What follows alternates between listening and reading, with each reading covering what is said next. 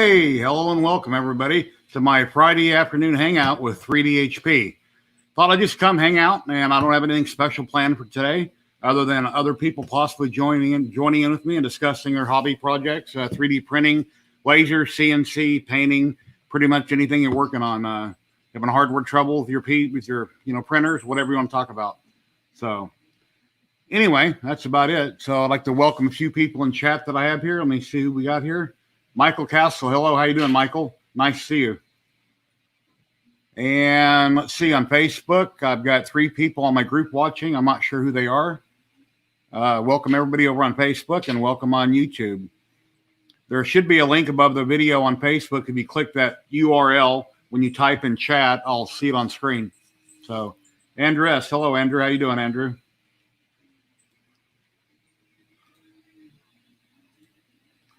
You pop up a few of these on screen. If you're on YouTube watching, you can't see the chat, obviously, on Facebook, so I have to put it on screen. So, anyway, just random, I figured, hey, why not go live? I don't see anybody else on YouTube right now going live, so I figured I would. Brian Freeland, how you doing? Alrighty, Facebook's working. There's a little F for Facebook. Anyway, I've got a link in the description there for anybody who'd like to jump in and hang out and talk about what you got going on, your projects, your hobbies. We don't do politics and stuff like that, but we'll talk about anything hobby related, pretty much. So, and let's see, what did I do this morning? Let's take a look. I got a picture here. Let's see. Kind of boring pictures, but remember a while back I showed you this door I bought with a little tiny doggy door in it? Well, I got a bigger doggy door. My son needed help installing a toilet yesterday. He's having trouble with the water line, so I went over and helped him with it, and I ended up getting a doggy door out of the deal. So that worked out. I got a bigger doggy door now. So whenever I build the wall in this area right here and enclose it, that's where that door is going to go. This is a patio right outside, right out back here underneath the house. I'm going to be enclosing it.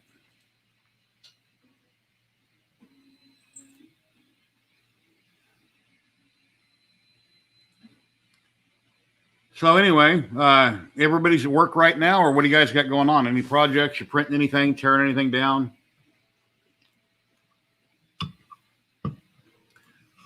Been trying to learn EasyCAD for new fiber laser. That sounds fun.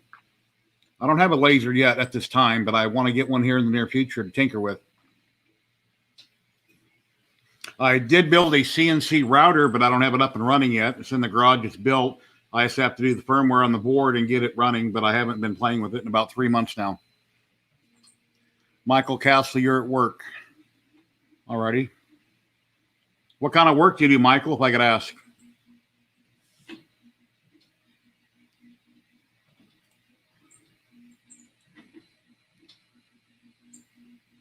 So, anyway. Yeah, I don't have a whole lot to talk about other than you guys ask me questions and somebody else pops in and we'll chitter chatter about whatever. So, working on one of my CR10s. 3D print newbie Mylan. How you doing? Okay, you want a sign shop.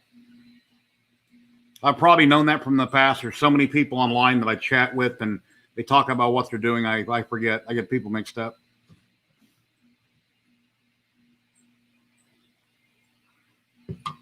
And I probably shouldn't be drinking an energy drink, but it'll keep me from nodding off. Me and a wife made chili this morning. She had me put the cayenne in it, and I think I put in too much, so it's got a bite.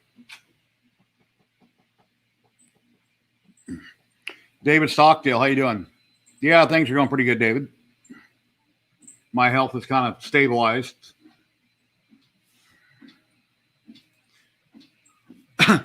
Anybody like to jump in and hang out on screen, you're welcome to do so. Brian Baker, hello.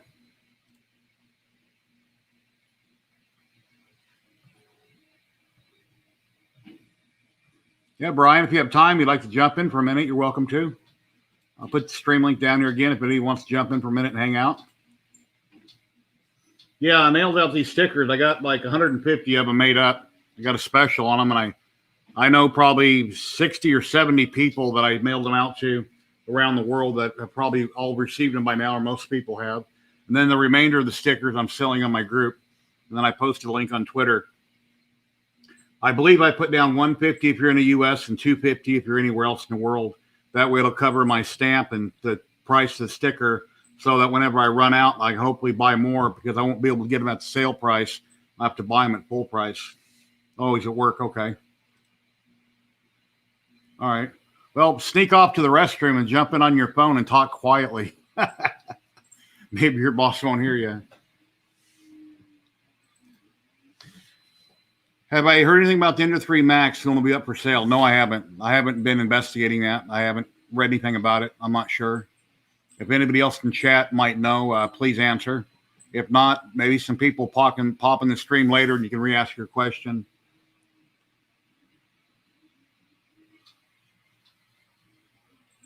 Country 3D. Hey, Walter, how you doing? Yeah, there's my laser man there. There's one or two people that I've been watching what they've been working on. So in the near future, hopefully I can build something, and hopefully the laser don't burn out real quick.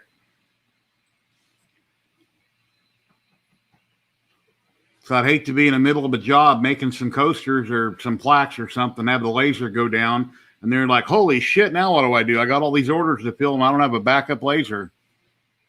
So...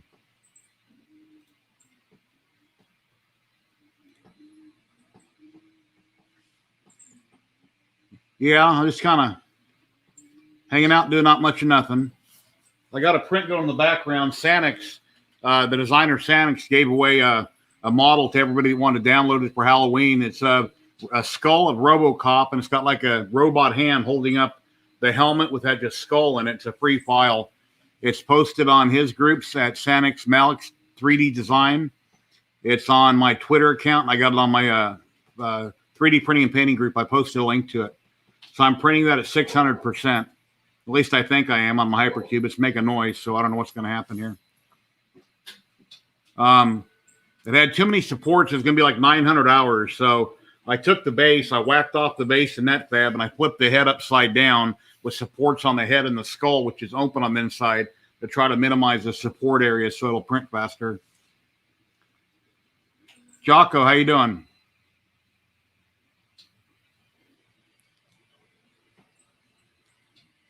Order from December just showed up. Wow. It must have been on a boat.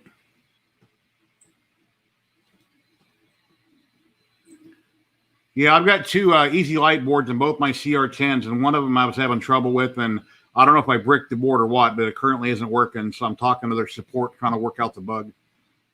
So I got everything working on it, and then I was getting a E1 temp air thermistor problem.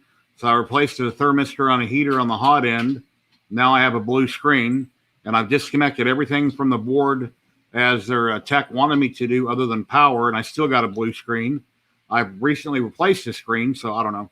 I guess I killed a $110 board, or something was wrong with it, one or the other. I'm not really sure. We'll wait and see what tech has to say about it. Hello, hello.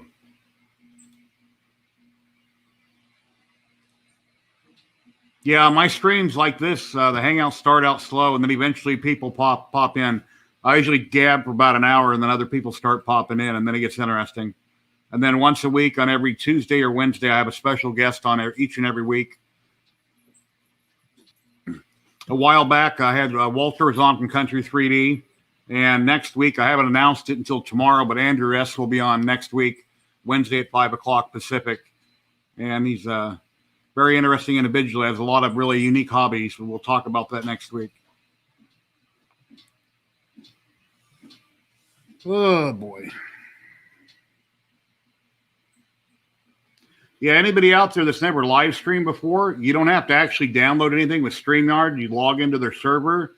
It checks you fill out it checks your camera, your microphone. You sit here like me, you talk to the camera, and you read chat. If you're comfortable with talking to yourself, that's, pretty much what you're doing. But when you get other people to pop in, it's like you're hanging out with your buddy. You're just social distancing. You're on screen talking. But it's a lot of fun.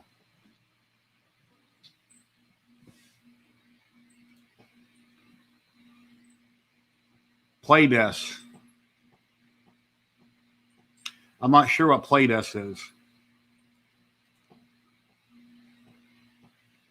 No, it's paying monthly. It'd be 39, like 39 bucks a month. I can't afford that. So I'm at 720p paying 25 a month. If they ever up it, which I don't think they will for the 25 a month, because once people start paying out money, then companies tend to not change their process.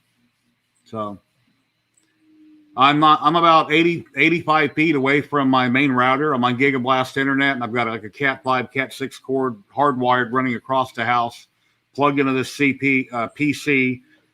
I got a Logitech Brio cam hooked up to it. So my quality should look pretty good. On Wednesdays, it looks better because I kill my overhead light. I've just got this box light aimed at me, and then I got my colored lights on my counter.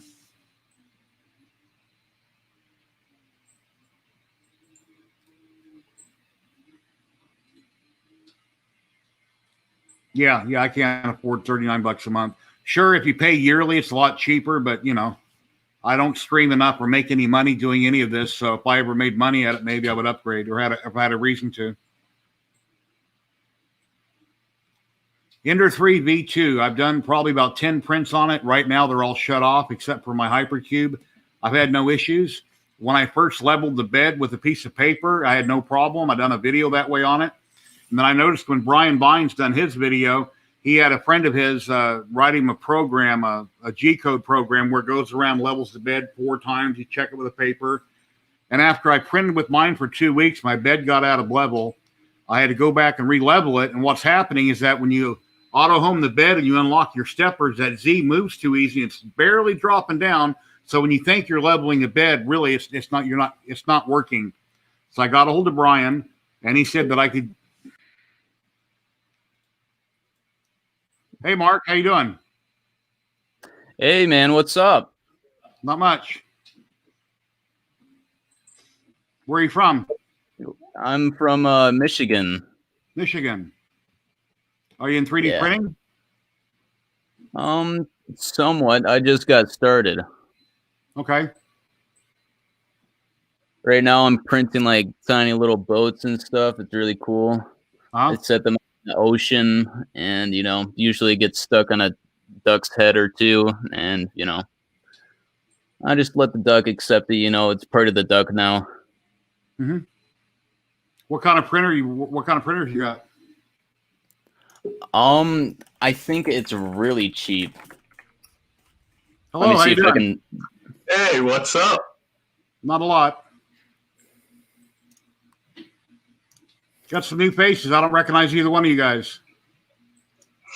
Yeah. Oh yeah. Honestly, I saw that you were 3D printing today, and I was hoping that you could visit my Instagram page, Marsh Potatoes, and see if you could 3D print one of the comics that I've made.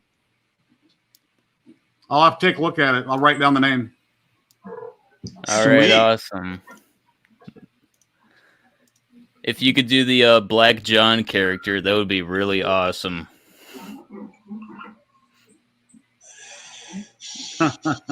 This is getting funny. Awesome John, how you doing?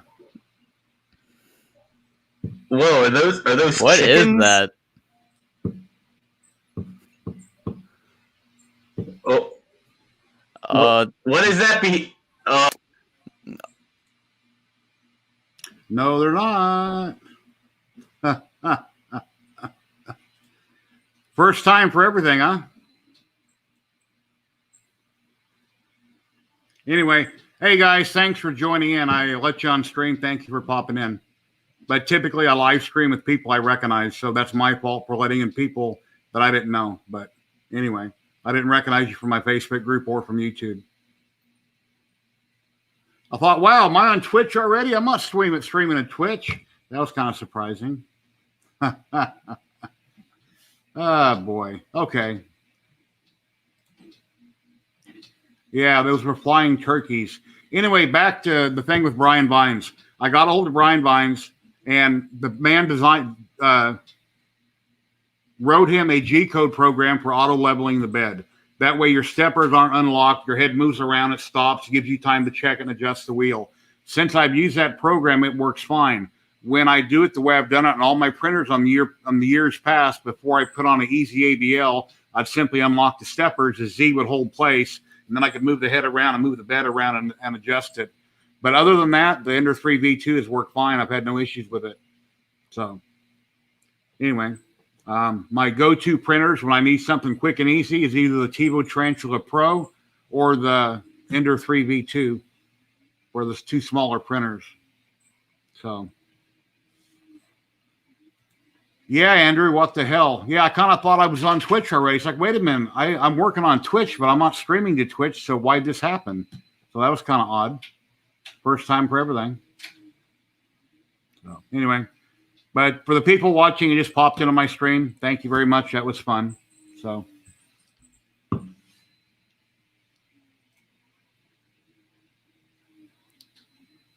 assist cramming. I'm not familiar with it.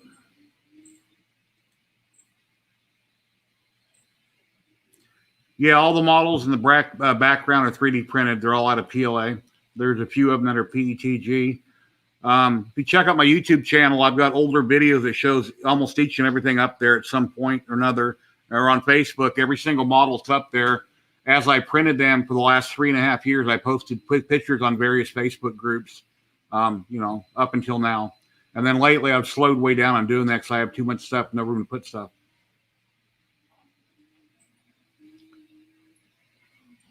Anyway,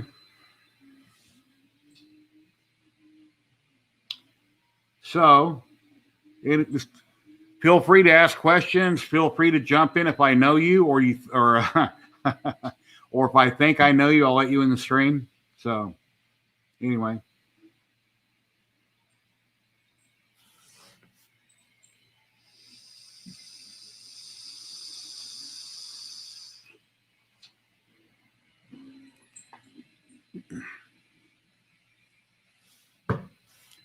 Questions.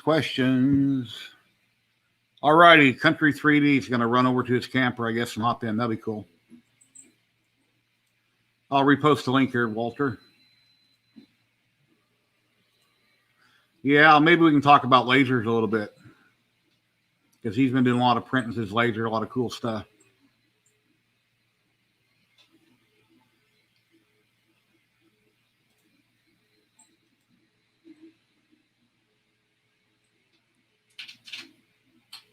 Yeah, I'll probably stream for 2 or 3 hours today, depending on how many people pop in and how busy it gets and what we're talking about. So until I figure out there's something else I need to do around the house, which is probably everything.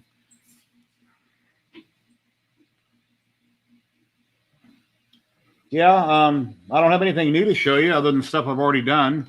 I got this Deadpool that I resin printed here for a video that my screen is going bad, and I got a hole right here in the chest, and one on the side of his head is sliced. So I got to replace the LCD on that.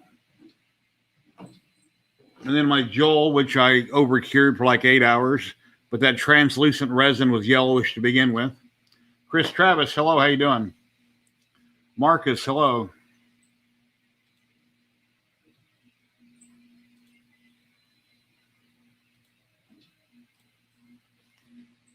I see the guys, you saw the update for the firmware on the V2 once assembled, or I can run it as it comes.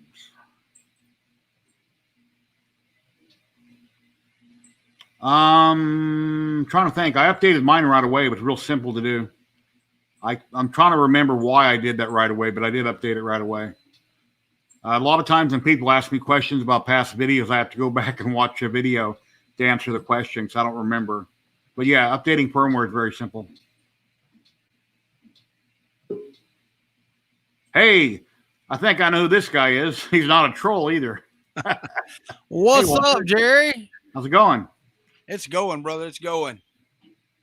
Oh, yeah, man. You can't just be putting people in your stream, man. People don't have your best interest at heart. That's for sure. Yeah, I didn't recognize any of the names or the people. I figured I'll pop them in for a minute. And I had my finger on the remove button if anything went sideways. And then I figured, okay, it's time to go. They got their 10 seconds of fame. So what's up there, Chris Travis? How are you, buddy? Yeah, I got on the stream right when you started, when I saw the thing pop up on Facebook, and I saw 0 Facebook comments, and I was typing comments and you weren't seeing them. Did you click that little link, the YouTube URL? No, I didn't click the YouTube URL. I was watching on Facebook. No, I mean, Facebook should have a URL above the video, and if you click on the, unless it's still, maybe it's still broke. I didn't see it. Okay. Yeah, Chris Travis, I did do a video on replacing LCD on a resin printer.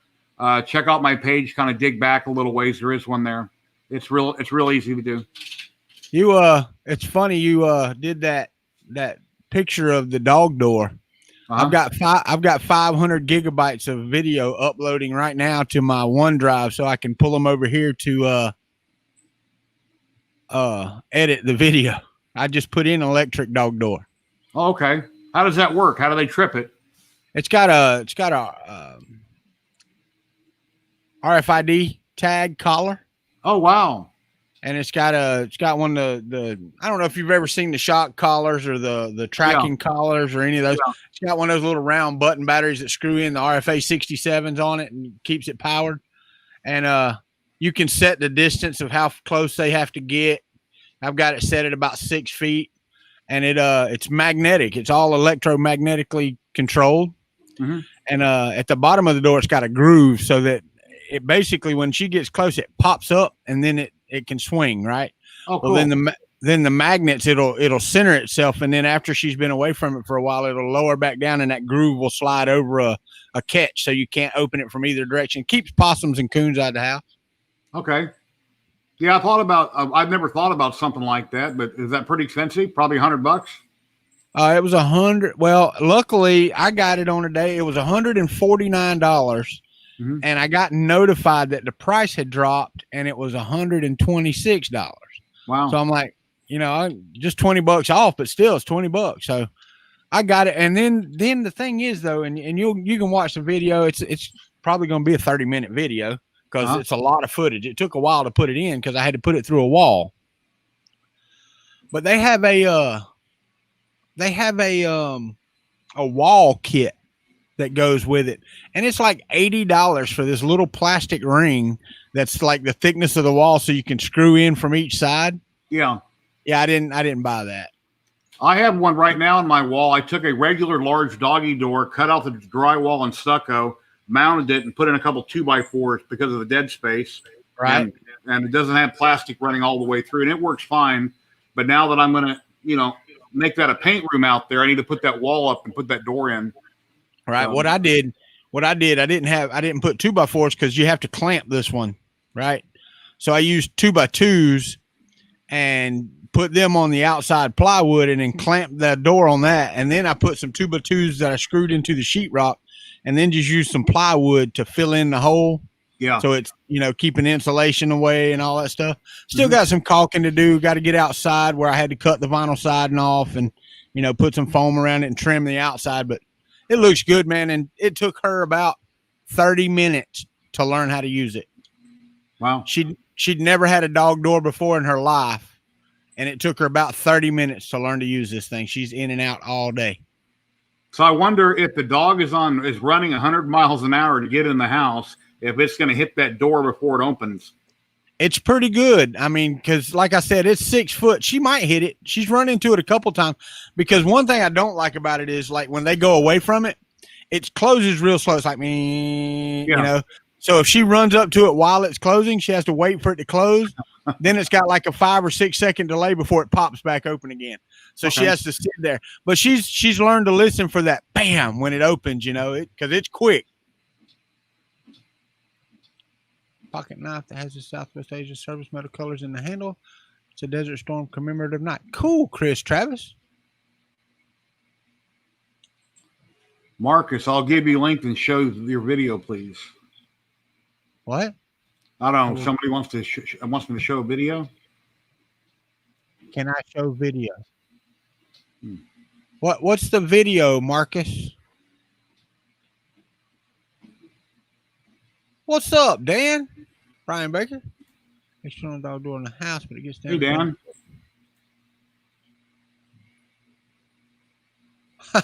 I hear you, Brian.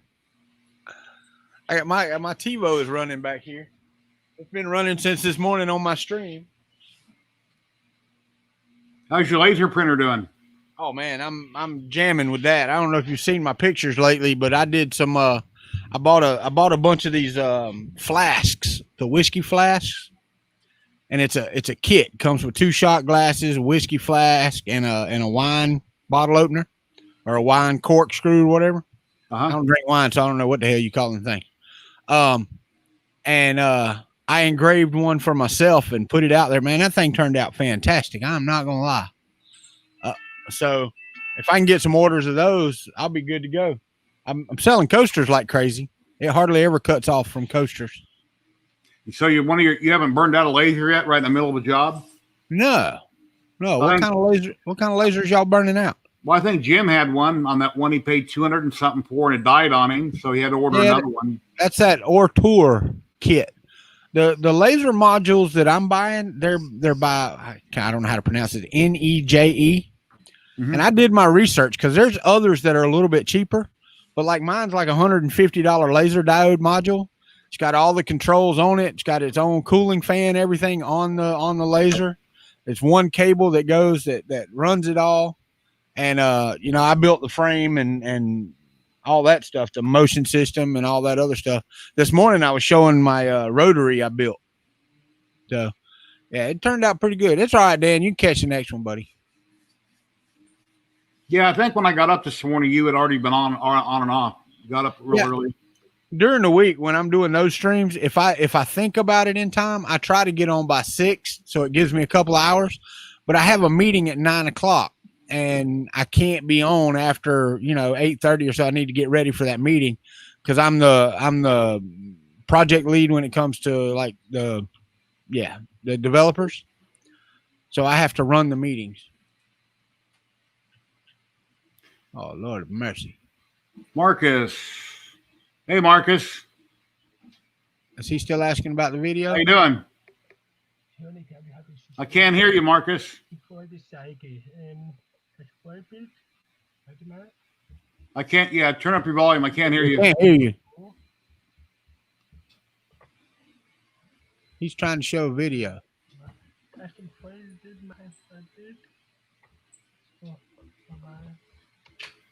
Can't hear you. He wants you to make him full screen.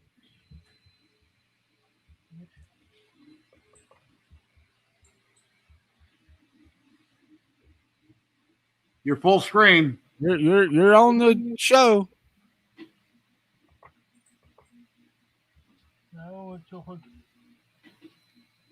Okay, perfect. Wait. Okay. No, he's ready now, Jerry. What is this? Oh, okay. So Ultimaker. Wow. What?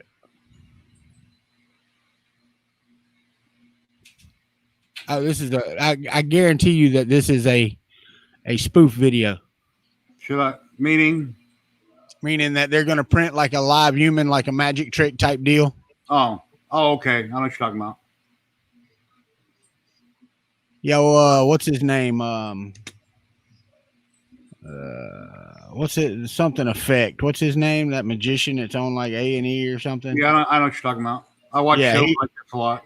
He did something like that, but it wasn't a 3D printer. It was a shirt maker. I don't know whatever it was. But that's what this is. They're going to get them in a scanner or something and then 3D print something. Yeah.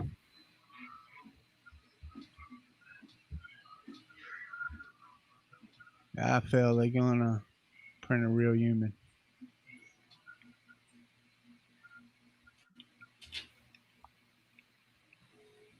Hey, Brian, and Brian Baker said something, but I mean, you can leave the video playing. It don't bother me, but Brian Baker, I've got a diode laser, and overheating is could be a problem. I could see it. I don't mind it being a hoax video. It's all right. I bet it's funny. Pop it back out, Jay. Let's finish watching it at least. Can't hear it, but we can at least finish watching it. So they got a Mark to come in there and get on the scanner. What's up, Sean Butler? I've been walking Sean through his laser. He's been messaging me like 1,000 times a day every day. Oh, is it twins? Okay, I just figured they had a mark, but yeah, they can't have a mark because then she would not have to be there. So yeah, twins. Okay, I got you. I haven't seen this one.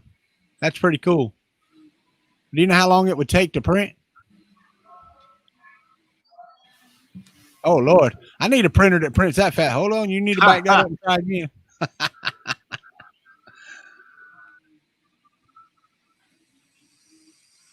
I guess they had some extrusion problems. They were under extruding the lady. Oh, we're gonna make it this time. Here she comes. You know that would freak somebody out, right? Oh, it's a dude. That ain't even right. Only Sean Butler said not thousands, only 800 times. Okay. Yeah. That's all right. You know what? He's etching mirrors today.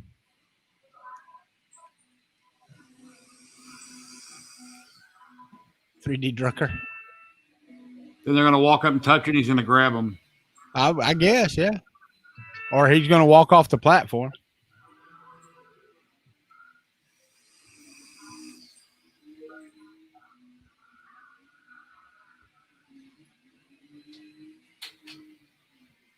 What is this?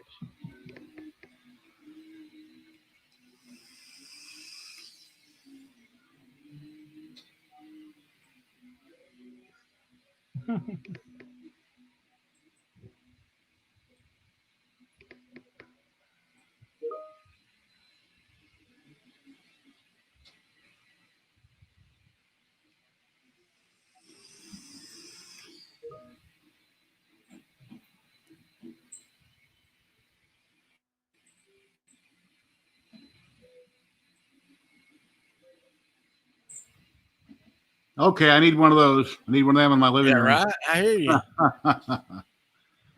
Jerry, I'm gonna have to drop off for a minute, man. I'll come back. I gotta do some work. Somebody from work just pinged me, buddy. All right. Well, thank you very much for stopping by. Yes, sir. I'll be back in a minute. I'll try to come back for a minute. I may not have time. All right. Well, thank you. Thank you for letting me be on. Thank you, Marcus. That was pretty funny. I look forward to finding out more about your laser projects and how you do things. Well, I'm gonna try to show some of them and do some more videos on. I'm not doing any other like educational videos. I'll do live streams and we can talk about it. I'm not the educational thing is not my cup of tea, man. Yeah. You know. So anyway, but I do got to go. Thank you. Thanks everybody. Thank you. Take care. Bye. Yeah, I had my finger on the remove button. I didn't know where that was going after the other 3 or 4 people that popped in, which hasn't happened. I've been streaming. What was it? I streamed last year for, I don't know, 3 or 4 months. And this year I've been doing it quite a bit. And that's the first time that ever happened. I'm thinking, wow, I was working on Twitch this morning, but I don't have it set up yet. So that kind of surprised me. Anyway. Yeah, non-fam, I'm glad you got the sticker. That's awesome.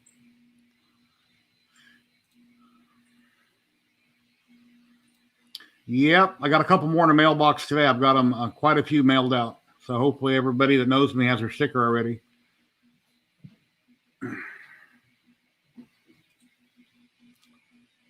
Anyway, if any of my people that know me would like to pop in, you're welcome. Here's a link to StreamYard again. If you'd like to pop in. It's 2:30 here in Las Vegas, or 2:15. So I guess around the country, the U.S., most people are still working. They're not off yet. And I know tonight there's quite a few different people that stream. I try to look on YouTube before I go live to see who's streaming where on the people I'm sub to, and try not to step on anybody. But, the world's a big place and everybody has, they have something going on. So we can't always work around everybody else's schedule. Yeah, really, Sean Butler. Me too. I wish I would live to be old enough, but I won't, to see things like Westworld come to life. Where you could build something that could walk and talk and, make toast, whatever, that look real.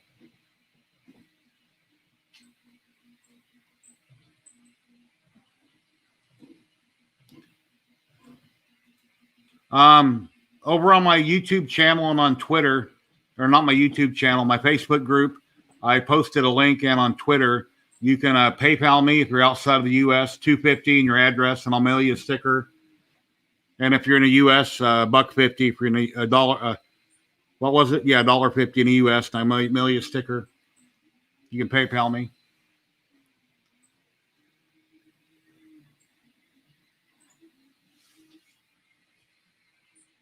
In the description below, I've got a link to my PayPal account. If anybody would like a sticker in the U.S., just shoot me $1.50, family and friends.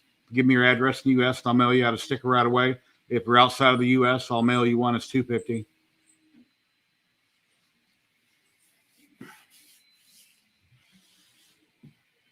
Ooh. Yeah, I got a special from Sticker Mule. I've got 50 stickers for $20 for with tax and everything. It's like $21. And they had a special. Their normal price for 50 stickers is like $80. So whenever I run out of these ones I got a discount on, then I have to pay full price for more.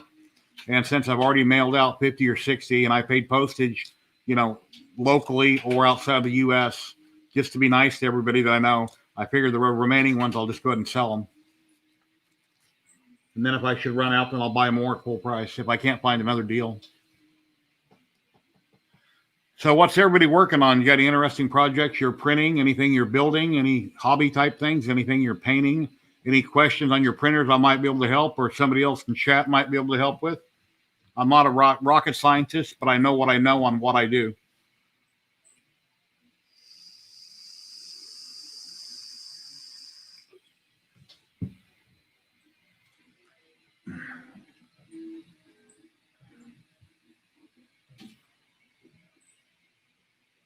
Cool, 3 years. Yeah, I've been around Paul and Richard from the beginning. I think he had just started out when I picked up on him. He was posting on ZYLTECH's website over on Facebook, and that's where I met him at. It's been over 3 years now, or maybe at least 3 years.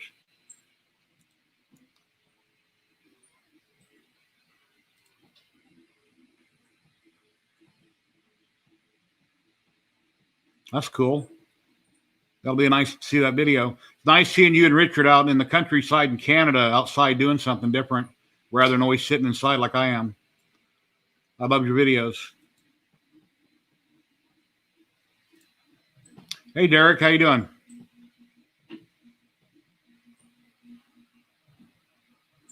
Yeah, you post on my group all the time.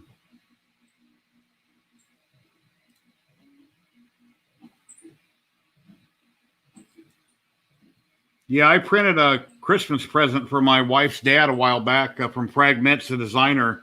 It's the Duke, John Wayne, standing next to a horse. I've got it printed, but I got to finish putting it and doing some sanding and priming it. And then I'm going to give it a copper effect, make it look like it's copper. But I haven't worked on it. But that's kind of like the story of my life. I start a lot of things and I don't finish them.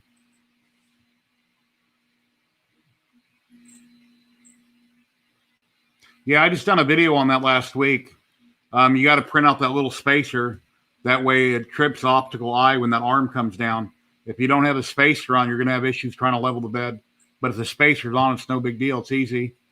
And I've only printed my test prints with that. I got more FEP coming tomorrow and a new LCD because I need to replace the LCD on my Mars. I've had it for a year now, and I've replaced the screen in last December, and that was printing constantly 24/7 basically, and it burned out. And now I've barely been using it since December, rarely, and I've got more problems. So I got to replace it again. And I wish I could put a monochrome screen in it, but I can't. So I'll have to go with the regular LCD. And then whenever I sell a bunch of my models behind me, I want to get the bigger resin printer from Elegoo, the Saturn, when it's available on Amazon.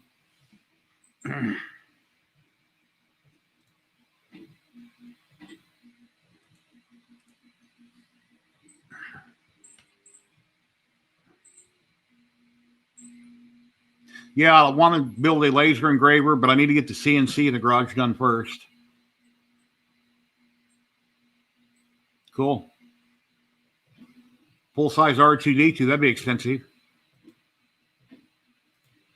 Thank you very much. I really appreciate the $5. Thank you very much. Leave me your address, and I'll Here, I'll give you my email, and you can send me your address, and I'll mail you a sticker.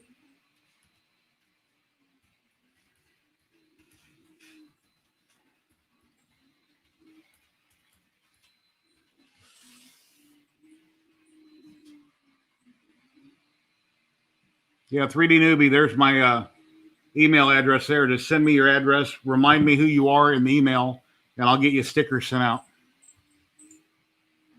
Really appreciate it. Donations help. I appreciate them. All the models that you've seen me do for the last 3.5 years was called running up credit cards and then paying off credit cards and running it up again.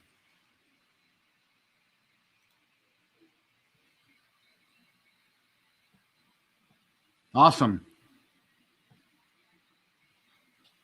Yeah, I'm an affiliate for ZYLTECH. I've used a bunch of their filament. And last year on all my live streams, I would get a hold of them. I'd give away a roll here and a roll there on my live streams. But this year, I haven't asked them. I haven't asked them for filament. Things have been tough for everybody. So I figured I'll wait till my channel picks up more. And then I'll start getting more freebies to give away here and there. One of them is doing fine. The other one is not doing fine. I was having issues, like I said in the video, and I got it worked out. And then I'm getting an E1 temp error on one of the easy boards. And I don't think it's the board's fault. It's something's going on with my printer. And right now I've got a blue screen. So I'm talking to their tech support about it. So one of them's just sitting behind me. Well, actually, you can kind of see it behind me right there. I've got the hot end off on it. I'm replacing the thermistor and the heater again for a second time. I put a newer Meanwell power supply in it. I had a Meanwell in it, the bigger, thicker one. And I thought something might have been wrong with it. So I grabbed another Meanwell I had off the shelf. It's a 12 volt that's thinner. And I put that in it. But the thinner Meanwell in a CR10 box, it's not the right height. So you can only use 2 screws. It sits down in there further. So I'll probably go back and put the original back in it. That was working fine.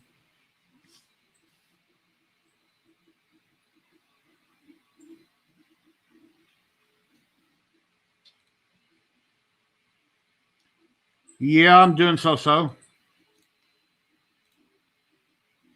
Awesome. I'm glad you got the sticker, Jim.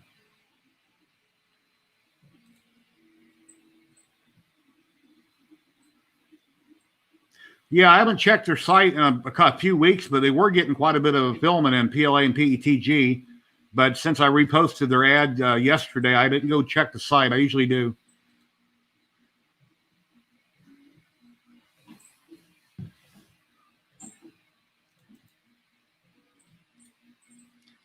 If anybody would like to drop in the chat that knows me and hang out, here's the link.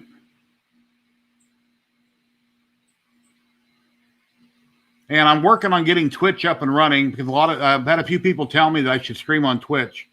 So I'm trying to get that all worked out with my page and my banner right now. When I take my regular banner, throw it on Twitch, it's really big and blurry. So I need to custom make me a banner and try to get that set up so then I can stream to YouTube, Facebook, and Twitch. I believe that's feasible to do it all at once. Not sure how it's going to work out, but it might help me grow myself. I don't know.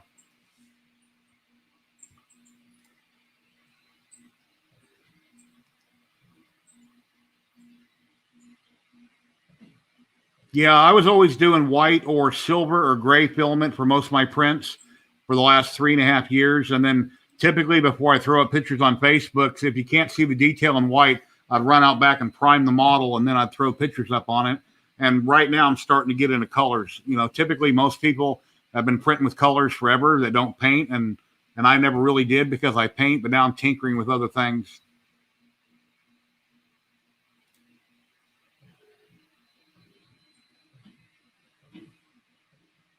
Yeah, I haven't checked in how Restream works. I've heard of it. So as well, you know, with StreamYard, I can click on 3 destinations. You pay $25 a month. So I've got my Facebook page, my group, and then YouTube. And I assume if I had Twitch incorporated, I could pick one Facebook, YouTube, and Twitch. I don't know. Yeah, I'll check into it and see how that works. Whatever I can do to try to make extra money here and there to help pay for my hobby and other things going on in my life. That's the whole point. And I've talked to probably 5 or 6 different companies on different 3D printers. And basically, because I've only got a little over 1,700 subs on YouTube, they're not even looking at me. I've got 5,000 subs on Facebook, which helps, but I'm still, I get occasional products here and there. Anybody that does it, as you know, it's a lot of legwork contacting people and recontacting them, et cetera, et cetera, et cetera. And then eventually something comes through here and there. But Corality was nice enough to send me their Ender 3 V2, which I reviewed not too long ago. I've done 5 videos on it. So hopefully that helped a lot of people make a decision whether or not they did or didn't like the printer.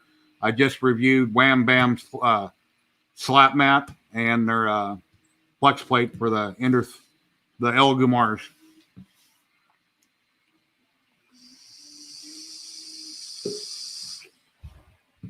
And here he is, the one and only Dan the Man. Hey, Dan. What's going on? How are we doing, good sir? Pretty good. I hope you're having a better day today than you have the last couple days. Yeah, it's getting better. Things are getting better. I'm just kind of hanging out today. We played around with the vehicle a little bit to see what was done and what we could do with it, and it looks like there's some frame damage on the driver's side that's I won't say non-repairable. We'll just say probably above my redneck pay grade. So right now there's not too much we're gonna probably end up doing with it. My oldest son has decided he may want to acquire the vehicle because he's got he's looking to pick up a winter beater, and then after winter gets over with, he wants to turn it into a toy. So he wants the motor and tranny transfer case and some other parts out of it car wise, car talk. So he's talking about wanting some more parts out of it. So yeah, Brian Baker, a company got a hold of me about a month ago. They wanted to send me an Amazon return on a printer that has been out for about a year and a half. I'm just like, sorry, I don't want a used printer. I want to keep with new current content. I don't want something that's been out for a year and a half and it's used on top of it. So I said no to that one. Yeah. So, and then I don't want to review something that I might think is junk from the get-go. I'm not going to review it just to be reviewing it. I have to already like the company and the type of printer or the filament, or I don't want to review it. Yeah. But there has been a few filaments I've done lately that I didn't know anything about, and I reviewed them, and I got mixed reviews on a few things. Yeah, I understand, Jerry. I don't blame you there. You want to make sure that whatever you're doing is something that you don't want to review a product that maybe it's not something you're interested in, because then you're going into it to do your review is going to be a little lackluster, shall we say. Yeah. If it's not something you're excited to look at or review, you may have a little bias against it, Thank you for stopping by, Brian. Take care. Yeah. Thanks, Brian. But was you here earlier when I let 4 people in the stream that I probably shouldn't let in the stream? No. I just when I popped in, I saw you were streaming, but we were outside working on the car a little bit and stuff. And then I came in, and when I popped on here to actually sit down and see what you were doing, you had Walter on for a little bit there, and I saw he popped off to take care of a work call. So yeah. There's 3 people. One guy was talking to me, and 2 more popped in. I didn't recognize their names from anywhere, and I'm not going to say they were trolls, but I don't think they were just probably popping on to pop on. So yeah. I gave them about 10 seconds, and I removed them because I don't want it to go south on my stream.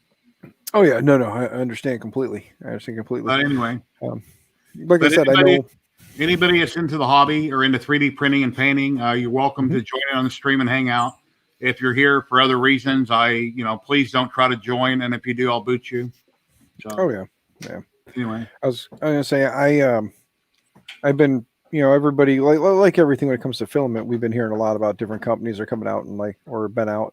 And 3D Fuel is one that I haven't ever actually played with. I'm not affiliated with them in any way. But I saw their Twitter post about the filament, and I was like, I'll give it I was like, you know what? I'll give it a try. So I bought a couple of rolls. They'll be here in a couple of days. And when they get here, I'll print some stuff with them and see what I think. So, I mean, again, I buy the stuff, I try the stuff. Nobody's ever, I shouldn't say that. Very, very, very rarely does somebody actually send me something to review prior to either A, a release, or B, for $0. There's usually, a monetary thing involved before start a Facebook group, build up a following, and then you'll get PM'd all the time by people. Oh yeah, yeah. I'm kind of like you are when it comes to that whole, like, I don't want to necessarily just review a product to review a product. If it's not something that I show an interest in, myself personally, then I don't necessarily want to. I mean, if it's something in the general hobby that I'm interested in that maybe I didn't know about, I might consider saying, hey, you know what, I didn't know about this product. Let's take a look at it. Yeah, send me something, but or let me know what the price is. I'll buy one and let me review it. Give it a fair and unbiased review and see what I think. Yeah, one company I reviewed for, they're a affiliate. They're affiliated with another larger company, and they wanted me to try out all kinds of other products, paper, pencils, thongs, you name it. And so I'm not interested in any of that other stuff, free or not. I'm not interested. I'm only interested in things that have to do with my hobby, and I don't want stuff free. Exactly. Getting free stuff. I only review things I'm interested in that I can use. Yeah, exactly. That's what I'm saying. Like, my bias will be that I want it to be something I'm interested in. If I'm going to review a product, I want it to be something I'm interested in. I don't want to just review something or look at something or check something out just to check it out. Like I said, I got a chance to, since Slice has, since released it and talked about it to the public and it's for sale now, I got a chance to play around with the repellent paint. And they're what? It was nice. I mean, they're nozzle repellent paint. Oh, okay. Yeah, I got a chance to try that out before it became a thing, and I've never contacted them or looked over their website. So it just, Jerry, it happened to work out that I was in the right place at the right time. Mm-hmm. That's how that happened. But realistically, anything else I've ever done, anything I've ever looked at, has been out of pocket. I've bought it, I've tried it, I've used it, I've liked it. It's never, then very rarely do I buy something and then not at least find a use for it. But there has been some products, some different filament manufacturers and some other hardware that I've purchased that I don't recommend it because I've had nothing but bad luck with this stuff. Whether it be some of the knockoff dual gear extruders, for instance, those lovely red aluminum dual gear extruders, not like the Bondtex or the BMG clone type ones, but some of the other knockoffs that look like your standard red aluminum. I've had some that had the dual gear, and within a month to 2 months, it's already self-destructing on itself. And I'm like, I've removed them from my system. I've gone back to just a single gear. I've got the single gear on one side, idler on the other, and I've run TPU, PLA, PETG, ABS through those extruders, and as long as you dial in your slicer settings, it's not terrible. You know what I mean? Like, it can be controlled through slicer. It just may take a lot longer than someone is maybe willing to give. So anybody in chat has any questions, please ask. We'll try to answer them. If you'd like to join on the stream, I posted a link. If you'd like to join and hang out with us, talking about anything hobby related, 3D printing type stuff, laser, CNC. Yeah, a lot of you guys know me, so I can talk. So yeah. Hey, here's Tim. Hey, Tim, how you doing? I'm good. How are you? A lot of you guys know me, so I can talk. There he is. What's going on, Mr. KKP 3D? Just winding down the end of the day, and thought I came on, saw you guys on, come in and say hi. Saw you on earlier, but I was just too busy to come on the stream. Yeah. Nice. You're still at work now, or are you at home? No, I'm at work. Yeah. Cutting some vinyl. Got a lot of vinyl to cut and install for next week. So cool. Oh yeah.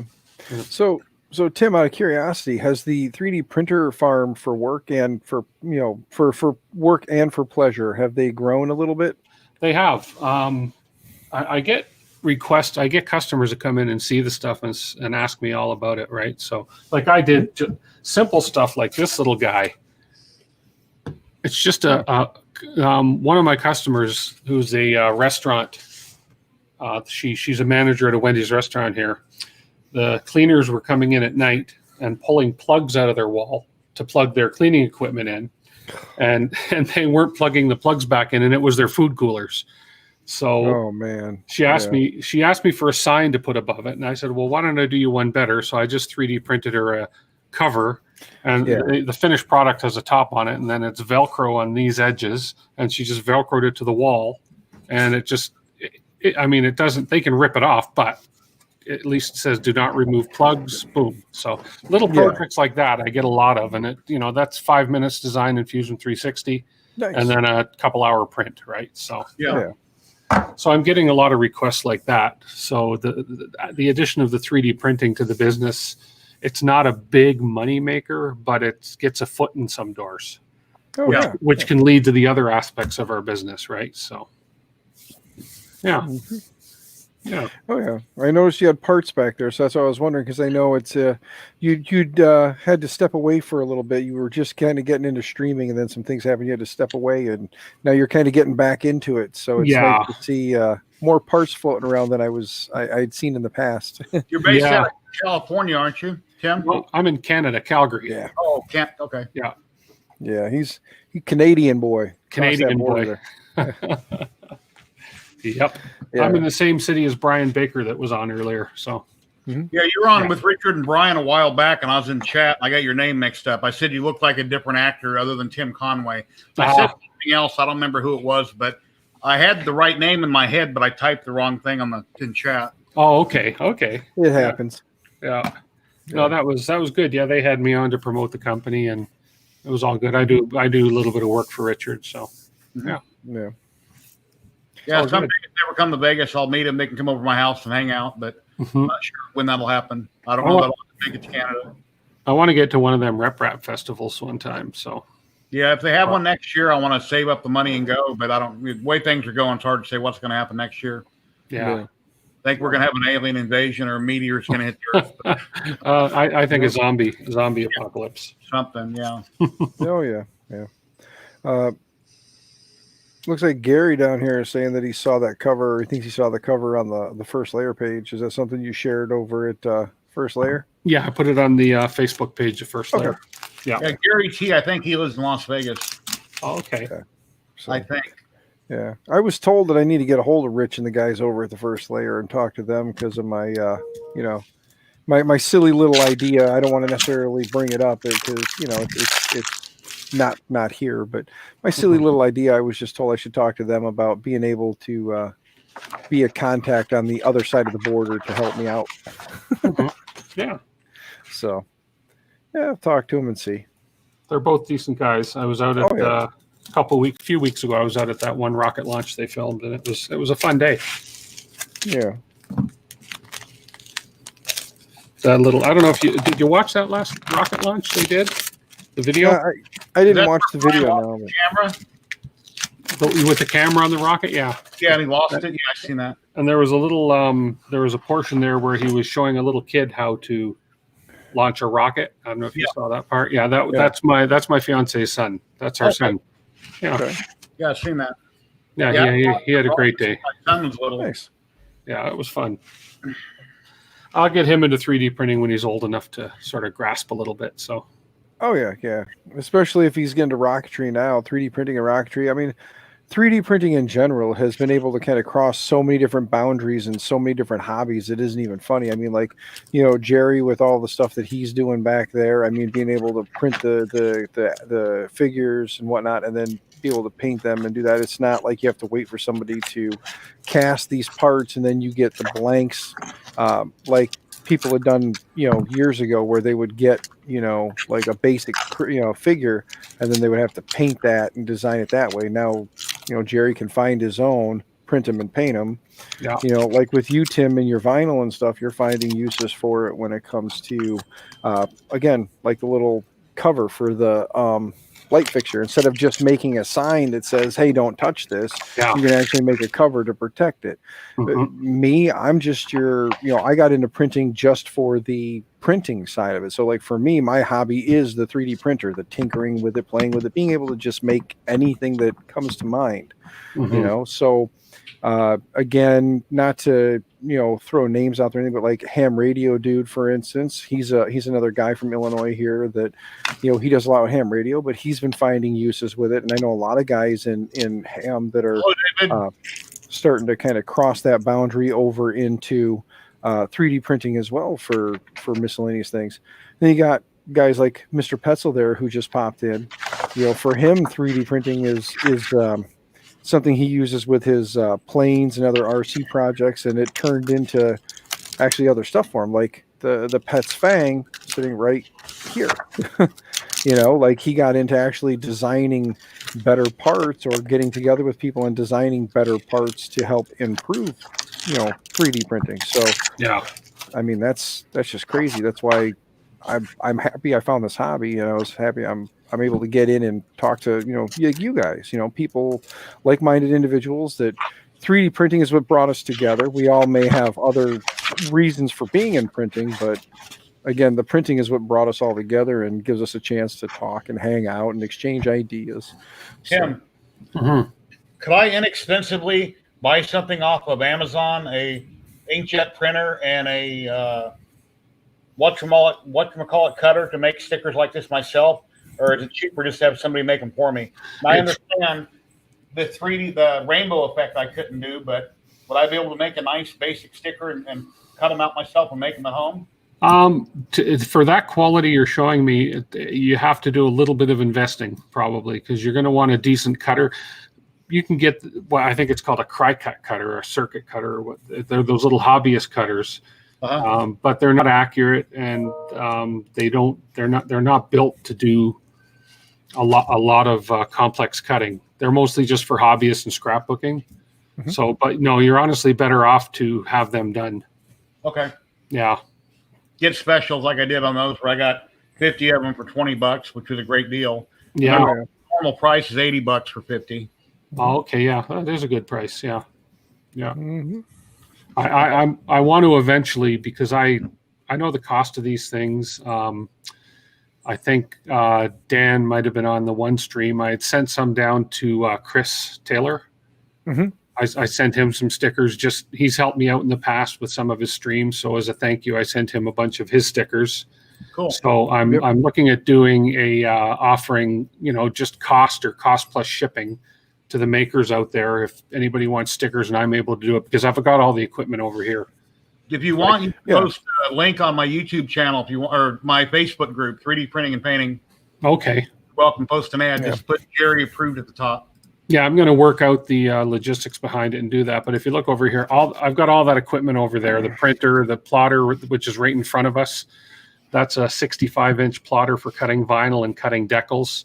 Wow. Nice. And the printer on the left is a 60-inch latex printer, etc. So we have all the equipment that I can do that for folks. So, yeah. So, Robbie Mack made my banner. I had one person design it for me 3.5 years ago. Then Robbie took my lettering, 3D printing and painting, moved it up on the top. And there's some companies back east that actually made it and mailed it to me. But I paid $60 and $15 shipping. I don't know if you can see it up there on the wall. I might have a picture here. Yeah, I see it there. It's I see the HP on it. Yeah, and the end painting. Yeah, here's a picture of it here. Yeah. Okay. Yeah. I wanted it the size that if I ever went to a show that I could hang it on the front of a table. And not that I ever will, but I wanted it to be designed for that. So yeah, absolutely. Yeah, those are super simple to make, and people would scratch their heads if they ever knew what the true cost of those was. There's good margin in the sign industry. So yeah. Oh, yeah. I used to do solar screens for a while. I had a business for a short time doing solar screens on houses. Yeah. And it is unbelievably cheap. You might charge $150 a window, and it probably cost me $20 to have the people where I buy the supplies make it for me. The markup is enormous. Yeah. And and plus your labor. So yeah. Yeah. Yeah.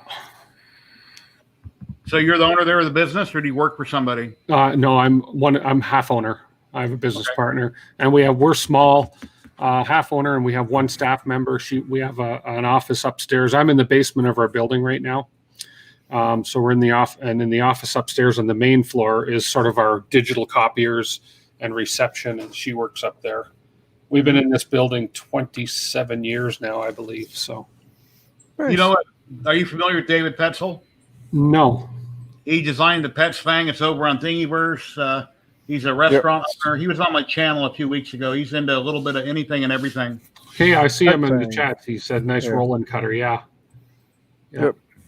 I've had that cutter for a lot of years now, and it's a workhorse. He restores old cars. He's into RC planes. He's a musician. He's a little bit of everything. And if he gets time, he might pop in, but unless he's busy. But he's a real interesting person to talk to. He's a man of much knowledge. Yep. Yeah. So. I'm one of those people. I have a lot of knowledge up here. It's just hard to get it out here. Yeah. I tell everybody I'm a better muse than anything else, you know? Yeah. Yeah. Hey, Mr. Hooglian. What's going on, Tim? How you doing, good sir? Other Tim. Tim. Yeah, TH3D Tim. Yeah. What's up, Red Light? Of course, looking at it, it looks like he's off the clock now. He's just Tim right now. Ah. Yeah. Yeah, he's been popping a lot of videos lately. Tim's been live streaming a lot. Almost every day he's going live answering questions on his channel. People popping in, asking him things. It's really cool that he's doing that. Interacting with one-on-one. Yeah. It's good to see the man back out there. You know what I mean?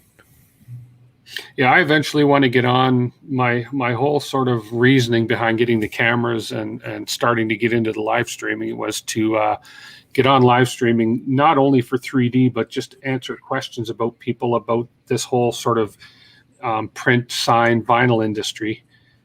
Because I think that it kind of ties in with 3D printing, or it can tie in with 3D printing eventually. So. Yeah, it's kind of like I was saying earlier with the whole like maker thing, like the whole vinyl signs and things like that. It's part of the maker community, like the lettering and all that stuff. It's all part of the maker community, and it's nice to see that like 3D printing has been able to cross a lot of those boundaries and bring a lot of those different hobbies together. I mean, like, you know, I would have never thought that at some point would I be making friends with guys who are, you know, running vinyl shops, and like Jerry being able to, I mean, like watching his YouTube videos is awesome. You know what I mean? Like I've seen Jerry's YouTube videos. I watch a lot of them. Like when I was considering building the Hypercube Evolution, you do a search on YouTube for Hypercube Evolution. Jerry's one of the guys that comes up as like, you know, here's my build series. This is what I'm doing. So you got like Jerry, Greg's Maker Corner was another one that came up. So I got to, and through the 3D printing and just enjoying myself and hanging out, I've been able to meet a lot of these people. You know what I mean? You know, and talk to them and get to know them, and have crossed boundaries, because not just the people in 3D printing, but, you know, again, people who are do vinyl and make signs and do signage. I've talked to people who are in ham radio. I've talked to people who, yeah, I mean, it's just like just a in general across the board. I've been able to meet and talk to so many different people in so many different fields, because this one hobby spans all those other hobbies now. Like it's become a part of all of these other hobbies. So exactly. Enjoy it. 3D printing is just the start of going down the rabbit hole of Makers Anonymous. So true.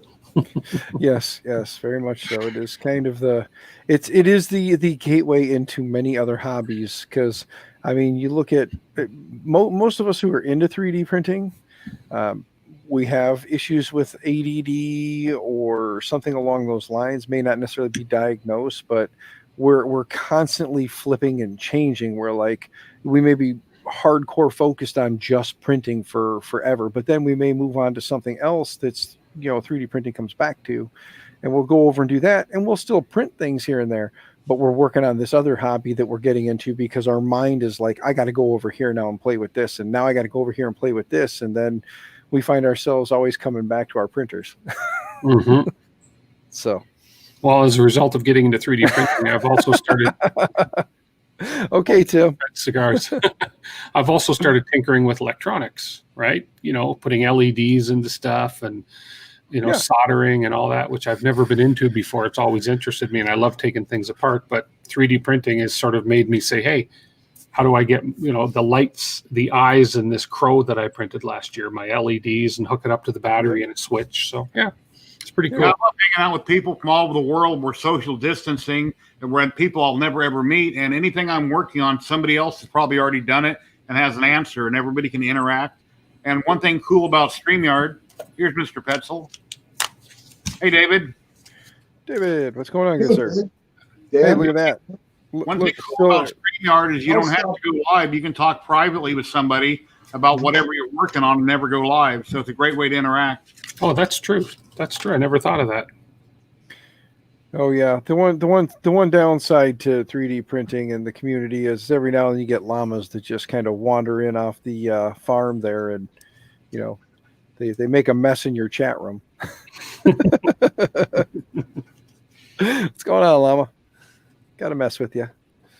Oh, this cat! I swear he's way too heavy and comfortable. He just putting my foot to sleep.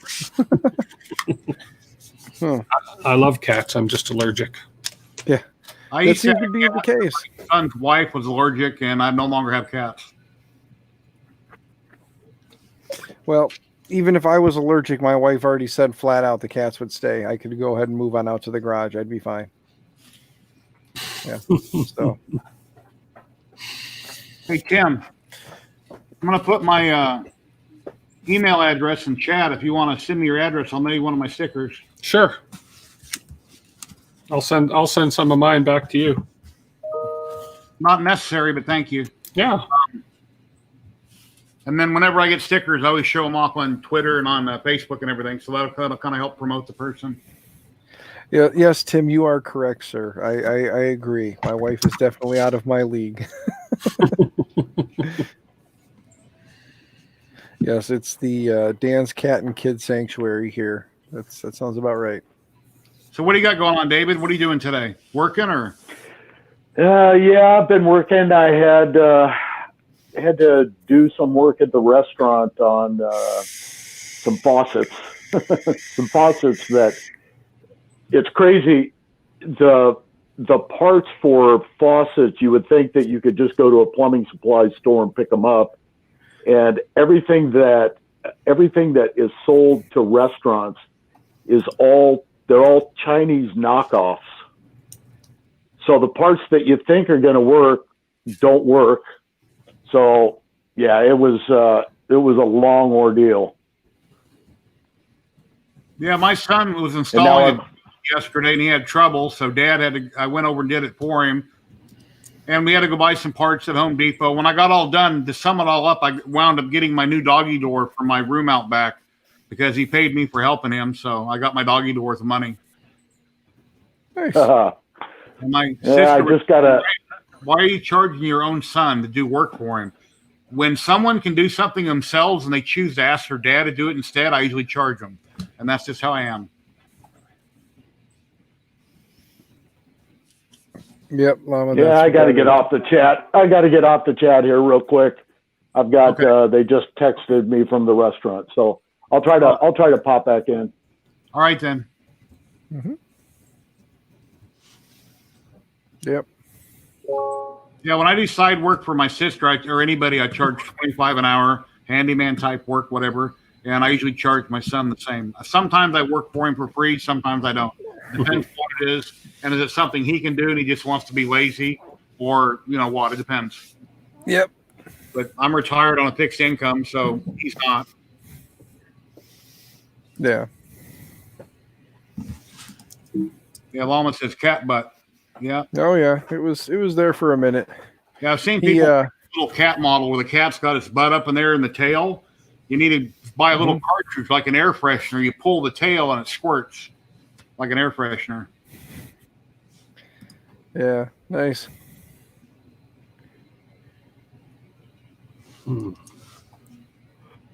Just checking. I keep getting orders in, which I'm not complaining about. Sorry. Oh yeah, no, can't complain when the money keeps rolling in. Always a good thing. My best customer lately is my landlord. We're doing a ton of COVID signage for 5-6 of the office towers downtown Calgary here, so keeping me hopping. Oh, nice. Yeah, hey, can't complain there. No, I just wanted to order some 3D printing off me. Yeah, you keep getting your rent money back though. That's always nice, Yes, I'm still waiting for the rent relief we're supposed to be getting. The Canadian government did some rent relief program, and we've applied for it. And the landlord just says that it's just there. It's the paperwork trail that they gotta get going on now. So, yeah, because we were down God, we had 3-4 months of terrible sales, down 70-80%. So that was tough. Yeah. But hey, Tim, when you were or Tim Hooglin, when you were live streaming yesterday or the day before, and your laptop was getting wet outside, and you had to run off camera to go grab it, I'm not sure who told you about that, but why didn't the person that told you about it grab it instead of you having to go get it? Were you closer to it? I don't know. Good point. Just wondering.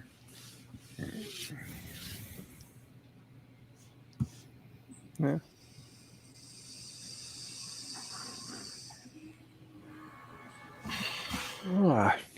Golly. I'm doing that thing again. I sat down and I'm starting to yawn like crazy. I get up, I move around, I'm fine, but I sit down and all of a sudden I start yawning like crazy. And I know if I'm not careful, the last couple of times I've sat in a chair and I haven't been on a stream, I was sitting here and my wife, I could hear what was going on, but I couldn't move my body to do anything about it. So I was sitting here with my eyes closed like this, and I'd hear the door open, but I couldn't open my eyes to see who it was that was coming in. That makes sense. I got a question, Tim. Maybe you can answer this. I just got set up on Twitch. I'm trying to get my backdrop right and stuff. Can I use StreamYard and stream to Facebook, YouTube, and Twitch all at once, or do I have to use a different program and do that? Or can StreamYard go to Twitch also? Yep. Which Tim are you asking? Hooglin. Oh, okay, good, because I have no clue. I can tell you that you can go to all three. Okay. Because I usually, when I stream, I'll either stream to just YouTube or to YouTube and to Twitch. I don't do too much with Facebook because, well, I don't really have much going on with Facebook when it comes to group-wise. But you can stream, depending on which version of StreamYard you have. You can stream to different versions or stream to a different number of places. I believe 5 with the paid version, not the professional or whatever the higher end one is, the premium one, which is like the basic paid version. You can stream to up to either 3 or 5 places. So yeah, I don't know if you guys are watching, but when I first started streaming today, I had 3 or 4 people pop in that I didn't recognize from anywhere, and they didn't say anything they shouldn't have said, but it was just kind of unusual. So I guess I've been trolled. I don't know if that's the right word, but it's kind of funny because that's the first time it's happened in at least a year now that I've been doing this on and off. I'm thinking, wait a minute, I never got Twitch set up yet. Why is this happening? So I've heard a lot of stories about people streaming on Twitch and things that have happened. Yeah, I got to figure out what I can do on StreamYard. I know I paid $240 for a year, so I'm not even sure what that gets me, but yeah, their basic plan. What is it here? The basic plan will allow you to multi-stream to up to 3 different places, whereas their professional is 8 places. Oh, I see. and in full 1080p. Yeah. So, hey, who's this guy? What's going on? What is going on, Mr. Tim and Tim? Tim. Yep, it's the Tims. Oh, and close the other stream. No, I'm just, this is my test machine. I'm just putting a ABL on it. So, I gotta get firmware fit. Turn your volume up a little bit, Tim. The fuck? Hang on. Windows probably fucked with my settings again. That'll happen. There, how's that? Sounds good. Yeah, something set my audio on my Yeti down to 40%. The hell? That's never good. Yeah, no, this is my, I literally have this printer here just for, it's the one I tear apart all the time for testing, so I'm putting an ABL on it just so I have it. I'm also keeping the end Sept though, so I can test both.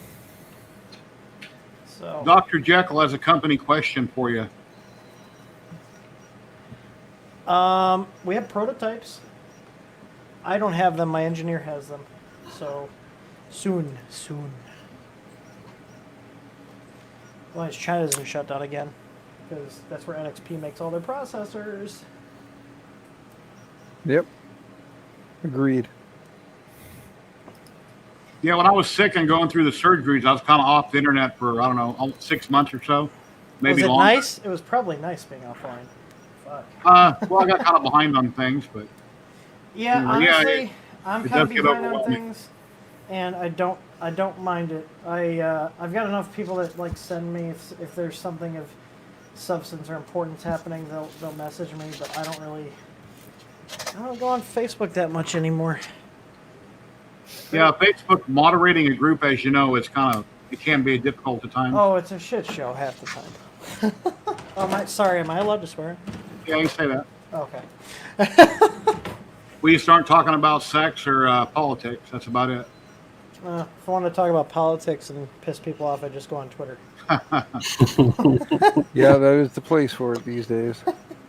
What I'm printing on my Hypercube, Sanix, if you're familiar with the designer, on my Facebook group and over on his group, Malik's 3D Design, he gave away a free model. It's a RoboCop. His head is a skeleton inside the RoboCop head with an arm holding it up on the base like this. And I'm printing it at 600% right now on my Hypercube upside down. I cut the base off in NetLab to save on supports. Hey, who's this weirdo? You're printing all the fun shit. I'm over here printing an ABL mount. Oh fuck, I'm out. That's a free model. Actually, let me get the link.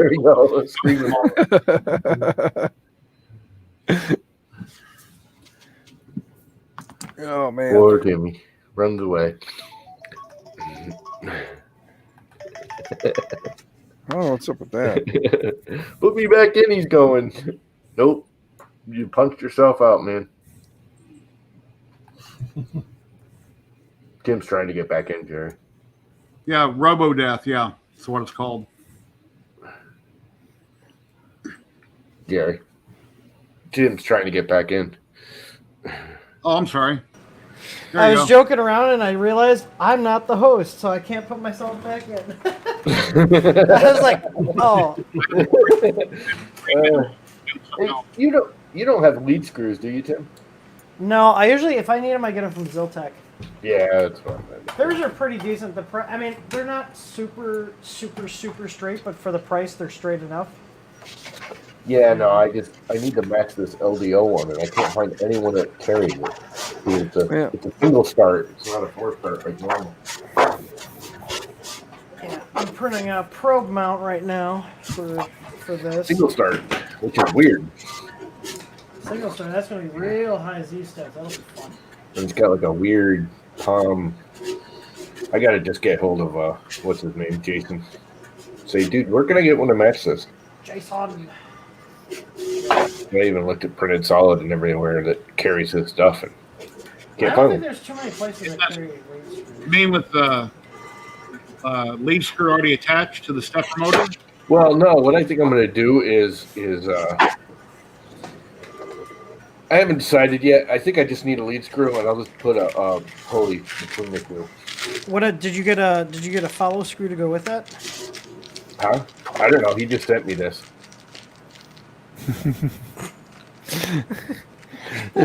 A lead and follow, Llama. Lead and follow. Oh.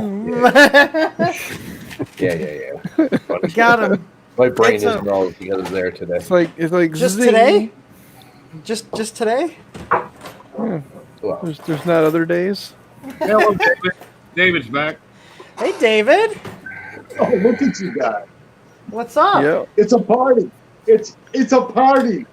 It's a party. Here. Now on the bottom it says Tim Pets Llama. If you read the 3 names order. Hey, David, you got any new cooling mounts in the works? Hey, Betty Boop, how you doing? Or are those days behind you? Oh. Betty Boop's across the house. Oh. Hi, Betty Boop on the other side of the house. Oh, David's trying to figure his life out right now. Yep. Oh, there he goes. Oh, Uh-oh. Dave, blink twice if you're being held hostage. I'm here. Oh, I was saying, do you got anything? You got any new cooling ducts in the works? I am so busy with stuff that that I don't. To be honest with you, well, I shouldn't say that. I actually do. Have a. I shouldn't. You shouldn't have even asked me that. I had no idea. Got him. He's not sure what he's doing. Yeah, I got him. Yeah. You got me. Yeah, hey, I'm still using that. I'm still using that DX9 I got from you.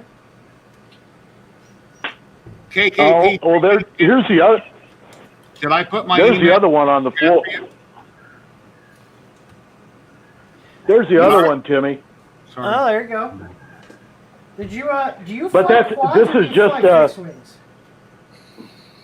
fixed wing. Why is it? But I do fly quads too. Oh, okay.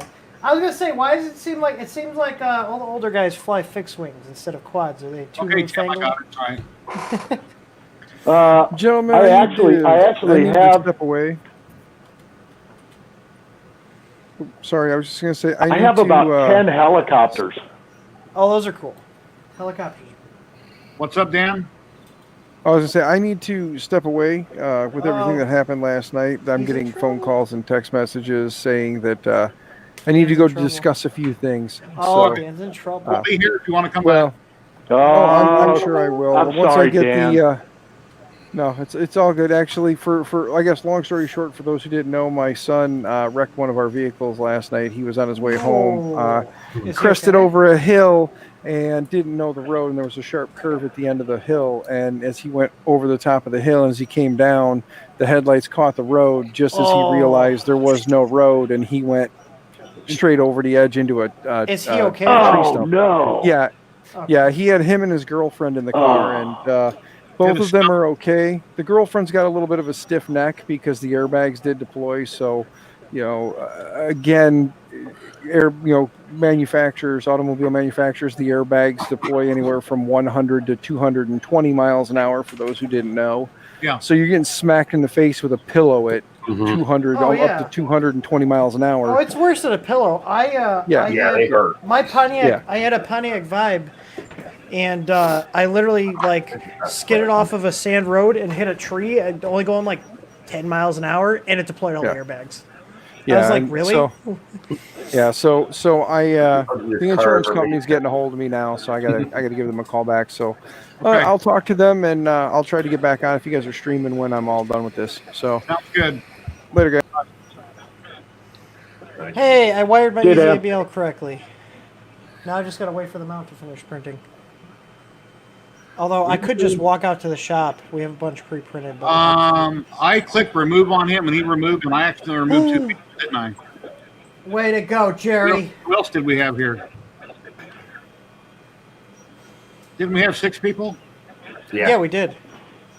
So when I clicked So remove, you removed the other 2. Tim. Oh no! Tim. Yeah. There he is. Oh, There I am. He's trying to tell you to get out of here. I was thinking, man. Yeah, he was still there. He was just He was talking mad shit about Canada and maple syrup. I haven't said No Jerry, you have to say sorry. Sorry. Not you are, Tim. Sorry, bud. Sorry, don't you know? I'm so sorry, bud. Don't you know? Oh, God. Do we want to go down that rabbit hole? No. Oh shit! I left my humidor on. No, we don't. We need another person. I can't put it back. It just says Tim Pets now. Damn it! My humidity is low now. Now we need someone called himself, so Tim Pets himself. Hey, speaking of someone, since David was mentioning Chinese clones, I have these DHT 22 temp sensors, and I use them with ESP boards, like the A266 and the 32s. And I got one, and hooked it up, and the humidity was 10% off. And found out that there's clones of the little core part here. Basically, these are ones you want to see, the AS Air AM2302s. If they don't say that on there with a serial number and legible text, then you got a clone. The temp was spot on, but like I'm monitoring the humidity in my humidor, and that's got to be kept between like 66 to 72% humidity, and it was 10% off. So, and the only reason I realized that is I also have a standalone hydrometer in there. So, Jimmy. There you go. There you go. Nice. Is that electric? Yes, Or is that it's electric. Okay. I have a buddy that flies the bigger nitro ones. I also got a friend too that flies. I've got bigger electric. Nobody's flying nitros anymore. No, that's what he told me. No. He has one. He's like, I'm just keeping it running. Yeah. They're a blast to fly. Do you have the DJI goggles? And I build them. Do you have DJI goggles for your quads at all, or are you running yeah, I do. Yeah. Because my buddy Is that just what you're picked up. using? No, I've got the Fat Shark, the Attitude V5s. No. That's what I have the Fat Shark. Yeah, my buddy just bought DJI's digital system, and the goggles are like $550. I think my Fat Sharks were like $350. But I'm actually going over to his house. I gotta dip out of here around like 6 o'clock ish, because we're actually going over to his house to have dinner with him and his wife, and they also have 4 foster kittens right now too. So we get to play with a bunch of kittens tonight. So that'll be fun.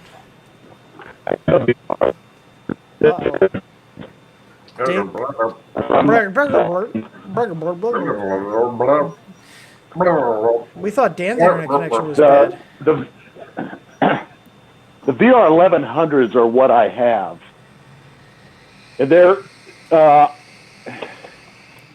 but here's my drone. I don't know if this is a. Oh, you got a fancy cover and everything. Cool. Mine's not that fancy. It's a racer, yeah. Yeah. Yeah, mine's a racer. Mine's just a bare frame. I've watched you fly it, man. You're doing well. I'm You're doing loving the tiny actually. ones. Like the tiny ones, I'm actually having a lot of fun with. Yes, I have 3 of the little whoops. I have a brushed and 2 brushless, and then I also have my 250 millimeter one, which is also brushless. That one I'm getting more comfortable with that one, but I'm basically using the smaller ones to practice flying the bigger one. Because if I crash the smaller ones, 1, it's cheaper, and 2, if I crash it into the small ones into something, they bounce off it, whereas the big one, that's got some weight behind it. So, like, if I hit a window or something, the big one's going through the window, the small one just bounces off it. I should rebuild my car. Move your car? Yeah, yesterday when I was streaming, the rain came out of nowhere, and I was like, my wife came and she's like, it's raining and you have a lot of electronics on the porch, because it wasn't supposed to rain today, so I was like, I'll just leave them out there and I'll go grab them when we're done.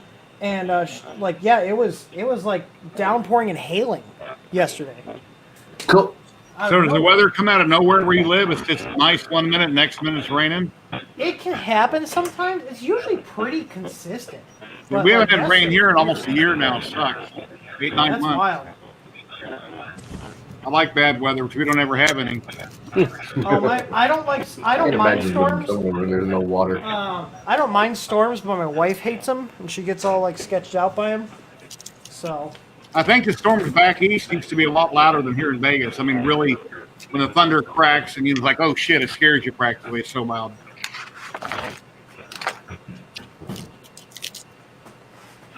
I'm trying to find my larger pack of zip ties, my bigger ones, so I can secure the wiring. I feel like the wiring on this Ender 3 is like shorter than normal, because like I'm trying to cable manage the damn thing. Always manage your cables. My mount's almost done printing. I hit a big bag of like the thicker zip ties. I only got the small ones on my desk.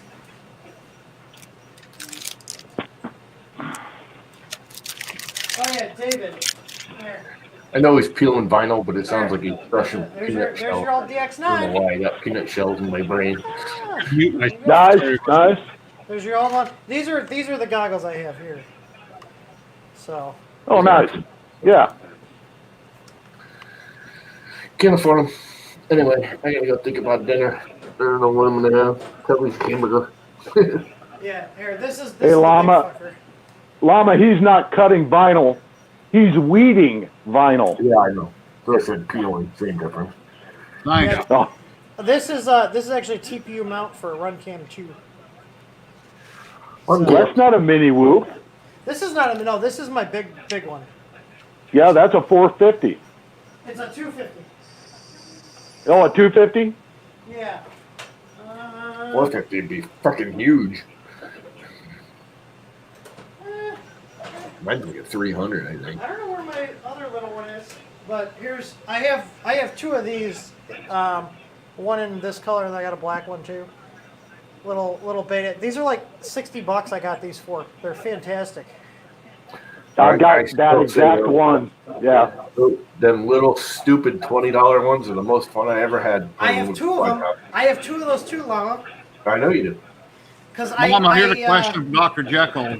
You know Nature Grow's all done. It's beyond repair, and they don't want to repair it. They offered me a new one for $250, and I don't have $250.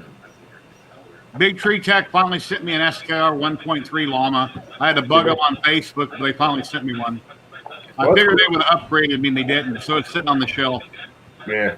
I mean, they're coming out with that, talking to Big Tree Tech, they're coming out with that new printer, which I think looks really cool. Has that.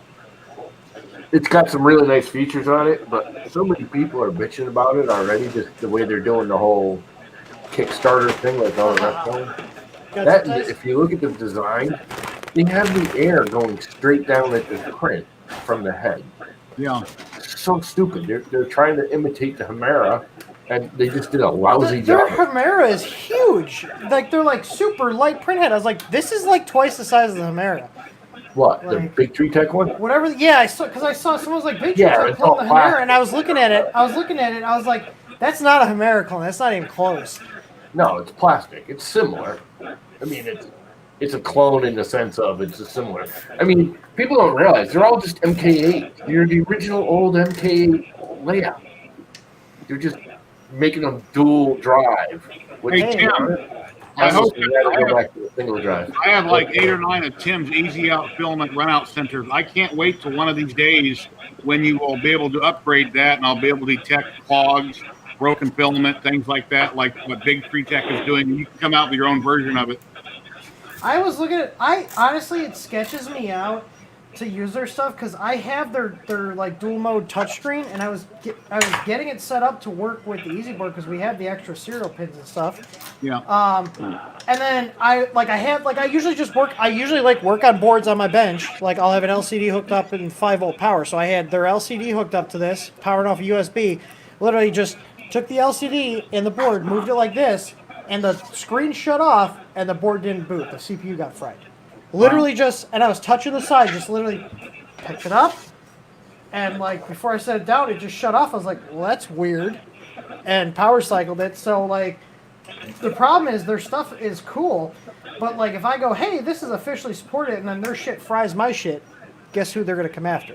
The customer. You know what I mean? The customer will be like, well, you said it works with this, and it killed the board, but you should have to warranty it. So it's like that. It sucks, but I mean, it wouldn't be that hard to do. It'd literally just be because you can do it with one input-output pin. You could do it with the same amount of wires that a standard filament sensor is, because it's just sending encoder pulses, and Marlin already supports encoder pulses, so I could just fashion something up that has an encoder in it and an encoder wheel, and just detects it spinning, and it would work for filament out too, because if the wheel stops spinning, it's either jammed or filament's out. Yeah. You know what I mean? So, but it's not a high priority. It's kind of like, oh, that's neat, but I don't know. I don't have the reality is if filament stops fitting, there's another issue on the printer that needs to be addressed. You know what I mean?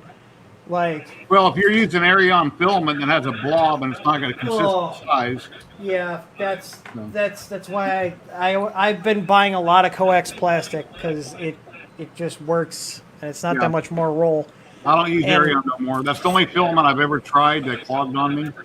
I had ZYLTECH stuff clog on me a lot. I know a lot of people like that, but I had a very bad experience. And Yeah, I remember that a few years ago. Talking to ZYLTECH, the kid that just bought my Max Micron. Yeah. Freaking with stuff in ZYLTECH, and he kept going, it's clogging. You sold me this bad printer. I'm like, dude, I gave him like 2 rolls that were almost empty. Just like, here you go. I said, throw one of my rolls in there and see what happens. Runs beautiful. He goes, runs beautiful. Then I put my other stuff in there. ZYLTECH, it's good filament. I'm like, well, obviously it's not because it's jamming. I've had good luck with them so far. Yeah, either people have they have a lot of success with it, or they don't have any. I was one of those, like, let me put it this way, especially when I'm running production. If I got printers clogging on me all the time, that's money down the drain. Yeah, exactly. That's staff time, that's print time. Like, what if it's to say $3 a roll versus a US made one? Like, I'd rather just, I think you'll find the high tolerance, real close tolerance printers will have problems with stuff like ZYLTECH. Yeah. I think it's feed it through an ender, it'll go right through because they're the ender will print anything that's remotely round. Yeah. Well, that in a way, that's a good thing. It's like that's within a millimeter. Fuck it, we'll print it. In a way, that's a good thing. That's what makes it such a good printer is because it will print anything. Jim in Canada, how you doing? You haven't said anything in a little bit. Oh, just listening. Okay. Feel free to jump in whenever you want. No problem. I got to head home in about 20 minutes. Oh, he said a boat. A boat. In a boat. A boat. I don't it's okay. You said a boat. But it's okay. My wife is from like northern Wisconsin, so she's got some of those like accents, and I'm like, what did you say? What you're putting that in your what? Your bag? Your bag? You mean bag? I say crick and not creek. My wife's like, no, it's a creek. I said, no, it's a crick. Crick. I feel like Llama says crick. I like the first thing. I like the show Fargo, and I love the Minnesota accent. Yeah, hers is kind of like a little Minnesota, a little Midwestern. But like it's funny because if she starts getting tired or she's been drinking, her accent starts coming out. So, and she says she does the you ever people go hey, you gonna go get some food or no? Or no.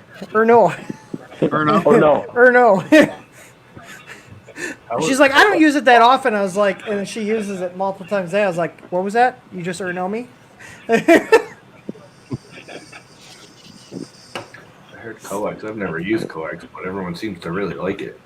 They're company in Appleton, Wisconsin. So they're behind the cheddar curtain. They're about printed solid. I've only used 2 rolls of, and I had no problem with printed solid. Printed solid's good. Yeah, I got no complaints with them. I'm a $15.99 to $19.99 kind of type of guy. So usually, if it costs more, if I don't get it, a roll of they don't try it. Jesse Transition for $12.99 or something. It's cheap. Of course, it was yellow. Like the one color I really don't like, and I got like 9 rolls of yellow. Like I just got to start burning the crap off. You got some first world problems there, Llama. You know what it is? I keep buying it for something, or I get it real cheap. It's like yellow. Who cares? And you end up getting it for $10 or $12 a roll, and then I never use it because I don't like yellow a lot. I would do that a lot. I would do that quite frequently, and I've burned through a lot. I still got a lot of plastic though too. I've got probably about just in my not including like inventory plastic. I've got all those bins underneath. Like there's 12 of those like 13 by 13 by 24 deep like cloth drawers that go in these cube organizers. Those are all filled with plastic.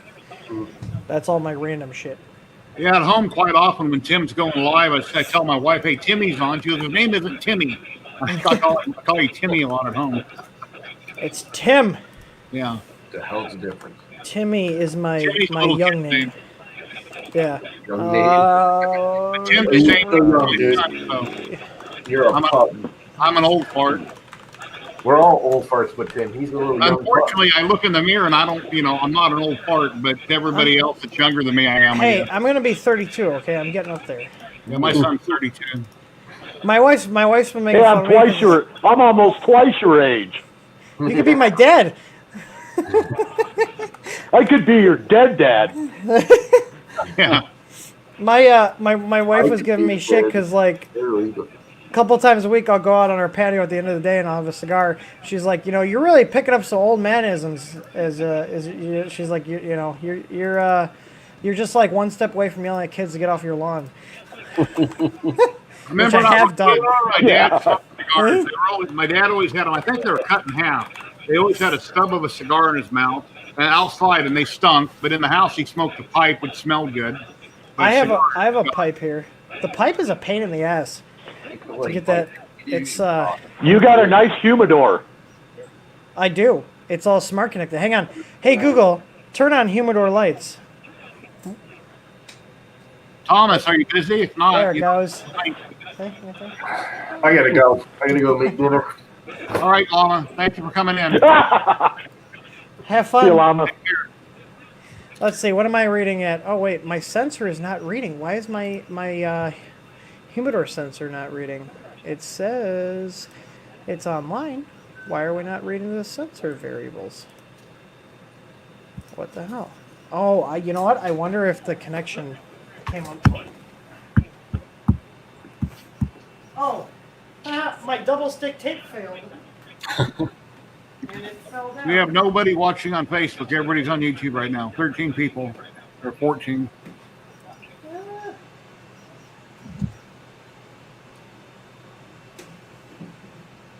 gotta reconnect it.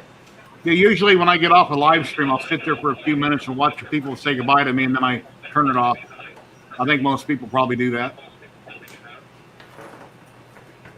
The only thing that ever irks me is if I pop into a chat and I say hi, and they're not busy, and then no one talks, no one says hi back, or the people in chat don't say something, or whatever. It really gets under my skin when people don't say hi.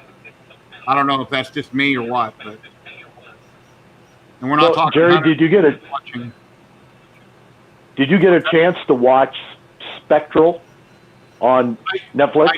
Okay, I did rewatch it. I've seen that when it first came out, but I forgot most of the show. But I rewatched it last night, and that was a great movie. Yeah, it is a great movie. Yeah. So, but once I've seen that before. Yeah. Did you guys see that crazy dude released like 4 videos complaining about teaching tech? Oh, I've seen his posts before. I've never actually watched any of his stuff until you streamed it. But oh my god, he did a live stream today, and he's absolutely convinced that Prusa's got a sock puppet farm in the Czech Republic. And but more people to watch him and subscribe. It just gives him more traction and makes him more popular. I wouldn't say it's popular. I think it's people are watching the train wreck. Yeah, see what he says next. Yeah. Who is that? Teaching Tech? No. It's some guy that talks shit about teaching tech because teaching tech is actually, He says he's stealing his ideas, and he says Prusa's stealing all his ideas, and blah, blah, blah. Oh, good. Yeah, and Prusa has a comment farm in the Czech Republic of sock puppet accounts that go around recommending Prusas. Oh, good. Good.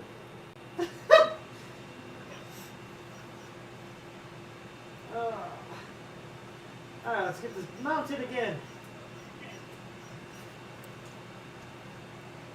There we go.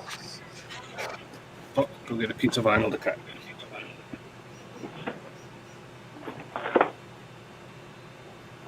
All right, let's put these back in there so they stay happy. I did just get my terminal ends. Cool. And my terminal crimper. Those work really well. Barrel connectors. I put them on both our CR10s when I put in Tim's board. I'm too lazy to do that. I always run bare wires. I don't like protection. I like just putting my tips in, raw. That's what that's what she said. All right, cool. I'm reading. Oh, cool. The sensor's working again. Hell yeah. So, Tim in Canada, I'm assuming my banner, after you own all the equipment, you buy the stuff in bulk, my banner probably costs $3 or $4 to actually make, and material-wise, if that, once you figure out you buy everything in volume, so it has a huge markup, I'm sure. Got rolls I buy, I get that for about 50 cents a square foot. How much? 50 cents a square foot Canadian. That's what, maybe 35 cents US? Okay. What? So you figure your banner is probably, even if it's 3x4, it's like 12 square feet. How long can you do? So how long of a banner? Yeah. Whatever you want. How long do you want? How long do you want? That's what she said. What about a big TH3D banner right above here? Yeah.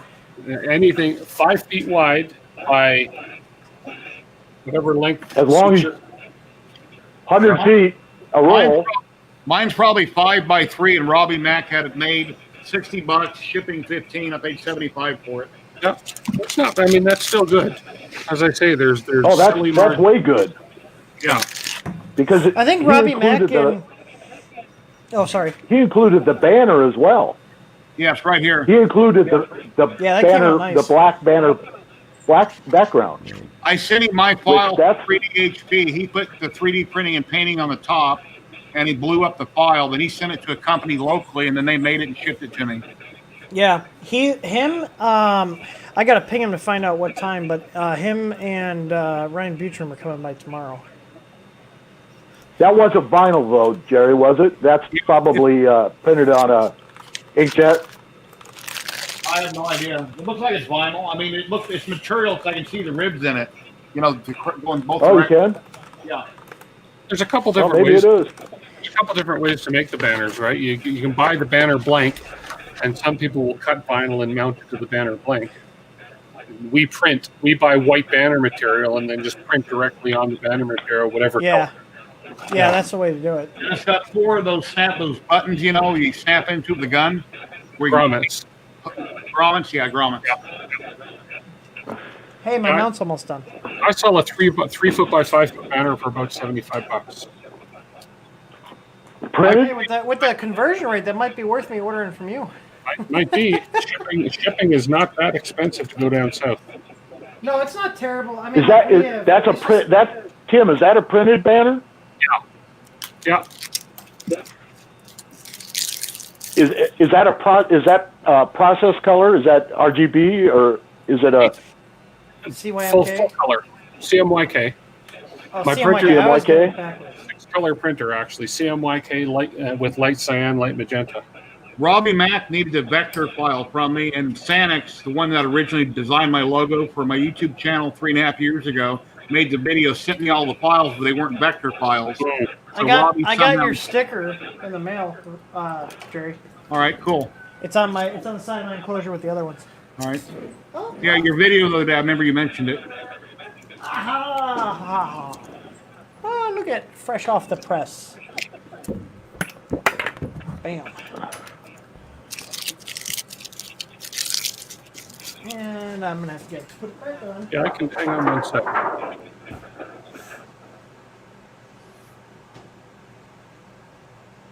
There we go. Oh, 3D print newbie Mylan, you're talking about that idiot wanted everybody to unsubscribe from Teaching Tech. Is that what you're saying? Hey, Michael Jerry. Teaching Tech does a lot of great videos. Jerry, you have resin printers, right? I have one resin printer. You know what this is? Yeah, I've done a video on it. But that's Tim's version, right? This is a prototype from our supplier. Okay. Yeah, I've done a video recently from the one from Wham Bam. Yeah, these will be just as good and not as much. Hey, Tim. So, I got to print out a little spacer to put on the arm so that when it levels, you can get that's one of the OG ones, isn't that? Oh no, that's not it. What is that from? What did you? I make these. Oh, I was gonna say. I was like, I thought the center looked like almost like our logo, but it's all pixelated on my end. Yeah. This is on 400 series stainless steel, and it's wet sand. What did you cut 1 millimeter? What did you cut them? I have them cut with a Like and this is jet? no, it's a laser. It's a laser. Like okay, probably a fiber laser then. It's a monster one that my engineer that I work with on my cooling mods. Is that a TiVo? And this just, yeah. Damn, our TiVo and the print frame is down. The board finally gave up the ghost in it. My Tarantula Pro is still going strong. All right, we have 2 Tarantula Pros, and I think they're still working. I haven't heard otherwise. Those are in the print farm. So I have my own little fleet of printers in here. I think I've got 12, 13 in here. And then we have the actual production farm, which is out in the shop building. I'll tell you this, like, I am so glad that we have the shop on our property and we're not having to worry about rent on top of a mortgage right now during all this shit. Yeah. Like, that was clutch, as the kids say.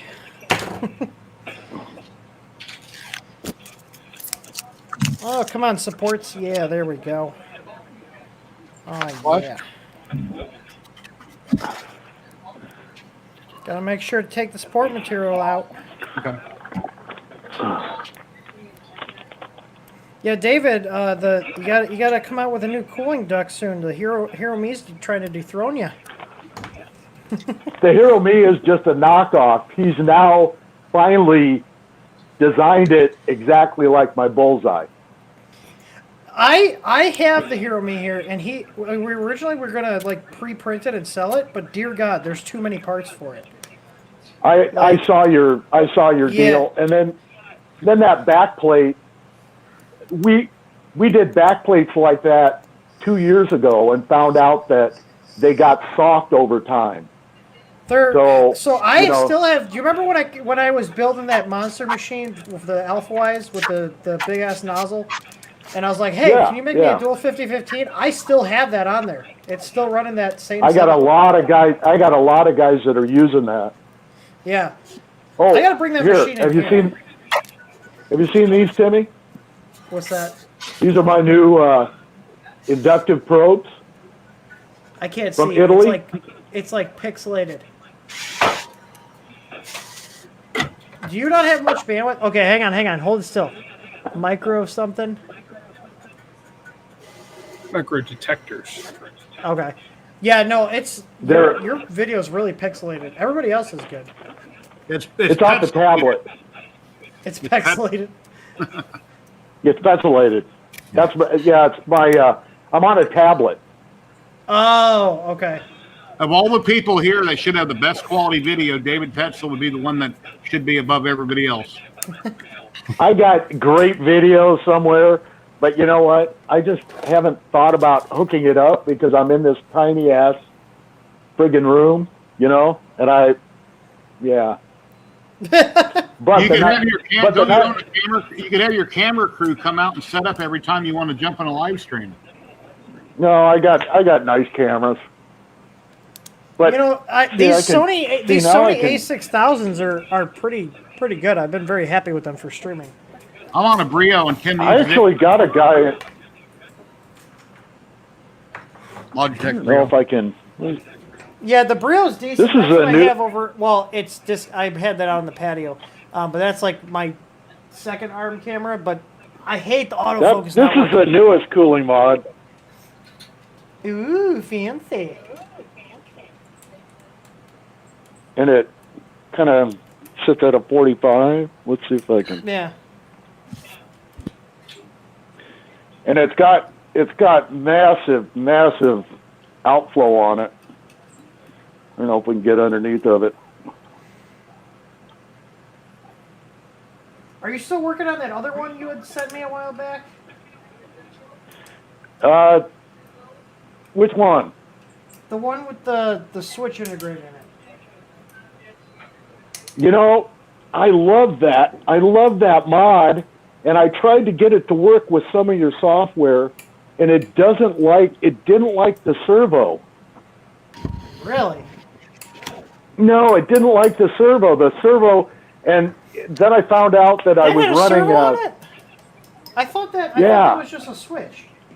Or maybe I'm thinking of something else. No, so it has. Yeah, I think I've got it here. See if I can find it. Yeah, because I remember we talked about that. I totally forgot about it until right now. Yeah, it actually was an incredible deal. It worked like this, kind of. Let me see if I can find it.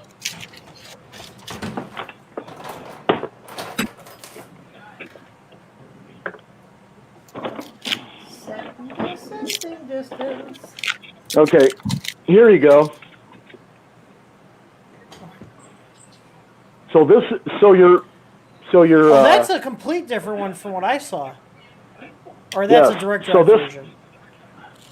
This is direct drive version, but it basically has an inductive probe that picked up. You see the piece of steel there? Yeah. So this inductive probe sat there, and it basically picked up the nozzle movement. Right. Okay. Why would you not just do a micro switch? Why would you just not do a micro switch for that? Then here's because the inductive probe is about 50 times more accurate. I understand that. But I don't know, the switch. If you get a decent micro switch, though, you can get good accuracy out of them. Well, I hear you. And then it had the servo up above, and the servo locked it in place. I'll look at that. So it wouldn't move. That's a good idea. See, because that's my only thing with like having your stuff where you use the nozzle as a probe is the flappiness. That's the technical flappiness. it worked great, but it didn't like to play with your software. So you should be able. I mean, it should sound like there's just some settings that need to be changed because you can definitely drive a servo off there. I mean, your old software I could. The old Unified I could. The new Unified doesn't have a setting for the servo. Yes, it does. I couldn't find it in the config H. So look at there's a file. Hang on, I'm calibrating this sensor here. There we go. Your video yesterday, Tim, or the day before, you said you updated your firmware on your site, but when I went to recompile, it looked like it was the same version that was already there prior. 2.10 is the latest right now. 2.10? 2.10. That's what I'm actually about to update right now. So, no. So so in the new Unified 2, there's a folder called Stock Marlin Files. And you should be able to just define a servo and then send a G-code command to put it into position. So it'd just be part of your starting code. You know what I mean? So like at the start, it would move the arm out of the way. And after it's done probing, after G29 completes, you have it move back to lock. And that's what I did with your old firmware.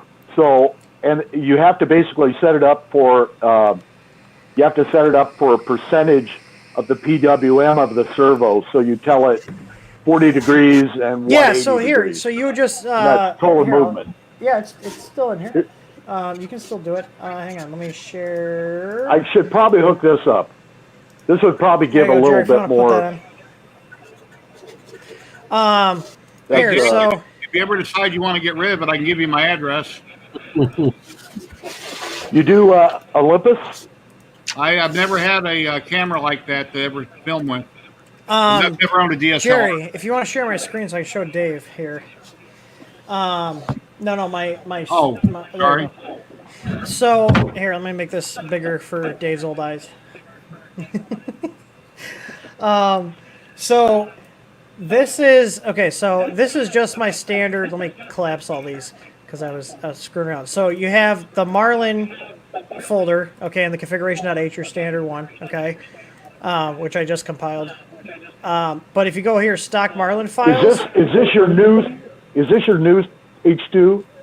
This is Unified 2. This is built on Marlin 2. This is the 2? Okay. So, okay. But you can see here, Z servo probes, such as end-top switch, you should be able to use this and then specify the servo pin and then here's your angles for deploying stow. So you could literally just copy this, and paste it somewhere in the config H. Just like, oh god. And then set your stuff there, and it'll compile. And the like if you're using our board, the servo pin should be 204. Yeah, 204. So, because yeah, it's just a servo header. We use it for the ZYLTECH, but it's just an I/O pin that can drive a servo. But yeah, I'm actually using I've got the CR10S board from Tiny so Machine. I haven't put out an 8-bit firmware yet. And it was pin 27, I think. Then you have the CR10 board if you're using 27. Is that off a little LCD adapter board? No, then it must be It's probably 11 or 12 maybe? then. 11 or 12. Okay, it's 11. Yeah. Yeah. So 11 or 12 is what those use. But yeah, I mean, I don't know if Marlin that firmware would be built on Marlin 119 with bug fix. This new one is 207. Oh, is my Nixie tube going out? Oh, my Nixie tube, the 5 is starting to go out. No! That's disappointing. I just noticed that. They are like 40 years old. Actually, more than that. Yeah, it worked with your 119, and I basically just tried to I don't have a 2.0 copy and out for paste. that. I have actually even updated one. I have, so there's Unified 1, which has the 8-bit printers. And there's Unified 2, which is what all the 32-bit ones use. And I will eventually be releasing or porting over the 8-bit boards to the new Unified 2, which is what's built on Marlin 2.0. But I haven't made any changes really to the Unified 1 for the 8-bit boards in months, aside from like little tweaks and tunes, and that code base hasn't changed in a long time. I'd have to pull it up because it was you actually had an area for the servos in, I think it was. Yeah, it should still be in there. It should be under the ZYLTECH section. That's where you would see it. That's where it would only have been, would be for defining the servo pin there. I got you. Yeah. Okay, I got you. So you just use it in place of the ZYLTECH. Yeah, I mean, you don't have to define it as a ZYLTECH, but I'm assuming 119, you'd want to look at, here, let me see here. Application, window, new tab, share. I got it to work. I got it to work with your 119. Yeah, that's all that's out right now. So what I would do, 1191. It's 1191 because that's the latest. But if you reference, no, you're old Unified.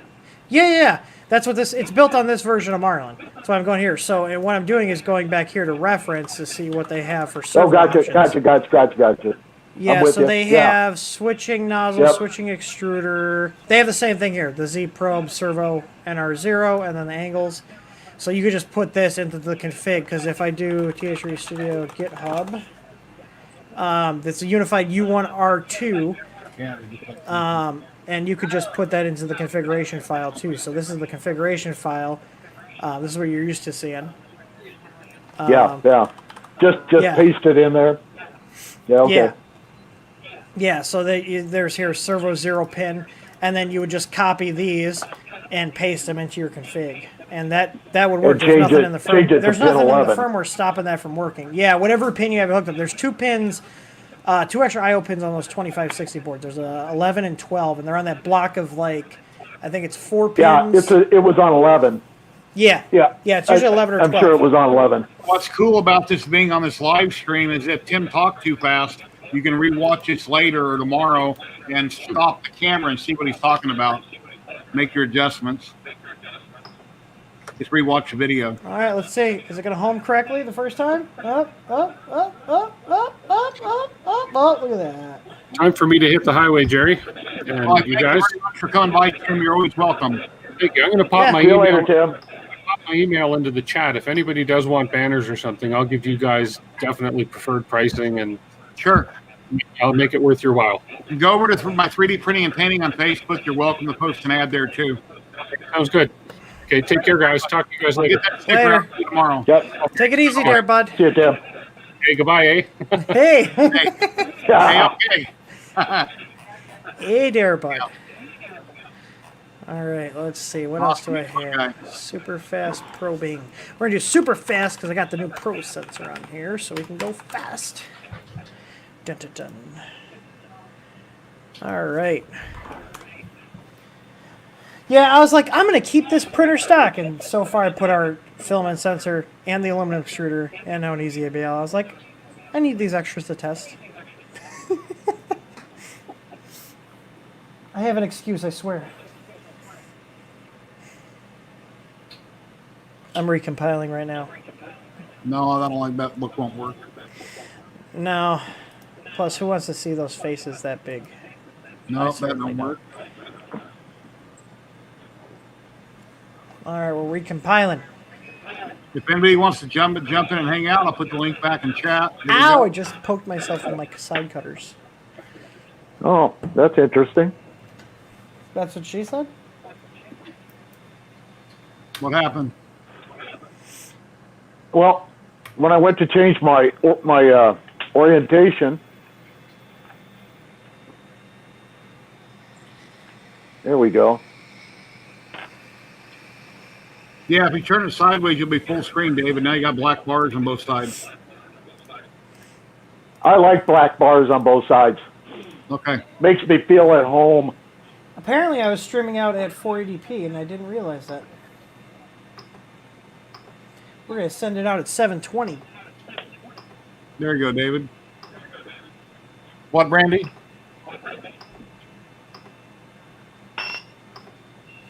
Always clear your EEPROM after flashing firmware. Yeah, that was the first thing I checked when I realized this wasn't the newest version. You said you moved it to the first menu or something. Yeah, I did. Because they buried it in the settings. So I was like, I'm moving this around. So I had to go and edit the menu files.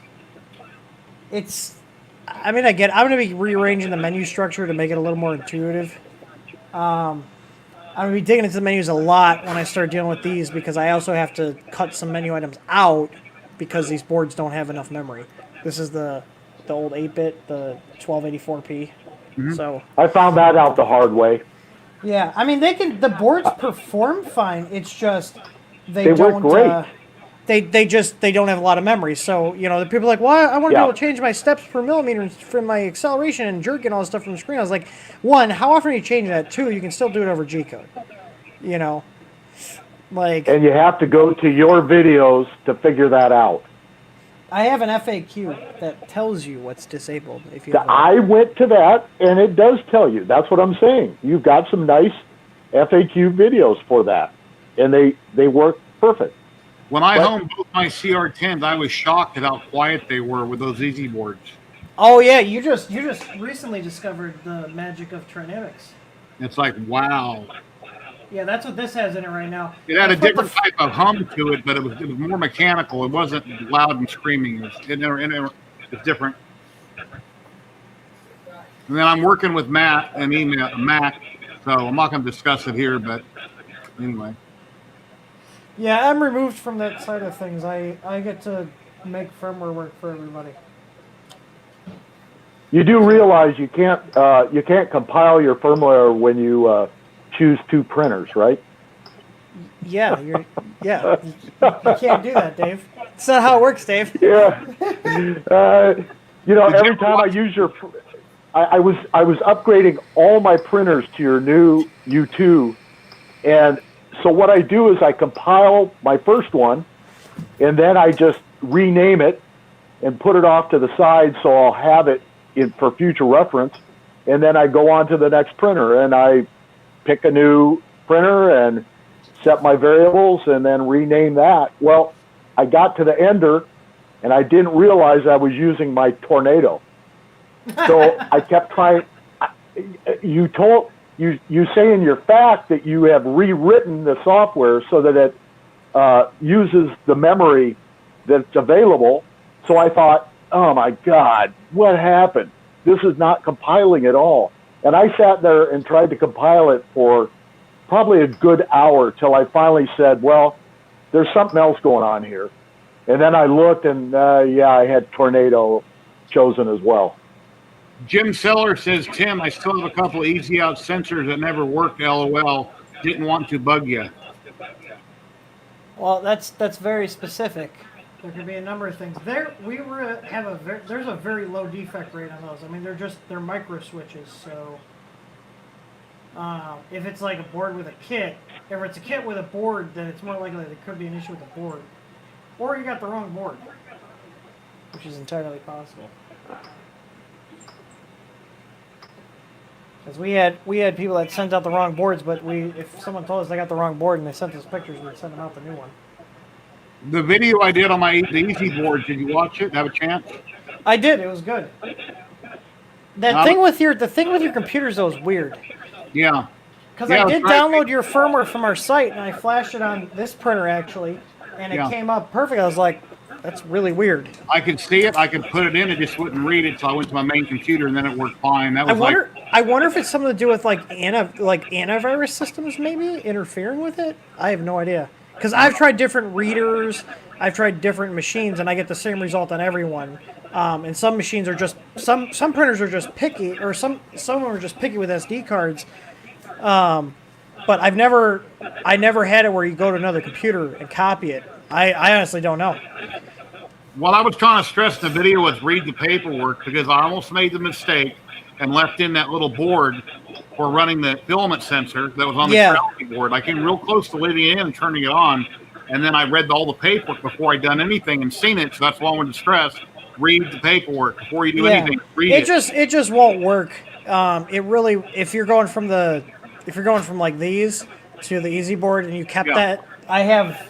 Where is it? So it's sitting here because I have this printer's got boards in and out of it all the time. That's why I have it. But yeah, if you put this on the easy board, just the beeper won't work. It's not really going to damage it, but it's just not going to work. Okay. So, it's like people stress, go from 220 to 115 on your power supply. If you leave it on 220, it just won't work. Yeah.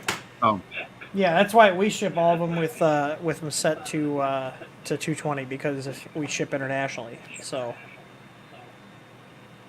But this is looking good. I'm getting 0.00175. That's good with me.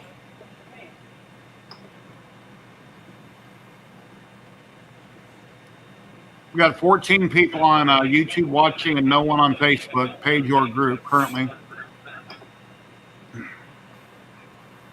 Yeah, once I figure out Twitch, maybe I'll try to do this on Twitch, Facebook, and Twitter. I tried streaming on Twitch. I never really got anybody. There's not like a huge maker community on Twitch, I feel. Whatever happened to you guys in Discord? We still use Discord. Oh, did Dave lock up? Oh. I guess I haven't seen it. We still use it. It's if you go to discord.th3dstudio.com, I hang out in there quite a bit. There's an off-topic channel, which is where I hang out. You got time to link up. We've got 3,032 members in there. There's a lot of people. Where's my? Oh, here we go. Discord. Oh, wait! Make a comment in chat, and I'll make you mod.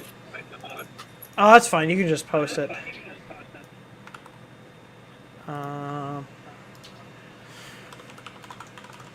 There you go. But yeah, that just redirects to an invite. There's a lot of good guys in there. It's very active. We even have sections for MKS and SKR and RAMPS boards and BL touches. Oh, nice. We're an equal technology opportunity Discord server. There it is. Do you sell?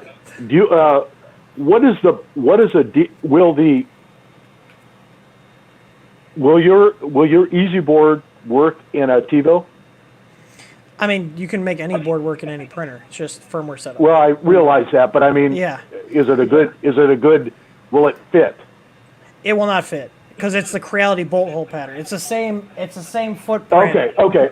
It's the same footprint as this. So if you made an adapter, yes.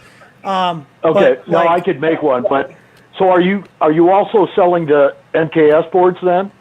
So I'm testing right now their S Gen L V2, and I've been very happy with it so far. So I would say it's worth the money at this point. I'm just doing more testing to roll out longevity because I have one machine where I'm pushing quite a bit of amperage through the bed MOSFET. So I'm waiting to see if that shows any sign of stress over time. But in general, MKS, their quality has been pretty good. We used to sell their Gen L. And we had very low failure rates with those. I mean, like they're better built than Big Tree Tech stuff, like in my opinion. You know, right. Yeah, their quality control is better. Their component selection's better.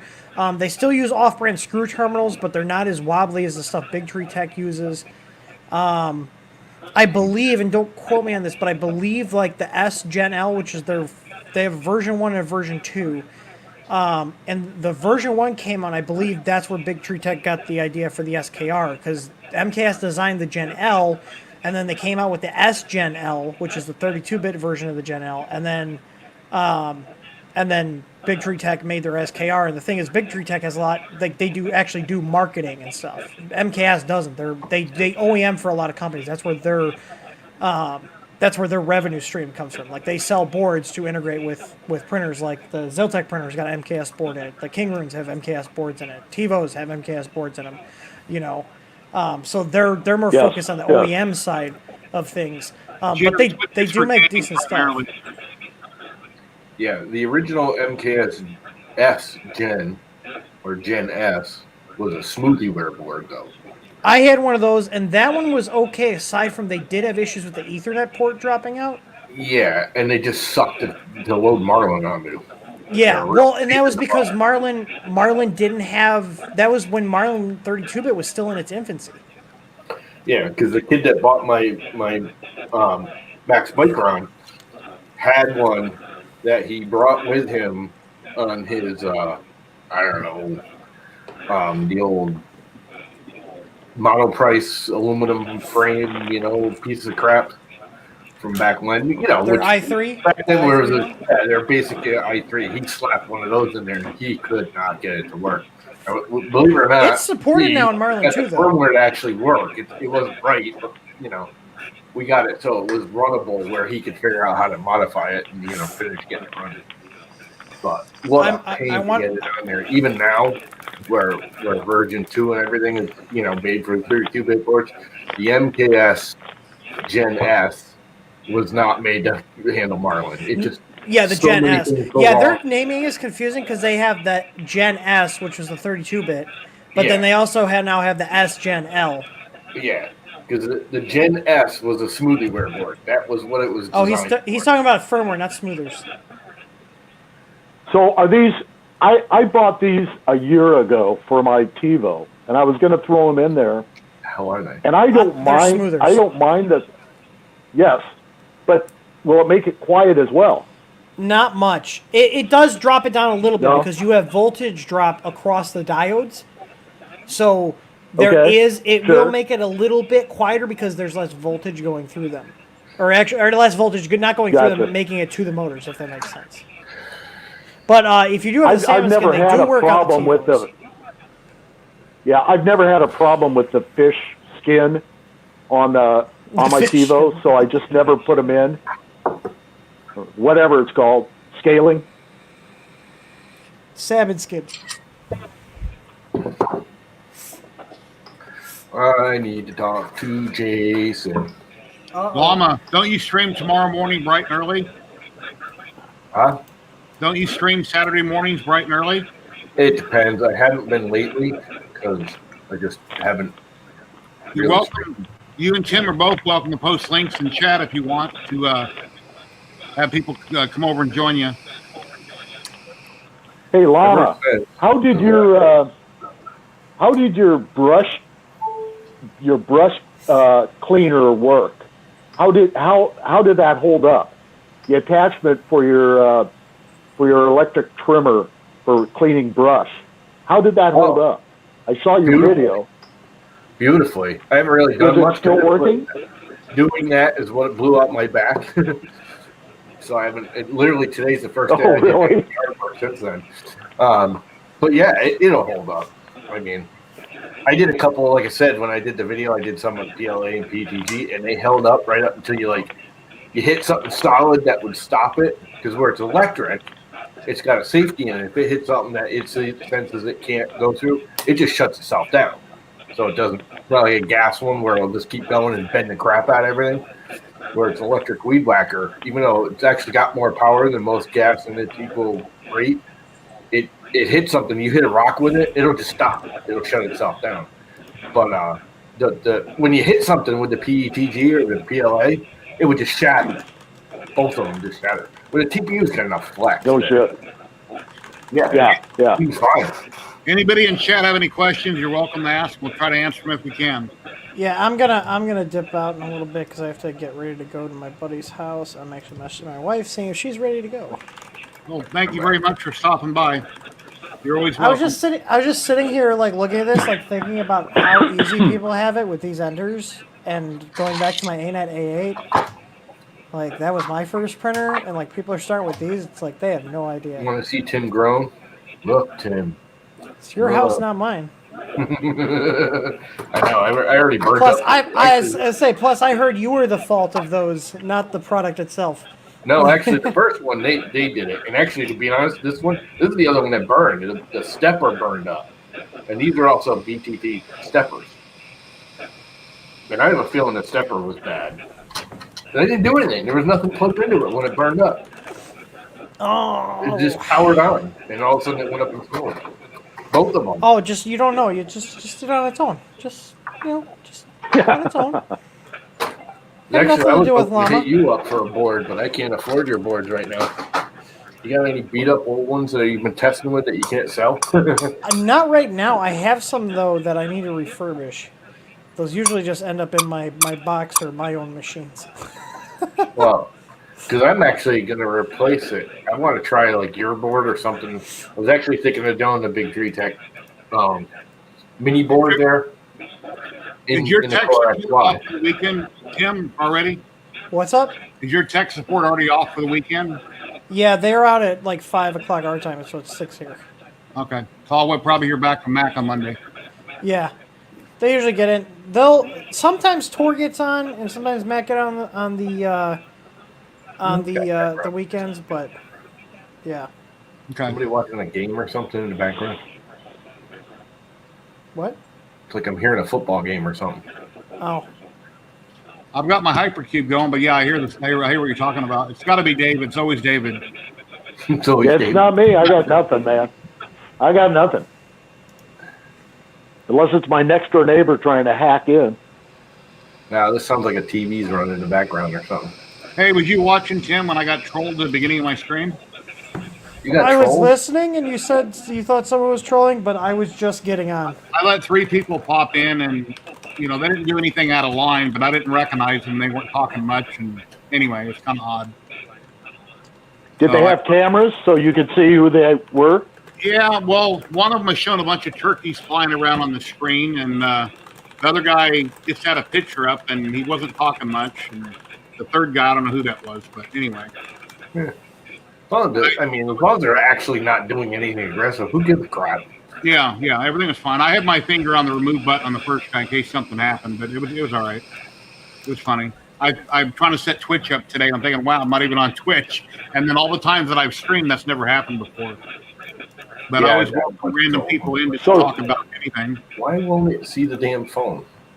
It keeps telling me to unlock my phone, but my phone's unlocked. Maybe it's not unlocked. Maybe it's unlocked. I can use it. Andrew asked me going to be on my live stream Wednesday at 5 p.m. Pacific.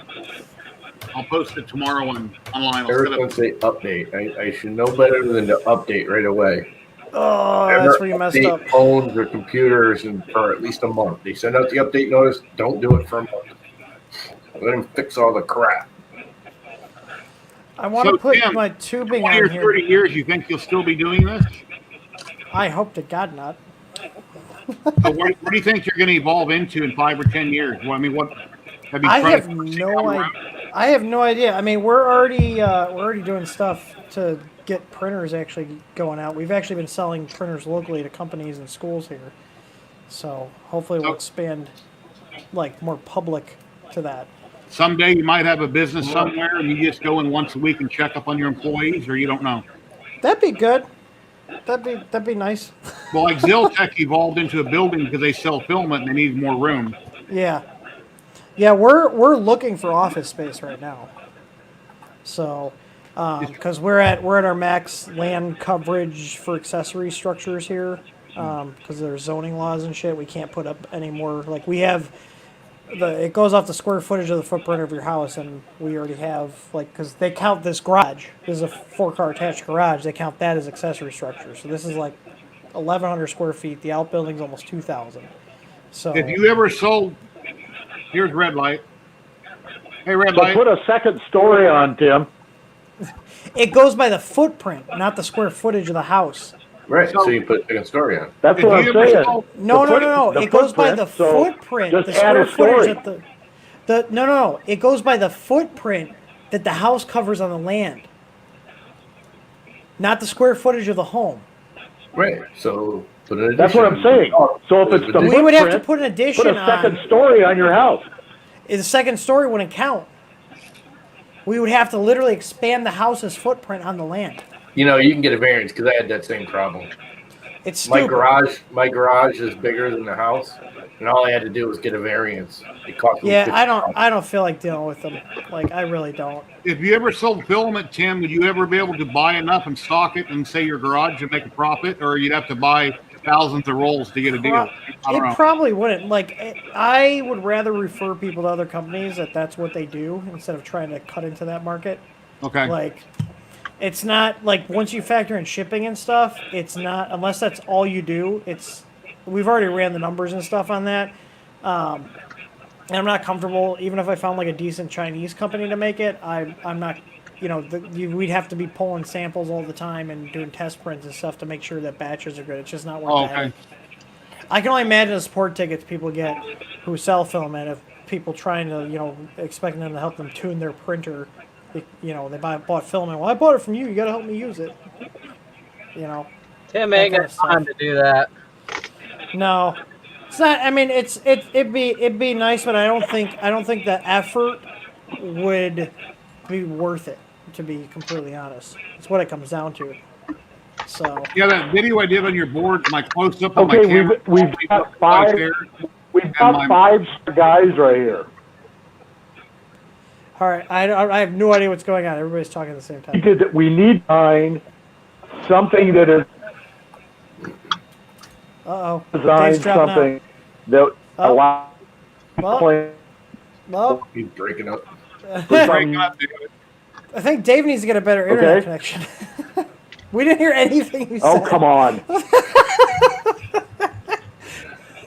Maybe it was StreamYard. I got 4 people and then he Red Light's over here with full symmetrical gig, you bastard. Yeah, so my shit ain't slow. Yeah, I see that pile hasn't gotten any smaller behind you. How do we reclaim the filament? That sounds like a lot of work. A pellet extruder. Something. Have your mom's chicken grinder in the kitchen. You mount it to the counter and you crank the handle, put a cup underneath it, and you dump it in your printer. You remember those old deals your mom used to have to put turkey and stuff in? You crank them? My mom used to make ham salad with that, and it was made out of bologna, and she told us it was ham. You guys are and we believed her, and we loved it. Here. What's that, Tim? You guys are really dating yourselves here.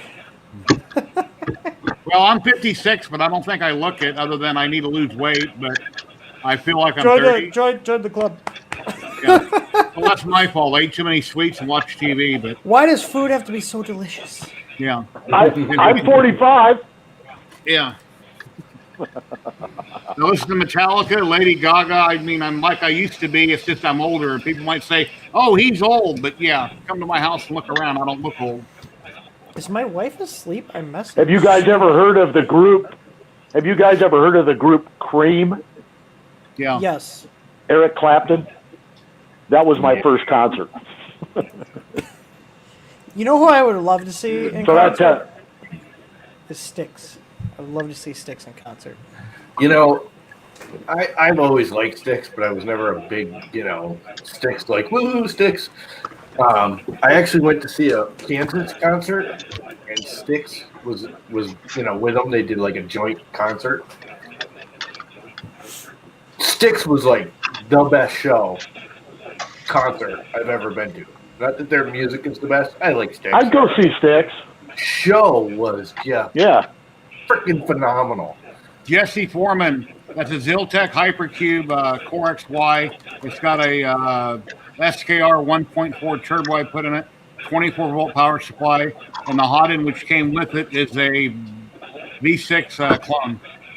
Why won't this thing let me frickin' transfer my frickin' photos? It's a 445, 400 by 400 by 500 millimeter, all 30-30 extrusion, and the bed is 20-20. Aren't apples supposed to be easy to use for people like you? I updated the phone yesterday because they just put out the new update last week. Oh, and you want to see what I... Hey, Mike, you ready? I have the same problems with... Ready, Mike? Maybe you got to update items. They always screw shit up. They're on his truck. There's a little kid on there. They stick out like a sore thumb. You can see it even in that picture right there. What are you working on, Red Light? I'm tearing hard drives apart right now. Oh yeah, you want to? I didn't post anything on our on the company stuff, but that's sitting in the shop right now. Ha ha ha. That's all flex plates. So. Yeah, but they're all pre-attached. Yeah, because people don't know how to put a surface on a plate. Hey Tim, if I ever get an LG Saturn, you don't want a new surface. If I ever get a bigger resin printer, then I could review your flex plate for the Saturn. But I'm waiting on taxes, and they haven't released them on Amazon yet, so it might be a minute. These are all the regular ones. I have not ordered the resin ones because, unlike other places, I actually like to test the stuff before I sell it to my customers. What do you?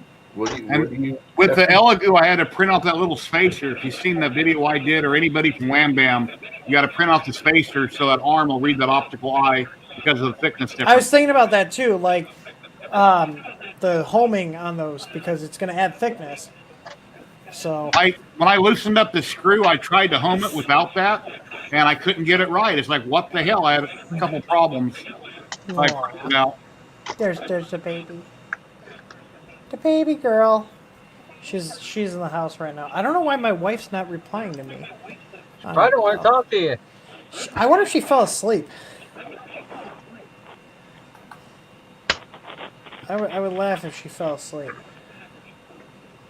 I went and picked up some more computer shit today, Tim. Yeah. Oh, hey. I see your your valve stem cover penises, and raise you a chocolate one. That was on the chocolate printer. Jesse Foreman, I got a link to ZYLTECH down below. You can get 15% off your order. So if they have that Hypercube in stock, 15% will save you a ton of money. And it's on my Facebook group also. All right, I'm gonna drop off and see where the hell my wife is, because I was like, hey, we're gonna leave here at like 6:10. It's 6:18. 3:30 by 3:30. I mean, we could. Question is, problem is, I have to order at least 100 of each size of a plate. So, do you think they would? Do you think there's enough of those out there? I know they were fairly popular, but I don't know how popular they were. You know what I mean? The FT5s. I can make you one. Yeah, there you go. Dave can do one-off shit. Yeah, Jesse. I can do one custom size. I got quite a discount on it, so that's why I built it. I'm assuming your plates would work with my magnets too, because I got those high temp magnets. I got the magnets Absolutely. up to 508, so I've got closest size would probably be the CR10 Max or the Ender 5, which are like 370 by 370, because you can cut the magnet with scissors or a knife or whatever. So where are you getting the magnets? Because I've talked to the 3 largest magnet companies in the world, and none of them will guarantee their magnets past 210 degrees Fahrenheit for 10 hours. Oh, we get ours from the same place that makes our plates over in Shenzhen. So, and unlike other companies that sell flex plates, we stock them here. So, but I have 370 by 376 is the closest size I have. So in the United States. Uh-oh, he's cutting out.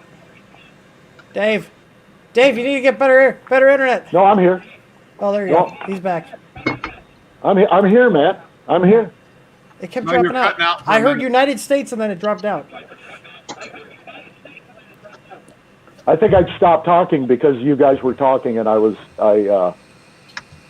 I could build you one of those though. I can make you one out of 400 stainless with a Lexan surface if you want to try it. Yeah, I'm not a fan of this. Yeah, I hate those. Those are crap. I was gonna put our Easy Flex on here, but this is literally just a machine for development. Like you can see here, like I've only ran a couple of prints on it. It's already like starting. Yeah, I don't like them. I don't know. Can you see that cat? It's got humps in the center already. Hey, kitty cat. That's one of my daughter's rescue cats that we're watching I just realized I keep talking for 5 years. I will see you guys later. It was fun. Take care, Tim. Thank you for stopping in. No problem. Take it easy. Thanks for having me. Yep. I'm out.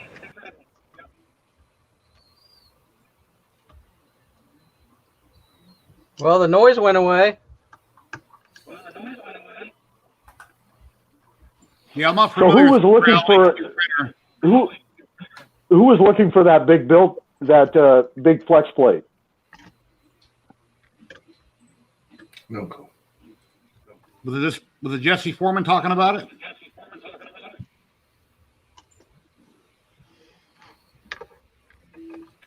Oh, right here. Yeah. So Jesse, yeah.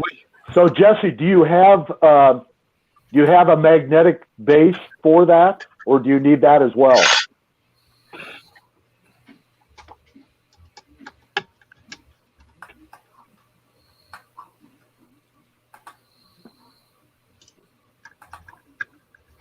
Yeah, just send me a message in Messenger, and I can build one.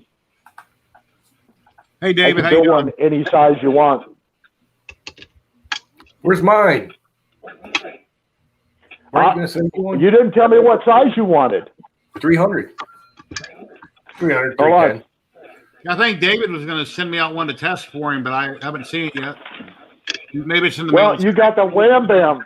You got that Wham Bam. I wasn't sure if you wanted one now. The Wham Bam is for the resin printer, a little tiny plate.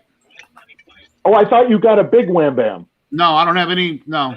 All I have on all my printers are TH3D Easy Mats or Flex plates. Okay, Llama, you wanted Llama. You want a 300?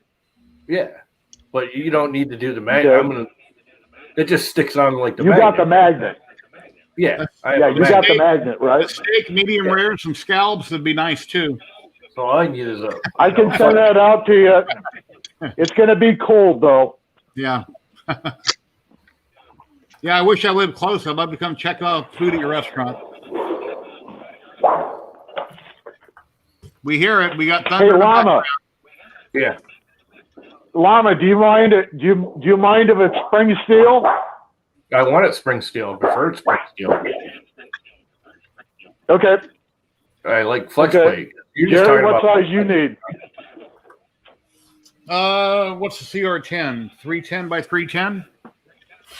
Yeah, 300 is fine. 310. Either one. You need one for a CR10, and you need my glass bed too, right? I have mirrors on both my CR10s that I put magnets on.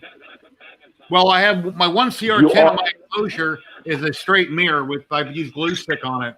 I could use that. I could use your build service on that. He's do you talking have about flattening it out underneath. the magnet for that build surface? No. Well, yeah, on one of them there is, yes. I got a TH3D Flex Steel mat on it on one of my CR10s. Okay, I'll send you a 300. I'll send you a 300 by 300 also, or a 310 by 310. Do you want me to pay That for will shipping? fit on that mag. What's You that? want me to pay for the shipping for that? Let me figure it out, and then I'll just. Okay. I got to get some more Lexan, but I'll just. Yeah. No, Okay. don't worry about it. Llama, Right. send me your address, will you? Yeah. I got you on something, don't I? Yeah, you got me on Facebook. And Jerry, I think I've got your address somewhere in. I've got your address somewhere, don't I?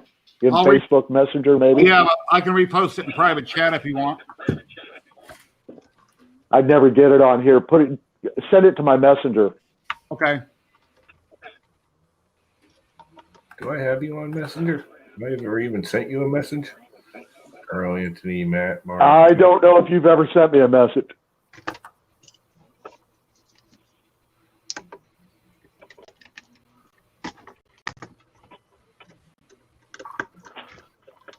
I'll check my phone.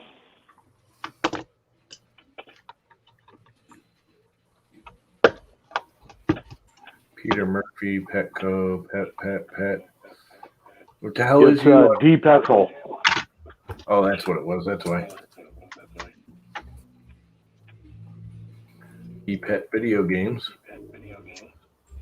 Didn't we do this already and I got screwed up last time? That's a weird name. I just got one from Jerry.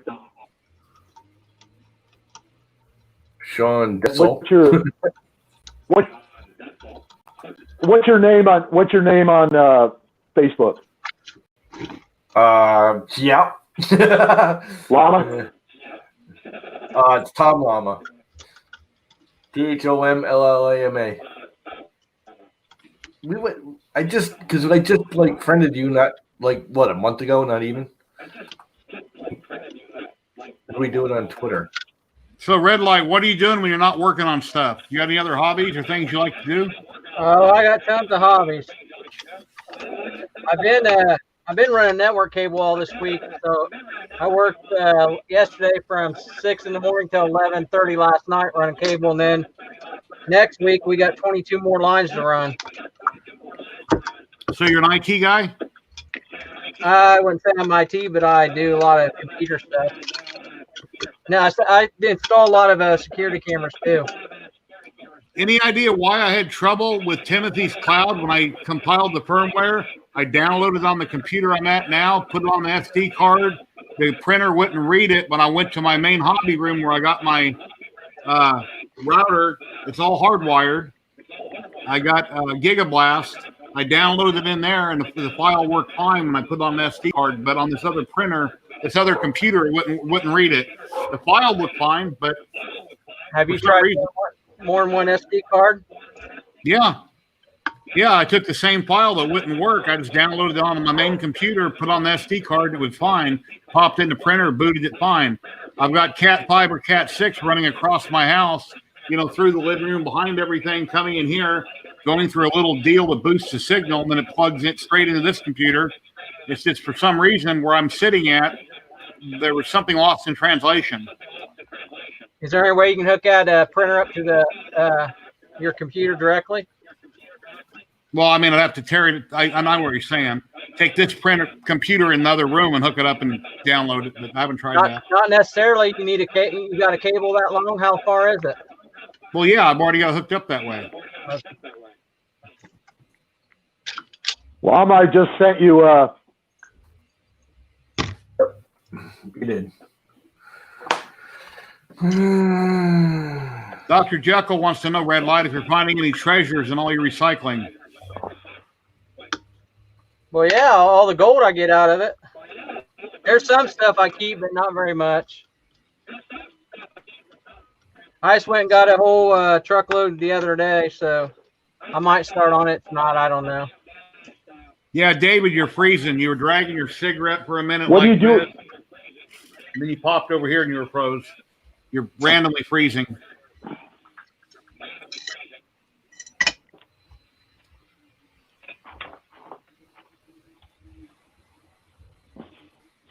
I'm going to have to. I think it's my internet connection with. They were doing some work locally, and I've got a really fast connection, but they were doing some work locally, so it must be either that or my wife left a streaming video on her TV before she left. That's possible as well. I'll go check.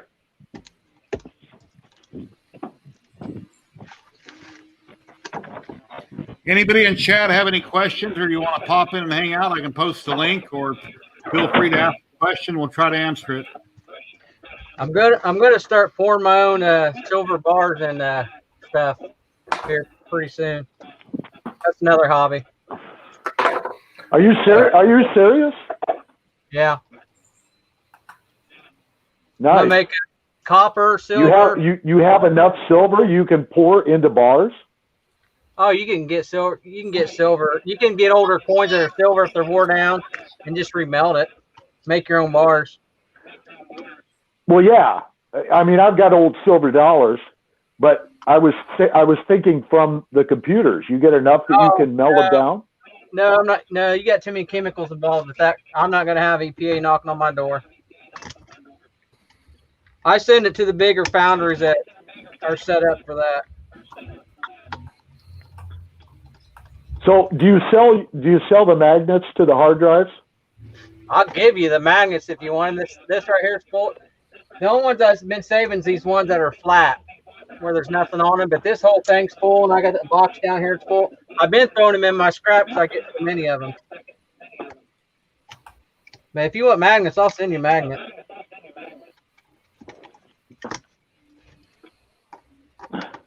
So, what do you do with the balance once you take all the parts that are salvageable? What do you do with the balance of the waste?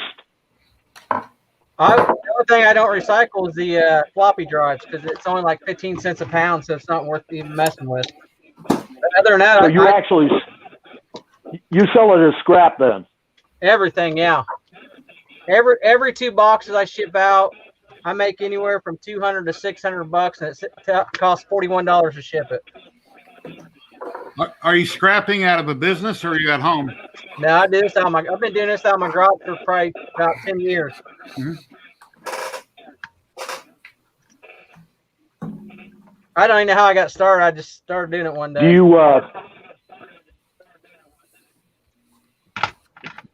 you chip any of it up? No. Do you break any of it down and compress it? No, I just like the motherboards. The only thing I take off them is I have to take the battery out and aluminum. Other than that, and of course the processor and RAM. But other than that, I leave everything else on it. What do you do with the processor and the RAM? I sell them. Really? Oh yeah, the RAM right now I'm getting with gold being up to about 2,000. I'm getting about $21 a pound out of it right now. Wow. It was when gold was about $1,500. I was getting like $11, and now that it's up, I'm getting $21 a pound out of it. Like these old processors here, these are over $100 an ounce. This is the old Pentium Pro. Wow. And then I got some old Intel processors here, which these have a lot more gold on them. Yeah, I remember when those used to cost an arm and a leg. You can even recycle these things right here for the brass pins. Out of these things, these got brass pins in them. And then I got these pins here I've been breaking off of these boards. Once I get that full, I'll sell that. The IC chips I get, I think they're going about almost $6 a pound for IC chips. So I save all those. This is your full-time business? How you make money? Oh, no, I got a full-time job, too. Okay. No, this is just something I do. That's how I bought a lot of my printer stuff, this stuff. I'm getting ready to work some long hours. I'm getting ready to work a second shift for 3 weeks. Like, you have kids? Oh, they're all grown out of the house. Oh, let's say if they weren't all grown up, you put them to work. Hell no, I did hire them. They do a half-assed job, so I fired them. Oh, okay. They're kids. That's their job. They're busy on their phone. You come back out in the garage and they're on their phone doing something. And my wife said she'd do it, and I'd even let her drink on the job, but she wants all the money, so yeah, I told her no. But she gets all the money anyways, don't she? I know, she gets it anyways. So. She'll help me sometimes, but most of the time it's just me. So what do you doesn't help me do anything? I'll save these. What do you pay for the scrap computers? A lot of that. I'll pay the computer guy. I'll give him $30 for a truckload, and then I get all the computers from work. It comes in. I get them, and then I just take all the metal back. I'll save all these out of Dish Network and that because I got the gold on them. I've got tons of these cards sitting around. How often do you get stuff in that you don't want to scrap that's worth keeping and selling or just keeping? Oh, I mean, I probably have some computers I just picked up that you could upgrade and they'd be decent computers. I get the only drives I really save if they're bigger terabyte, and then I save all the SSD drives. Mm-hmm.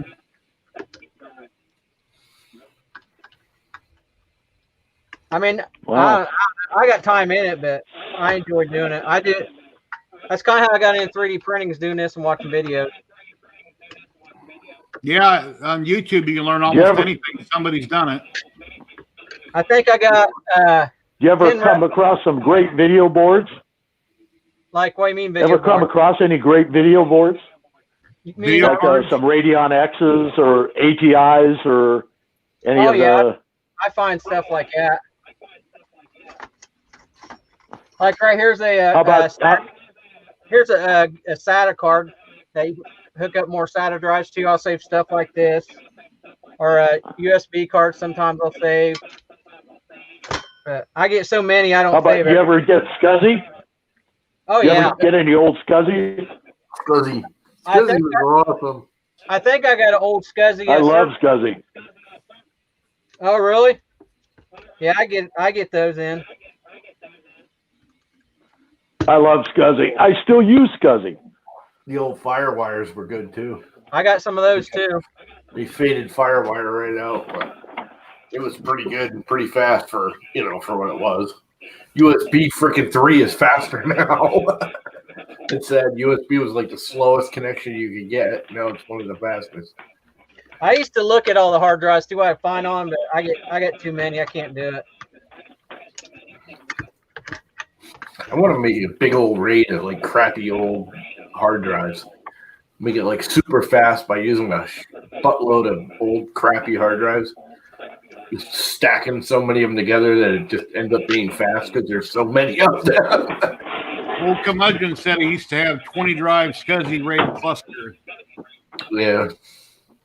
Yeah, I get file servers occasionally, like from banks and stuff like that.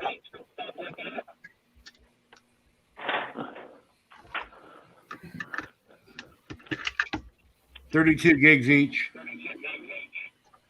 32 gig. 32. I live here in Iowa City, which is the University of Iowa, and we have a university surplus. We also have a big medical school here, so they've got a university surplus, and I buy a lot of the old Dell servers and a lot of the old servers, and I convert all the power supplies to regulated power supplies for RC charging of batteries. So I can get some of these 70, 80 amp power supplies, put them in series, make 24 volt power supplies, and I sell them to the RC community. And they're all hot swappable, so they're real easy to wire up and put a switch on them, and you're ready to go. I don't save the power supplies unless they're 750 or bigger. Other than that, I don't. I mean, I'll recycle them, but I don't keep them around. Like your hard drive, your hard drive boards is about $10 a pound for them. Yeah. You strip TVs, tear down TVs also? Sometimes I'll get them and I will, because a lot of times you can resell this board. Because there's people that's looking for older TVs. Yeah. I've got I just picked up a curved screen. And the screen was cracked on it, but I'll probably just get rid of it. I ain't going to fix it.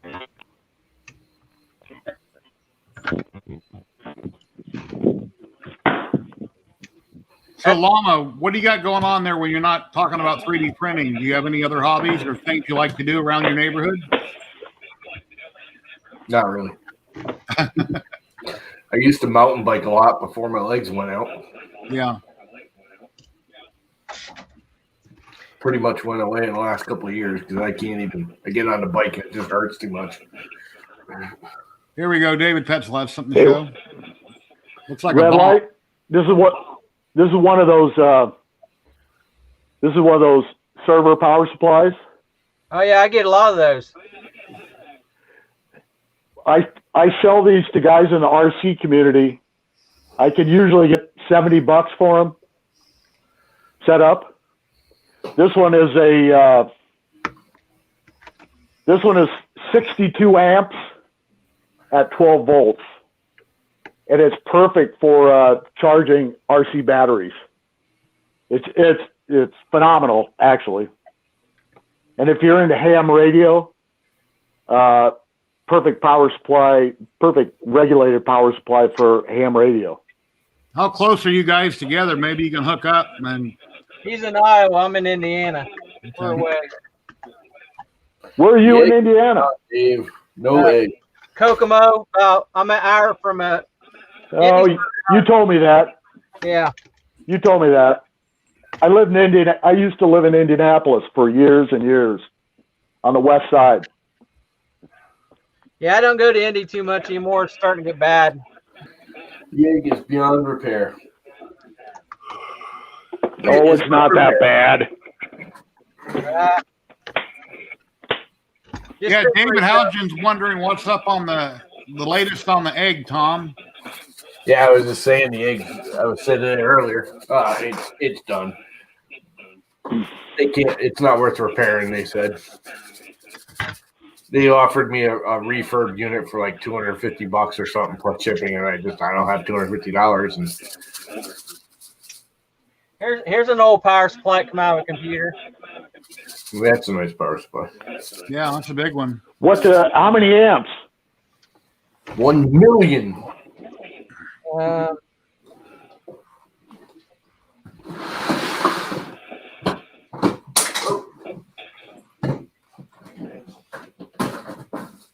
It'll have amps. It'll have amps by volts. So you'll have a 3 volt, a 5 volt, and a 12 volt.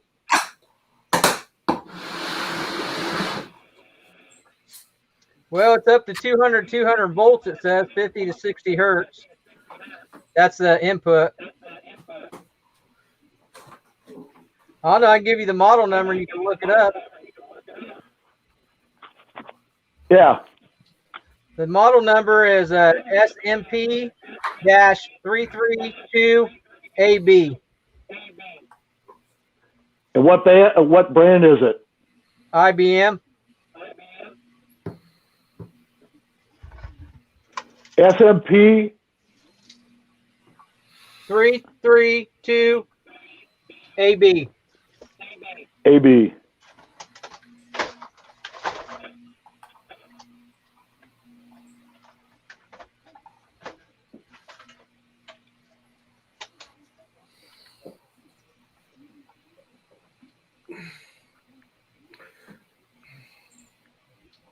He's got another one there. Let me show him full screen.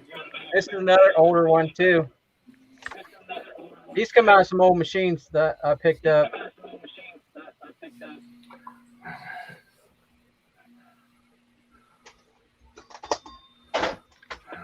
Well, I sure hope you don't leave this planet anytime soon. Your wife's going to have a problem, Red Light. Oh, believe me, I hear about it all the time. I already told I'm going to have my son come in and take care of it. We can have you on that show. What's it called? Hoarders? Hoarders. I ain't no damn hoarder. This is money. Yeah. Well, as long as your house Well, don't the look like the hoarders garage, say. you're not a hoarder. No, the house don't look nothing like the garage. That ain't happening. You know, on that show, I can't believe it. I'm sure you've all have seen it. Some of the stuff that we see on hoarders, it's like, are you kidding me? They couldn't have even staged it that bad. A hoarder, somebody don't have running water and they got cat shit all over their house. And Yeah. You ain't gonna do that with me. And then they try to clean them up, and people are like, oh my God, no, you can't throw that away. I need that trash bag. I got to have that trash bag. I think a lot of the hoarders just being plain out lazy. Yeah. I'm far from that. We did a roof on a house for a guy that was kind of a hoarder, but he collected newspapers his whole life. You walk into his house and they were like stacked like everywhere, stacks of old newspapers. So we stripped the roof off and we're putting the plywood on. His whole attic, you couldn't even get up there. His attic was stuffed with old newspapers. We're like, dude, this is a major fire hazard, man. Sorry, old curmudgeon. I was a little late on seeing that comment while he was looking at it. He wanted to know if it had a watt or a VA rating on that power supply. Which one? Which one? One of the ones you were just looking at, and I didn't put the comment up in time. Have a watt or a VA rating. I'll be back later. Thanks, Tom. Bye. How long are you right here? A 12-volt, 5-amp max on this one.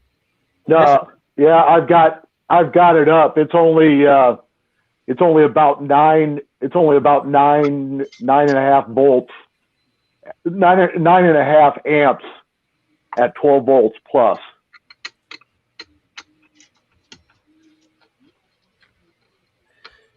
Yeah, that I couldn't use that one. Oh, I'll find some. I probably got some in that back here in that file that like the file servers that you show me. I know I got some of those back in there buried. Yeah, like the big Dell file servers. You know, if you get any Dell file servers or even I've had a bunch. Even app. Yeah, if they've got the hot swappable power supply, they usually have. You ever seen anything like this? It's come out of a Apple machine. Yes, I have. Yes. It's pretty. I've never. Yeah. That's the first one I've come across like that. It's got some nice heat sinks on it. Oh yeah. Actually, I'll show you a better heat sink. These are the ones I like to get a hold of. It's got all that copper on it. Oh, the copper. Yeah, yeah. You don't find these very often. Do you ever keep it that stuff and not recycle it because it's unusual? Like you say, you don't see them very often. Might that be something you would just keep? Though we're showing people on down the road at some point. I'll show you something that's really old. So I'm assuming some things you probably don't recycle because of nostalgia, just to have it. Now this is the old hard drive here. I think. Oh, yeah.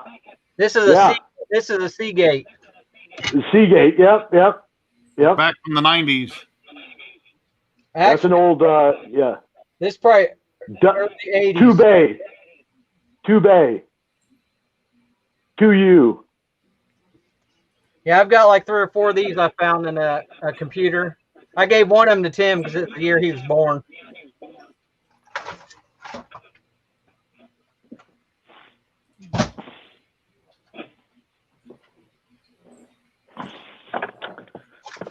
Someday this pile will go away. I don't know, maybe.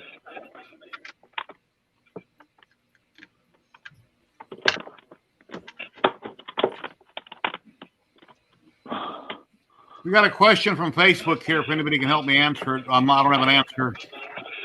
It says, have any of you completed the Mosquito BMG extruder upgrade on a CR10S5?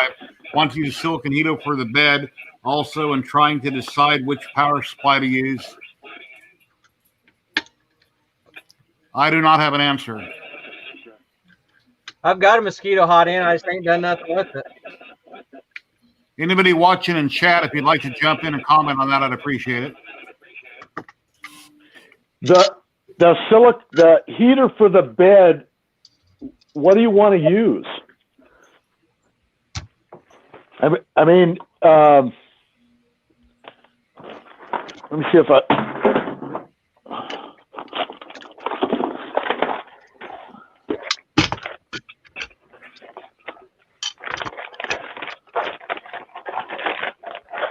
I mean, you want to go with?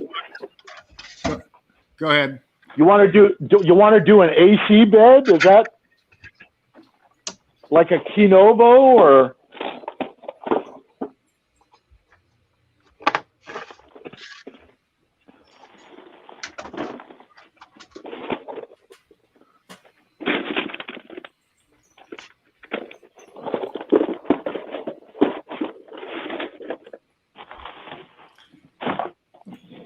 He or she is looking at a Kinovo bed. Facebook user, if you click on the URL above the video, we'll see your name in chat.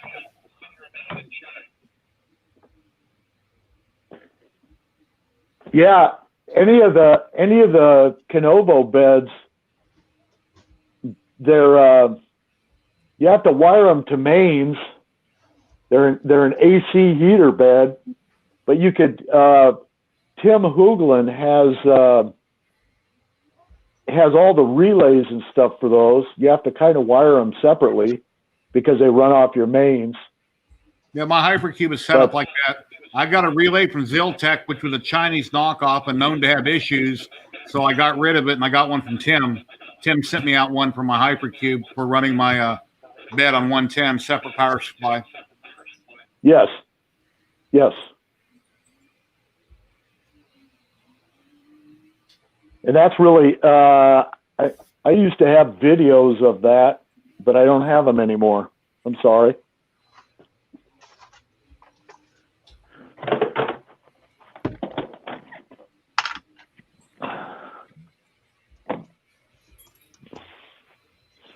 I was trying to see if I still even have any of my Kinovo beds. We like lurkers, no problem, Jim, or Old Curmudgeon. Old Curmudgeon or Jim, if you want to pop in, you're welcome. But I know you've already heard me say that 20 times.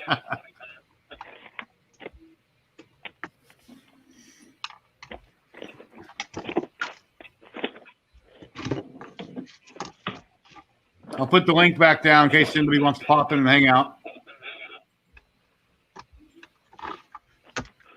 Yeah, I don't know where that is. I'm sorry. We're talking about anything hobby or 3D printing type stuff. No politics, you know, that kind of stuff. Just any hobby stuff. I do got a couple drones, Jerry, but I don't fly them very often. I used to have a couple real small ones. They're like 5-inch by 5-inch. I did build one big one. It was like 16-inch square. It was a quad. And I bought everything off of Hobby King, and I couldn't get it to auto level properly. I had a DX6i controller, and I wound up putting the hobby putting everything aside. I got into 3D printing 3.5 years ago, and I kind of never went back to trying to fly any of it, and I sold everything. I got one of those Rise that'll do about 70 miles an hour. It's pretty fast.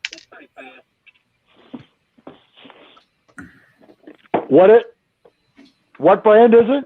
It's Rise, R-I-S-E. It's a yellow drone. It's a racing drone. Kind of looks like that. That's nice. That's my racing drone. You got to watch your fingers around drones. You don't take a finger off. I tell you what, them dudes that race them, that takes a lot of practice. Oh my God, I'm telling you, and I'm good, and I can't. I'm just yeah. I was showing red light. I was showing Tim this earlier. I have a whole bunch of helicopters. Oh wow. I fly helicopters. Yeah, I've seen all your planes. They're fun. The helicopters are a blast to fly. Are they hard to fly? Yeah, they're real hard to fly. And there's a lot of really cool mechanical parts to them, so they're fun to build. And then when you crash the big ones, you cry because they cost so much money to build.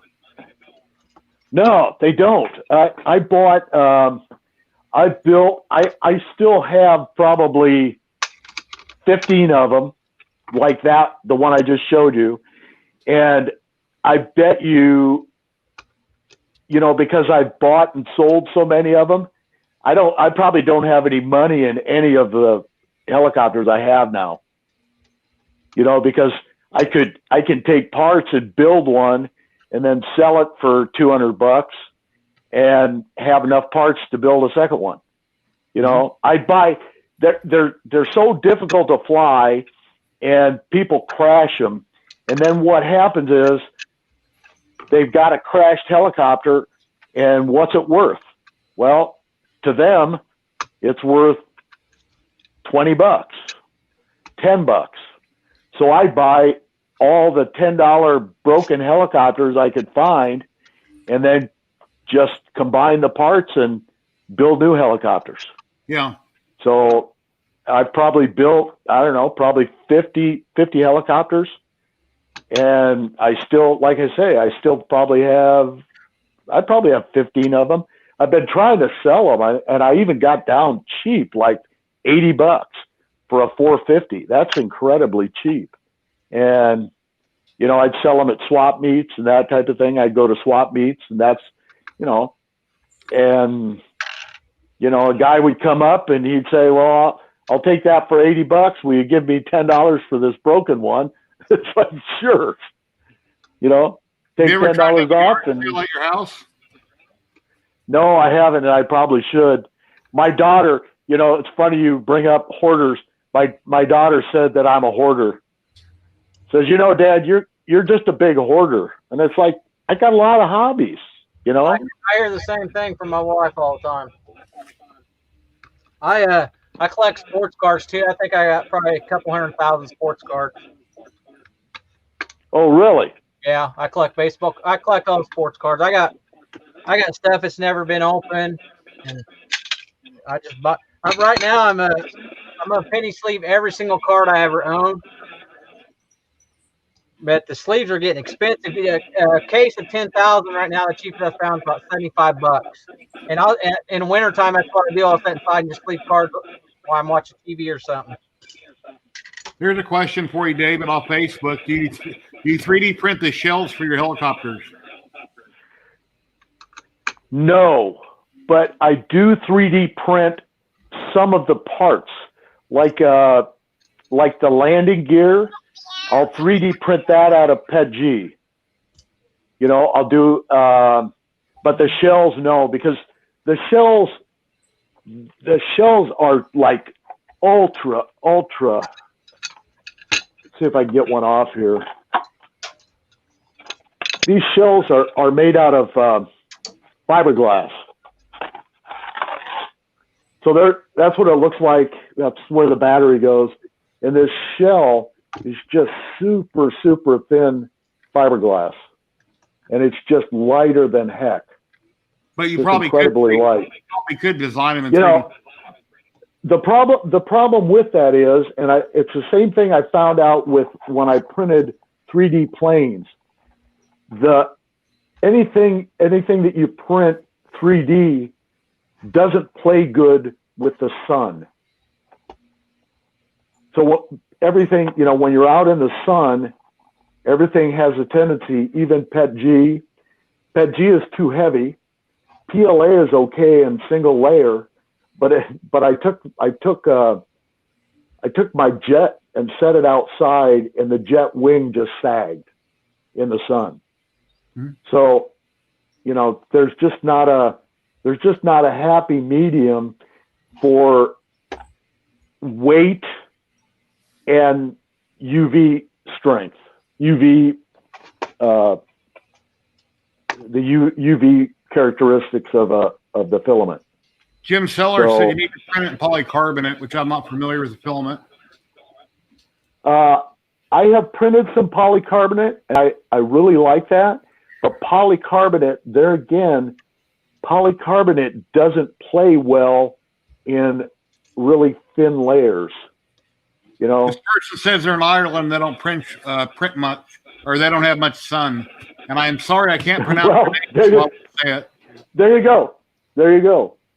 I'm on my way. I haven't seen Ireland. I love Ireland. So.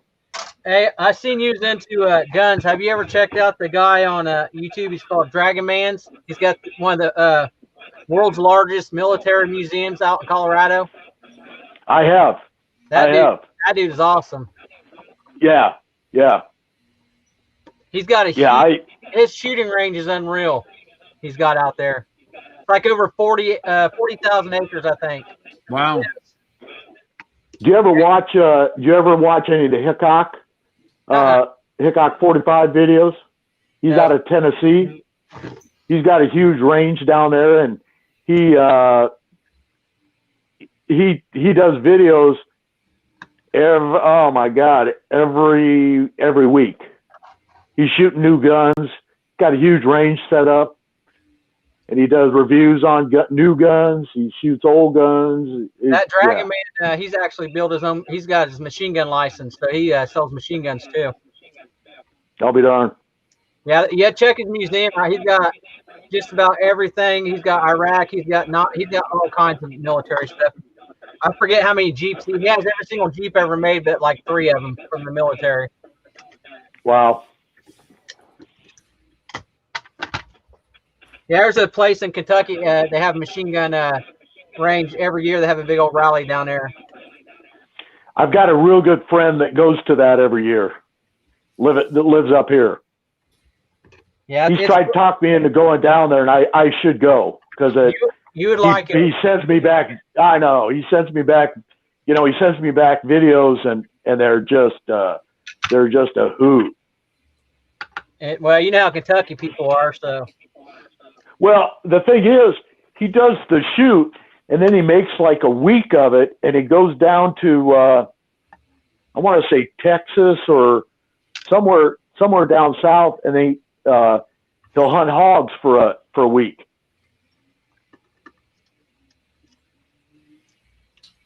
Well, that's a heck of a drive from Kentucky to Texas. I think he flies. He's a pilot. Oh, well, yeah. Yeah, I lived in Waco, Knob Creek. Yeah. I lived in Waco, Texas for about 3 months. Oh, really? Yeah. With the Branch Davidians? No, the girl I was dating in high school, her dad was in the military, and he got stationed at Fort Hood, so I moved down there with them right after high school. Yeah, Chip and Joanna Gaines made them famous other than the cult they had years ago. And property taxes have went up so much that all the people hate that show being online where they flip houses, Chip and Joanna, because they've got so popular over that show. All the prices went way up. Really? Yeah. Yeah, Texas, that place has every kind of damn bug you can think of in the world. I stepped on a fire ant hill one day. I was down there mowing. Yeah, see when I done the video. Did you get bit? Oh yeah, it hurt too. It's like a bee sting almost. I'll be damned. When I reviewed Wham Bam Slap Mat last week, I done a video on it. I roll it up and I smack my counter really hard. And I'm talking about if you got Texas-sized bugs, this slap mat would be good to kill bugs with. Yeah, I left. That was a good That was a good video, Jerry. Yeah, and I put it on my head so it was raining out where it's I thought. It's trying to be different. Then at the end of the one for the resin printer that played, I go, wham, bam, wham, bam. Yeah, these right here, these platters has got nickel and silver in them and a bunch of other crap in them. Mm-hmm. I took one to work because we got one of those guns that you can shoot it with and tells you what chemicals are in or what's all in it. That's how I found out. Are any of those power supplies you're messing with holding power and you got to be careful with them? No. No? How do I what? So how do you? I realize that you take like the brass pins and you take what you can take apart. But when you have something like those platters, how do you sell that as scrap? It's all aluminum. Like the hard drive case, they're aluminum. All the screws that come out are stainless. I sell all the aluminum. last month I took in over 400 pounds of aluminum because I work at a scrapyard. So. Oh, gotcha. Yeah. So I know. So you don't have, but you don't have to. It doesn't have to be clean. Well, all of it's clean. Or does it? Yeah, because everything's off this hard drive. This is aluminum. The whole casing's aluminum. There's some of the tops of them, like this one right here, is stainless because it's a lot thicker. So I separate. Yes. I got these big barrels, 55-gallon barrels. I'll fill them up and with wire, aluminum, stainless. I think all that to work and scrap it at work. My main job. Who do you guys sell your scrap to?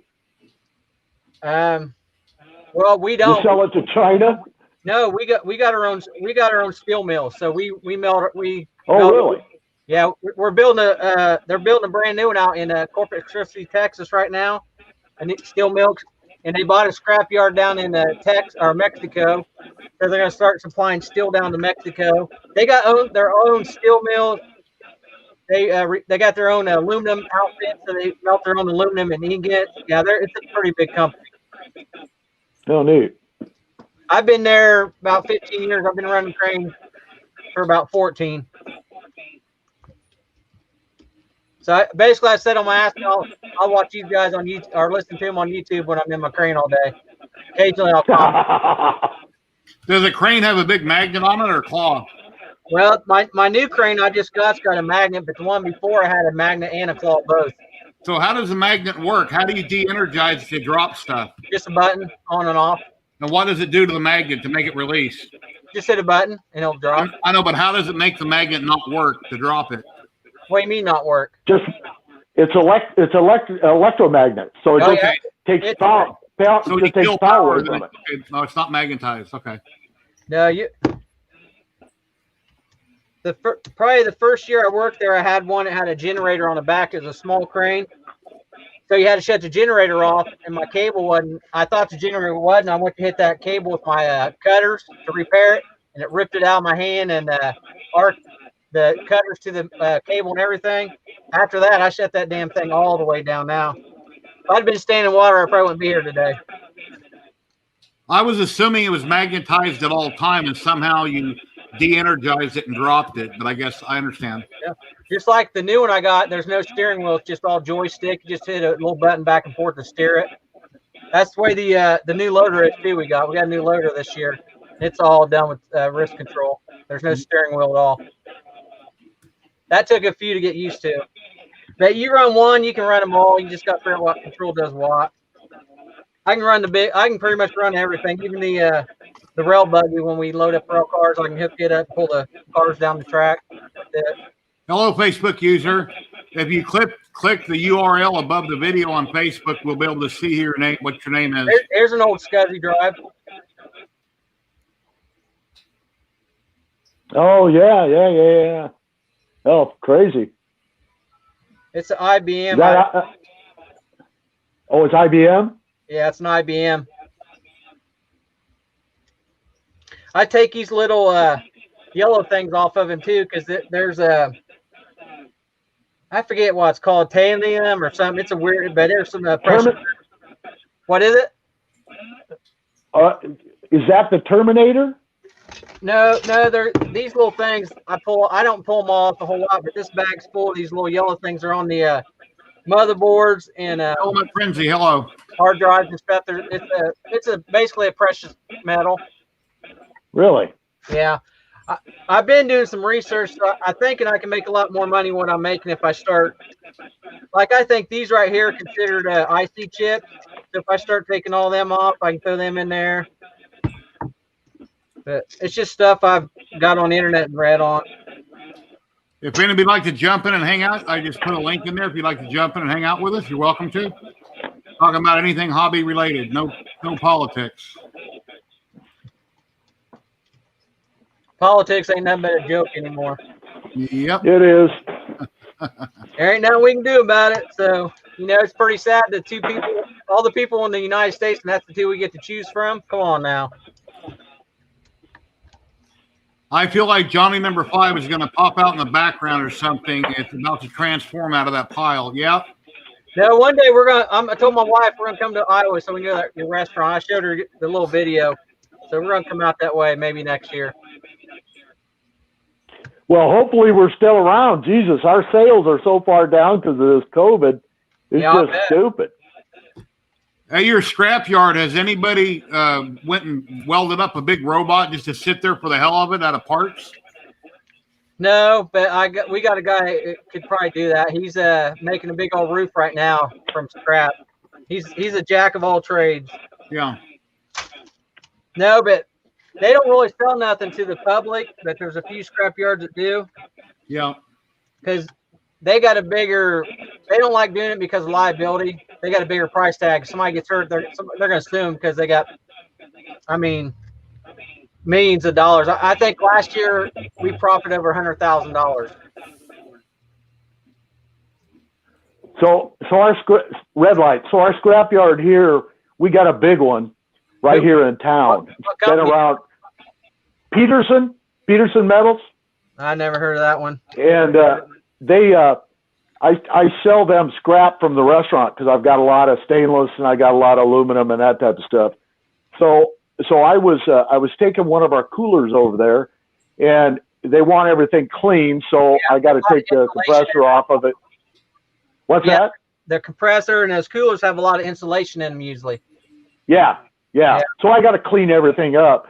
So I went and I dropped it off, and I went inside for the guy to pay me, and they had a big 55-gallon cardboard drum. A storage drum. Yeah, like cardboard. Yeah, I've seen them. So it was full of 223 brass. Oh wow! And I reload. So I said, what are you guys getting for brass? Now this was a bunch of years ago, and I said, hey, could I buy a 5-gallon pail of it? And so he sold me a 5-gallon pail. I think he charged me $3 or something like that. It was more than that because if you're one, go ahead. Yeah, a 5-gallon pail of 223s was about 30 pounds. It was heavier than shit. Oh yeah, if you're bullets, that Dragon Man, he sells that shit by the bucket, 5-gallon buckets full. Of bullets. Yeah, just the shells or the shells of them. Oh yeah, the bullets, not the cases. Oh, he's just selling cases. He's not selling the bullets. He just sells cases. He does sell bullets though, because he said when there's that big shortage, he never runs out of bullets in his place. Get online and check him out and watch some of his videos. I'll have to check him out. Yeah, you'll like him. Yeah, we get all the bullets from the DNR, like the shooting ranges. They bring us all their shells to the yard. They don't have guys that go and clean up the ranges for the brass? No, the DNR brought them all last time, and I think last year we got a wheelbarrow full of all the shanks and stuff they got from the prison, because there's a prison not too far from our scrapyard. That's funny. That was interesting seeing some of the stuff them guys made. They're pretty creative. We used to get all the guns from the police department because we used to have a shredder, but when the company bought us out, they tore the shredder down because they don't want. They got one in Indy and they got one in Fort Wayne, so they don't need one in Kokomo. So we transfer all of our scrap. Years ago, I was delivering sprinkler pipe here in Vegas, out by Lake Mead, and in Boulder City, I had to get some signatures on my invoices, and I walked in this room, and they had a huge pile of weapons, a huge pile, probably 5 foot tall, 10 foot wide, of stuff they confiscated that was going to be sent and cut up and destroyed. Some beautiful weapons in this pile. They cut them up on a chop saw, and they get rid of them. Yeah, I hear you. We ran ours through the shredder. We used to get them from the police department, and we'd shred them.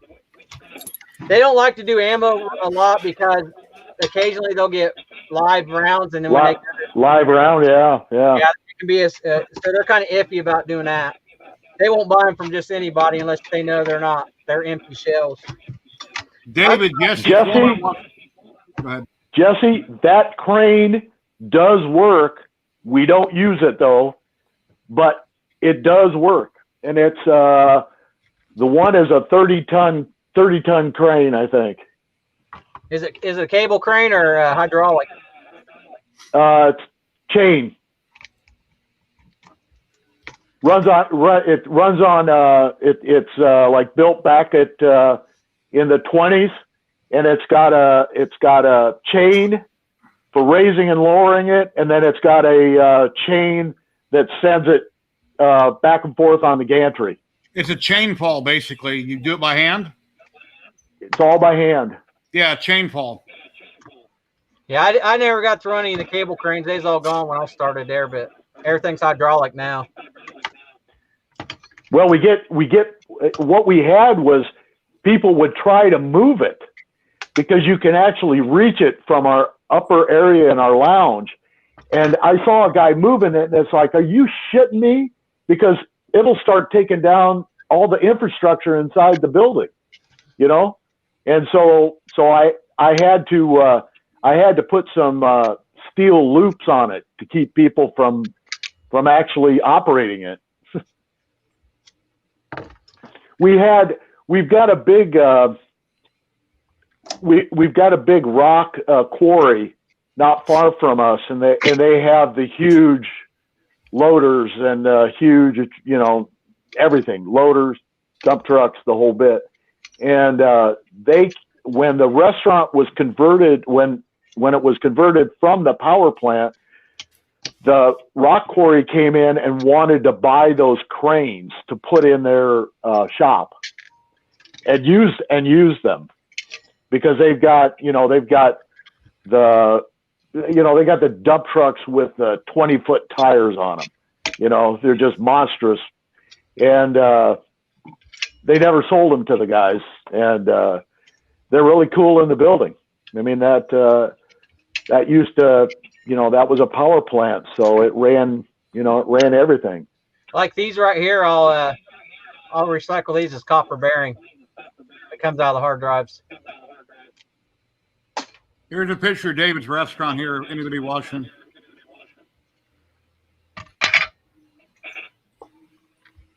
Makes you hungry just looking at it.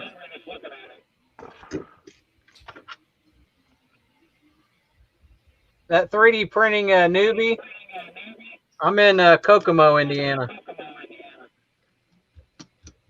So red light, I went to Heron School of Art in Indy, and one of my instructors, if I remember right, wasn't Kokomo known for circus? No, Kokomo is known for the first automobile. Which plant? I'm trying to think. I'm not. I'd have to look it up. But we actually had the guy that invented the first automobile. When he died, there's a famous president that came back in the day. I don't remember who it was. But Kokomo's, they're well known for a lot of stuff. They got a lot of history. Hello, Amanda. How you doing? God, If you'd like to come and hang out, Amanda, I've got a link there in chat, and I'll repost it if you have time. If not, that's fine.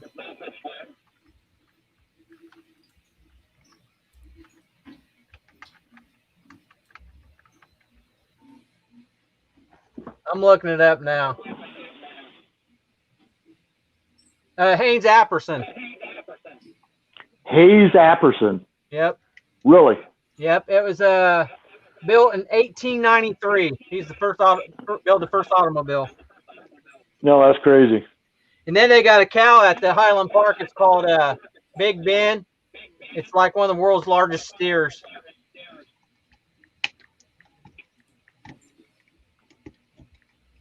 Yeah, they just had the James Dean Car Show last weekend in Ducktail Run. Have you ever been to that? No. Oh, you probably enjoy it because it's all old cars, and it's a pretty big event. They got some people come from overseas here. Have you lived there for a long time? I've lived in Kokomo since 2006. Or yeah, I moved over here in 2006. I lived in Gas City before then. Lived where? In Gas City, which is like 30 minutes. Oh, Gas City. Yeah, that's where I grew up. Yeah. I'm trying to think. Kokomo is. Do you know the last name Bunzendahl? No, that don't ring a bell. Yeah. Yeah, There's David. something about. Amanda's wondering about old cars, like what race cars, or David collects and restores old cars. It's all restored old cars, like 55s, and then they do a lot of custom stuff. It's one of the biggest shows around. If you look up James Dean Days or Ducktail Run, you'll find the websites on them. They got people. Some people come from as far as California here. The Ducktail Run? Yep, the Ducktail Run. It used to be James Dean in Fairmount, and then that guy wanted to start charging people to get in to see the old cars, so a bunch of other guys started the Ducktail Run back in 2000 something. So now they have two different car shows the same day. I mean, it's huge. It's a big outfit. Of course, this year they didn't have no vending because all the COVID, but they still had the car show go on. It's every year at the same time.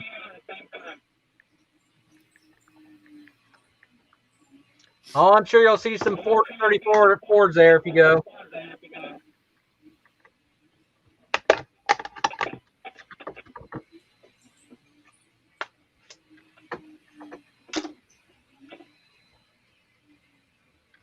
I got something I'll show you. It's really old that you'll probably recognize.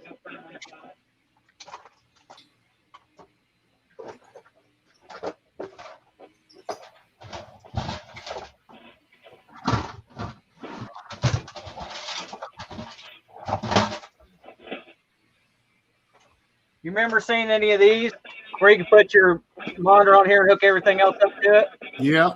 Yeah. I've actually got my Ender 2 hooked up to it because you have to leave it plugged in when you run it. So I just hooked up this and I can leave it plugged in, turn it on that way. I gave one of these to Tim. I sent one to Mr. Buttram, but they're pretty handy. Yeah, I remember them back in the day. I'd use them. Those were a great asset to your computer room. I've got a computer and stuff in the house where I set up when I go in at night, but I got cameras and stuff, but I don't get online upstairs. I think I got. Oh, that's cool. I got 12 3D FDM printers and 2 resin, and then I got like 3 monitors up there. One of them's a 39-inch wide.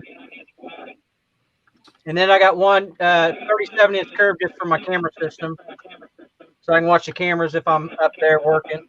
And I thought Jesse Foreman was a young person in his 20s. I guess I was wrong.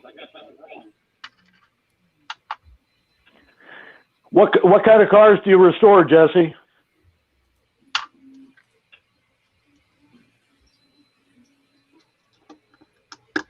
No, Jesse said he's only 35.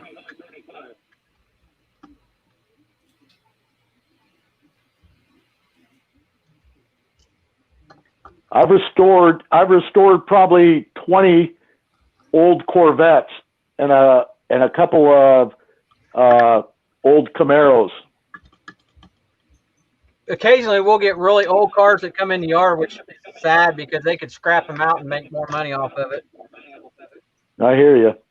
Because right now it's going for about $95 a ton for automobiles. So you're only gonna get maybe $150 is it.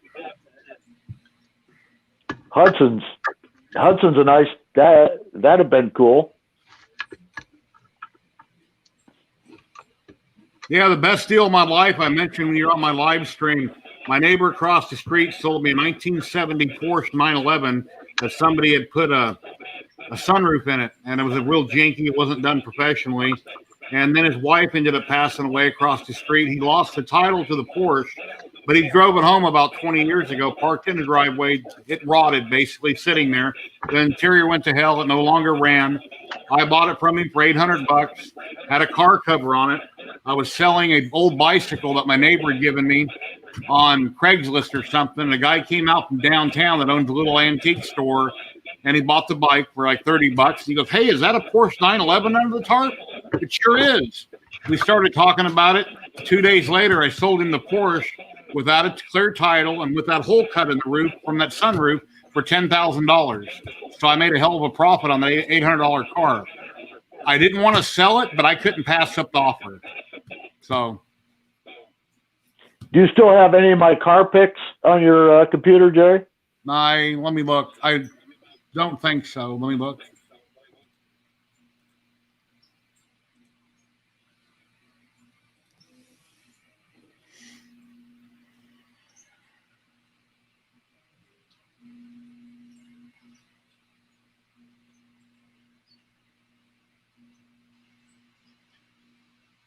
Yeah, I think I already deleted all of them.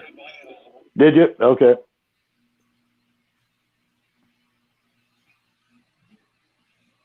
Yeah, I'm not seeing them. They might be on my other computer, but I think I deleted them. No, that's all right. Uh-oh, what happened? He popped out. I don't know what happened. I moved something and my internet started acting weird. Okay. So I just popped out and popped back in. All right. I found an old Canada bike. It's 1918. It's made in Chicago one time at the scrapyard. Mm-hmm. Oh, really? Yeah, the guy, it processes all the cars. He don't save the pennies, so he gives me all the pennies. I probably got 20 or 30 Pringle cans full of pennies. I'll run them through my rock tumbler and clean them. Sometimes I'll have it running out here when I'm out here working. I'll be right back if you guys want to keep talking for a minute. But I've been pulling all the 1992 and back, because 1992 and back is 95% copper. I started collecting coins when I was super young because I had two grandfathers that were really into that. And so when I was in grade school, my grandfathers would let me go through their collection.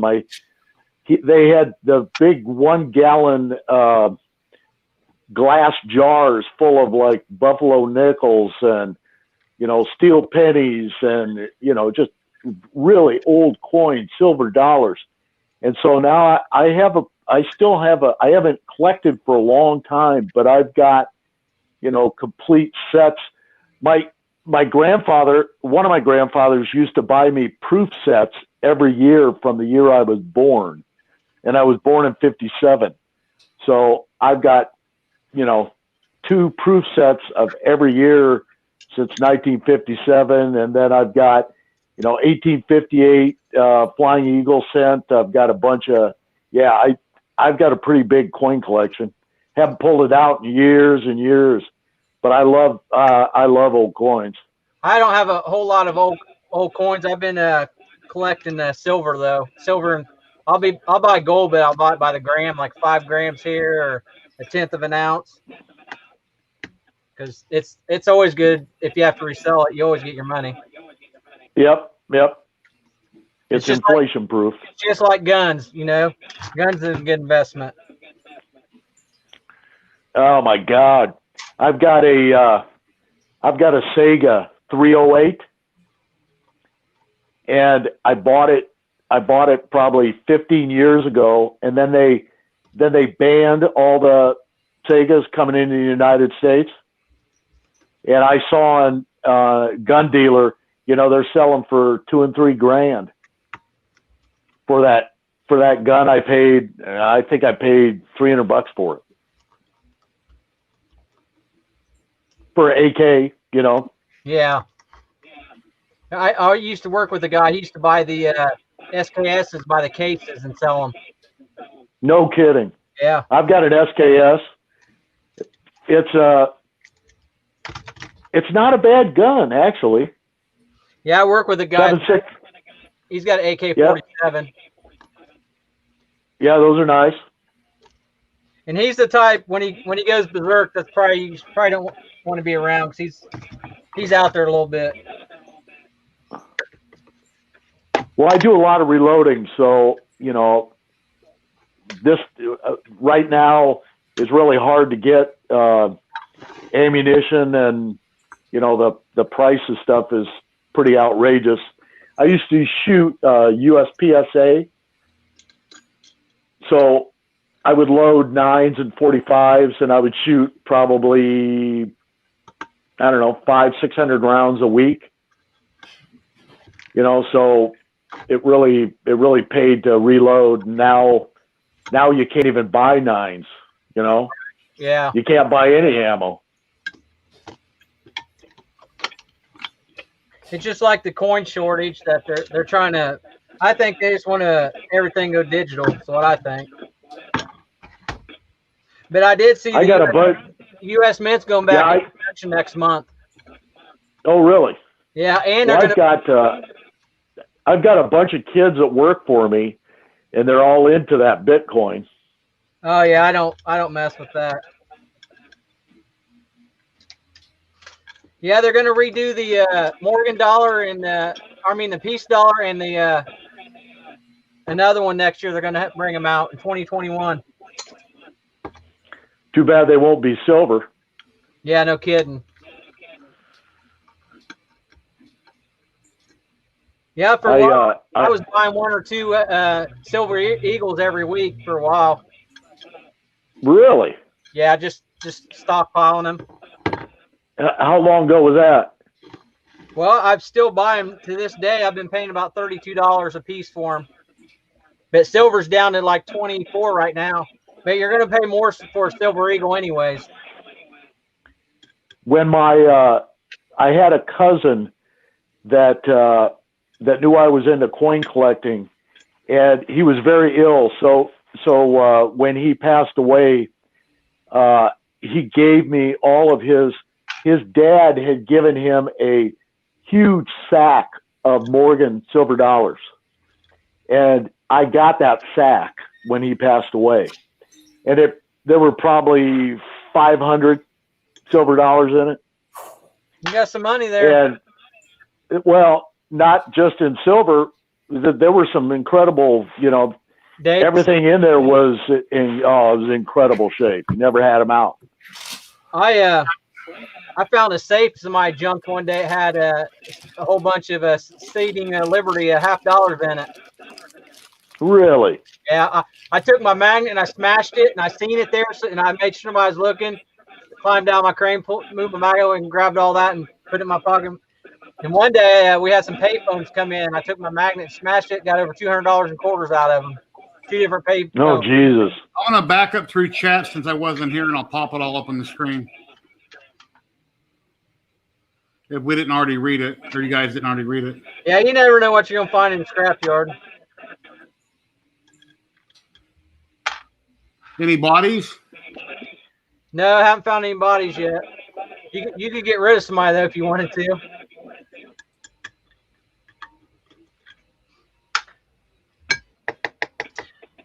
We have had cars come in, though, that they didn't want us to mess with it. Somebody passed away in or got killed in.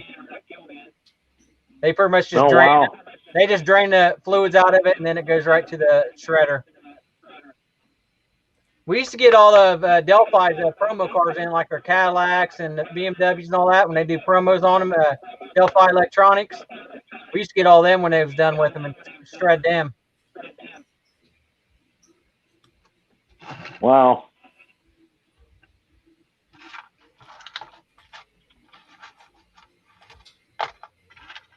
So how often do you get safes? Well, we're not really supposed to accept them, but this is just like a little small one you could carry because they got all the drywall and legal stuff that we get them occasionally. I found one. I found one that was really old. It was probably back in the 20s or 30s. It had the steel wheels on it. You could roll it around. I was gonna bring it home and keep it, but I didn't. That thing was heavy. Well, the restaurant that we owned in the Quad Cities, when we bought the restaurant, it was an old mercantile exchange, and then it was a bank, and it had an old brass bank vault in it, and with the door had glass panels where all the mechanisms worked and everything. So what we did was we just opened it up, and that was kind of a display. But I bet you that door weighed 3-4 tons. Oh, at least. And it was all brass. Brass is pretty high right now.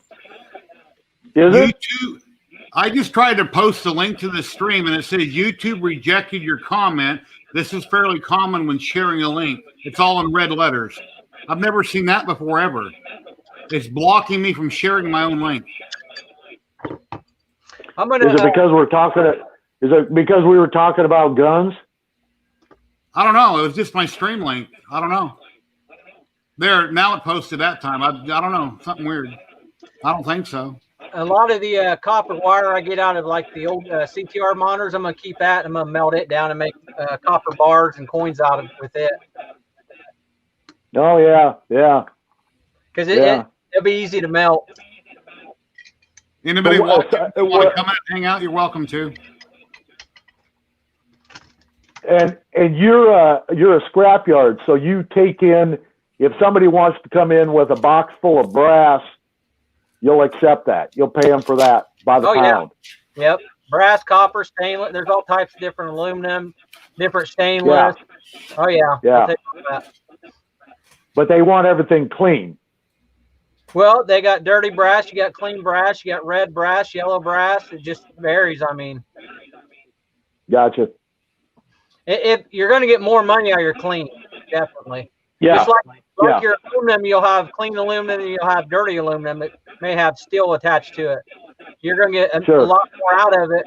And sometimes they don't even pay. If it's dirty aluminum, you might as well sell it as scrap steel. Because like auto cast, the rotors off of cars, I think it's going for like $170 a ton right now. So wow. you get a truckload of rotors, you got some money. That's just crazy. And it's great. I mean, thank God we do that, because all that's, sending that stuff to the landfill is just not the hot setup. That's kind of how I get all the boards at work, because I told them that stuff just goes to the landfill. So what makes a difference if I just get it out of there and I can recycle it? And all the computer cases I get from the computer store, I just trade for the boards weight wise. So it all works out for everybody. Well, and in our town, you can't dispose of a computer. You can't dispose of a monitor. You can't dispose of a TV set. You have to take it to the local landfill recycle area.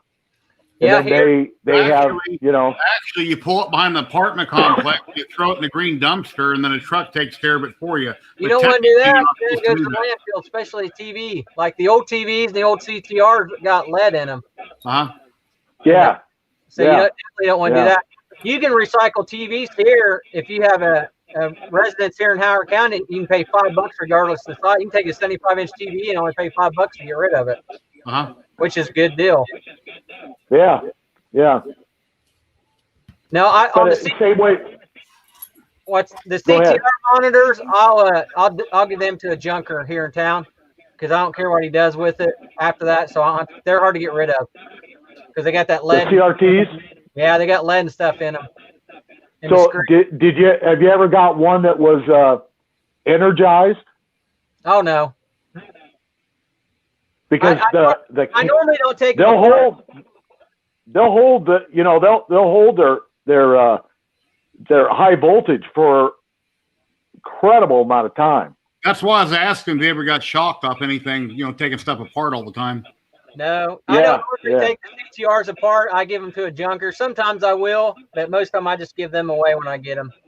I don't get them very often. I gave 2 of them to Tim. He come and picked a couple up he wanted, so I just gave them to him. Those don't those cathode ray tubes have don't they have a lot of copper and stuff in them? Yeah, there's a lot. You got your copper. It's called a yoke. It goes over the tube. And then you got a pretty thick wire goes around the screen. You can save. Like I've got some right here.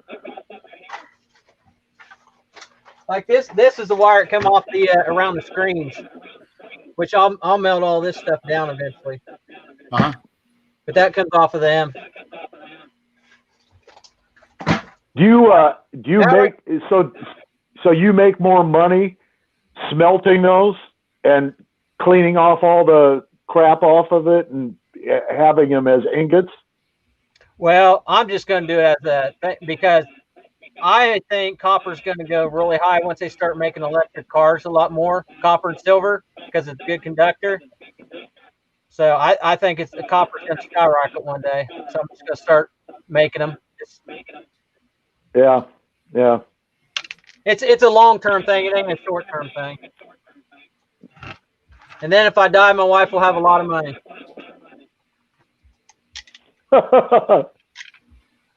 And she won't know what the hell to do with all those. She'll sell them to the guy next door for about a third of what you got in them. No, she knows what's good. I've been teaching her what's good and what's not, so she'll know. But she's already told me she wants to go before me because she don't want to mess with none of this stuff. Write everything down. Document what's amen. Amen to that, brother. Amen to that. I got my wife has no hobbies, and I got 50 hobbies. That's the way my wife. She walked around. Yeah, she walked around this place one day, and she says, "I don't know what I would do if you died." And so I basically sat down, and the stuff that like my 66 Corvette. I give her prices, and I just wrote everything down. And I said, you could probably get this for that car, and for the 67 Camaro, you can get this, and all my RC stuff is worth this. Here's the people to call. I think she thinks I'm going to die. I keep tasting stuff to make sure that she's not trying to kill me, But yeah. But I would feel bad. I would feel bad if I died this instant and she had to take care of all the shit that I have. I mean, Yeah, my wife's 4 years younger than me, so. But we're pretty active. We do a lot of bike riding, and we don't sit around much. We don't hardly watch any TV. When I was 17 years old, my dad was 57 and he died. He had a blood clot in his leg, supposedly went to his heart and killed him. Well, I'm 56 now. My brother and sister are in their early 60s, so I don't plan on going anywhere. And I've talked to my son and my wife about things, and I'm like, oh, no, you're not going to, you're not going anywhere. Well, you never know. So It's good to discuss these things. You never know if there's going to be a tomorrow or not. When it's your time. Absolutely. Yeah. I want to live to be 100, but you never know. Never guaranteed tomorrow. Yeah. That's so true. And if it ever happens, I hope it happens in my sleep. I'll be in a good, juicy dream, and then all of a sudden I won't wake up. I'll never know what happened. No, I got everything set up. If something would happen, she'd be fine. She'll have plenty of money. Yeah, my wife left to sell everything, and she's like, well, I'm going to throw all your stuff away. Well, why would you do that? I've got an awful lot of money and time tied up in all these prints and printers. It's easier. That's what my wife would do. She'd just throw it in the trash. But I told her, no, have it all. Yeah. Everything's worth money. Yeah. She'd take all the money, move to Florida, buy a place, and just say, hell with the rest of it. Now, if I die, don't my debts die with me since it's in my name and not my wife's name? Some of it's community. Yeah, it could varies. be. So anyway. I'm going to live forever. Yeah. Well, I've been streaming for a little bit over 4 hours. I think I'm going to call it, and I'm going to come back Sunday, sometime Sunday, and do it again. Would you guys like to say anything to the people watching? I'm getting ready to order some pizza so when the wife gets home, I'll have something for her to eat. I've been working a lot. I'm going to thaw something out. I think yesterday I worked about 15 hours. The day before that, 11, and the day before that, I think I did 14. Then I'm tired, but I just keep going. Well, I thank you guys. Thank you very much for stopping and hanging out with me. I appreciate it. Happy printing. Take care, everybody, and happy printing. Bye-bye. See you guys later. See ya.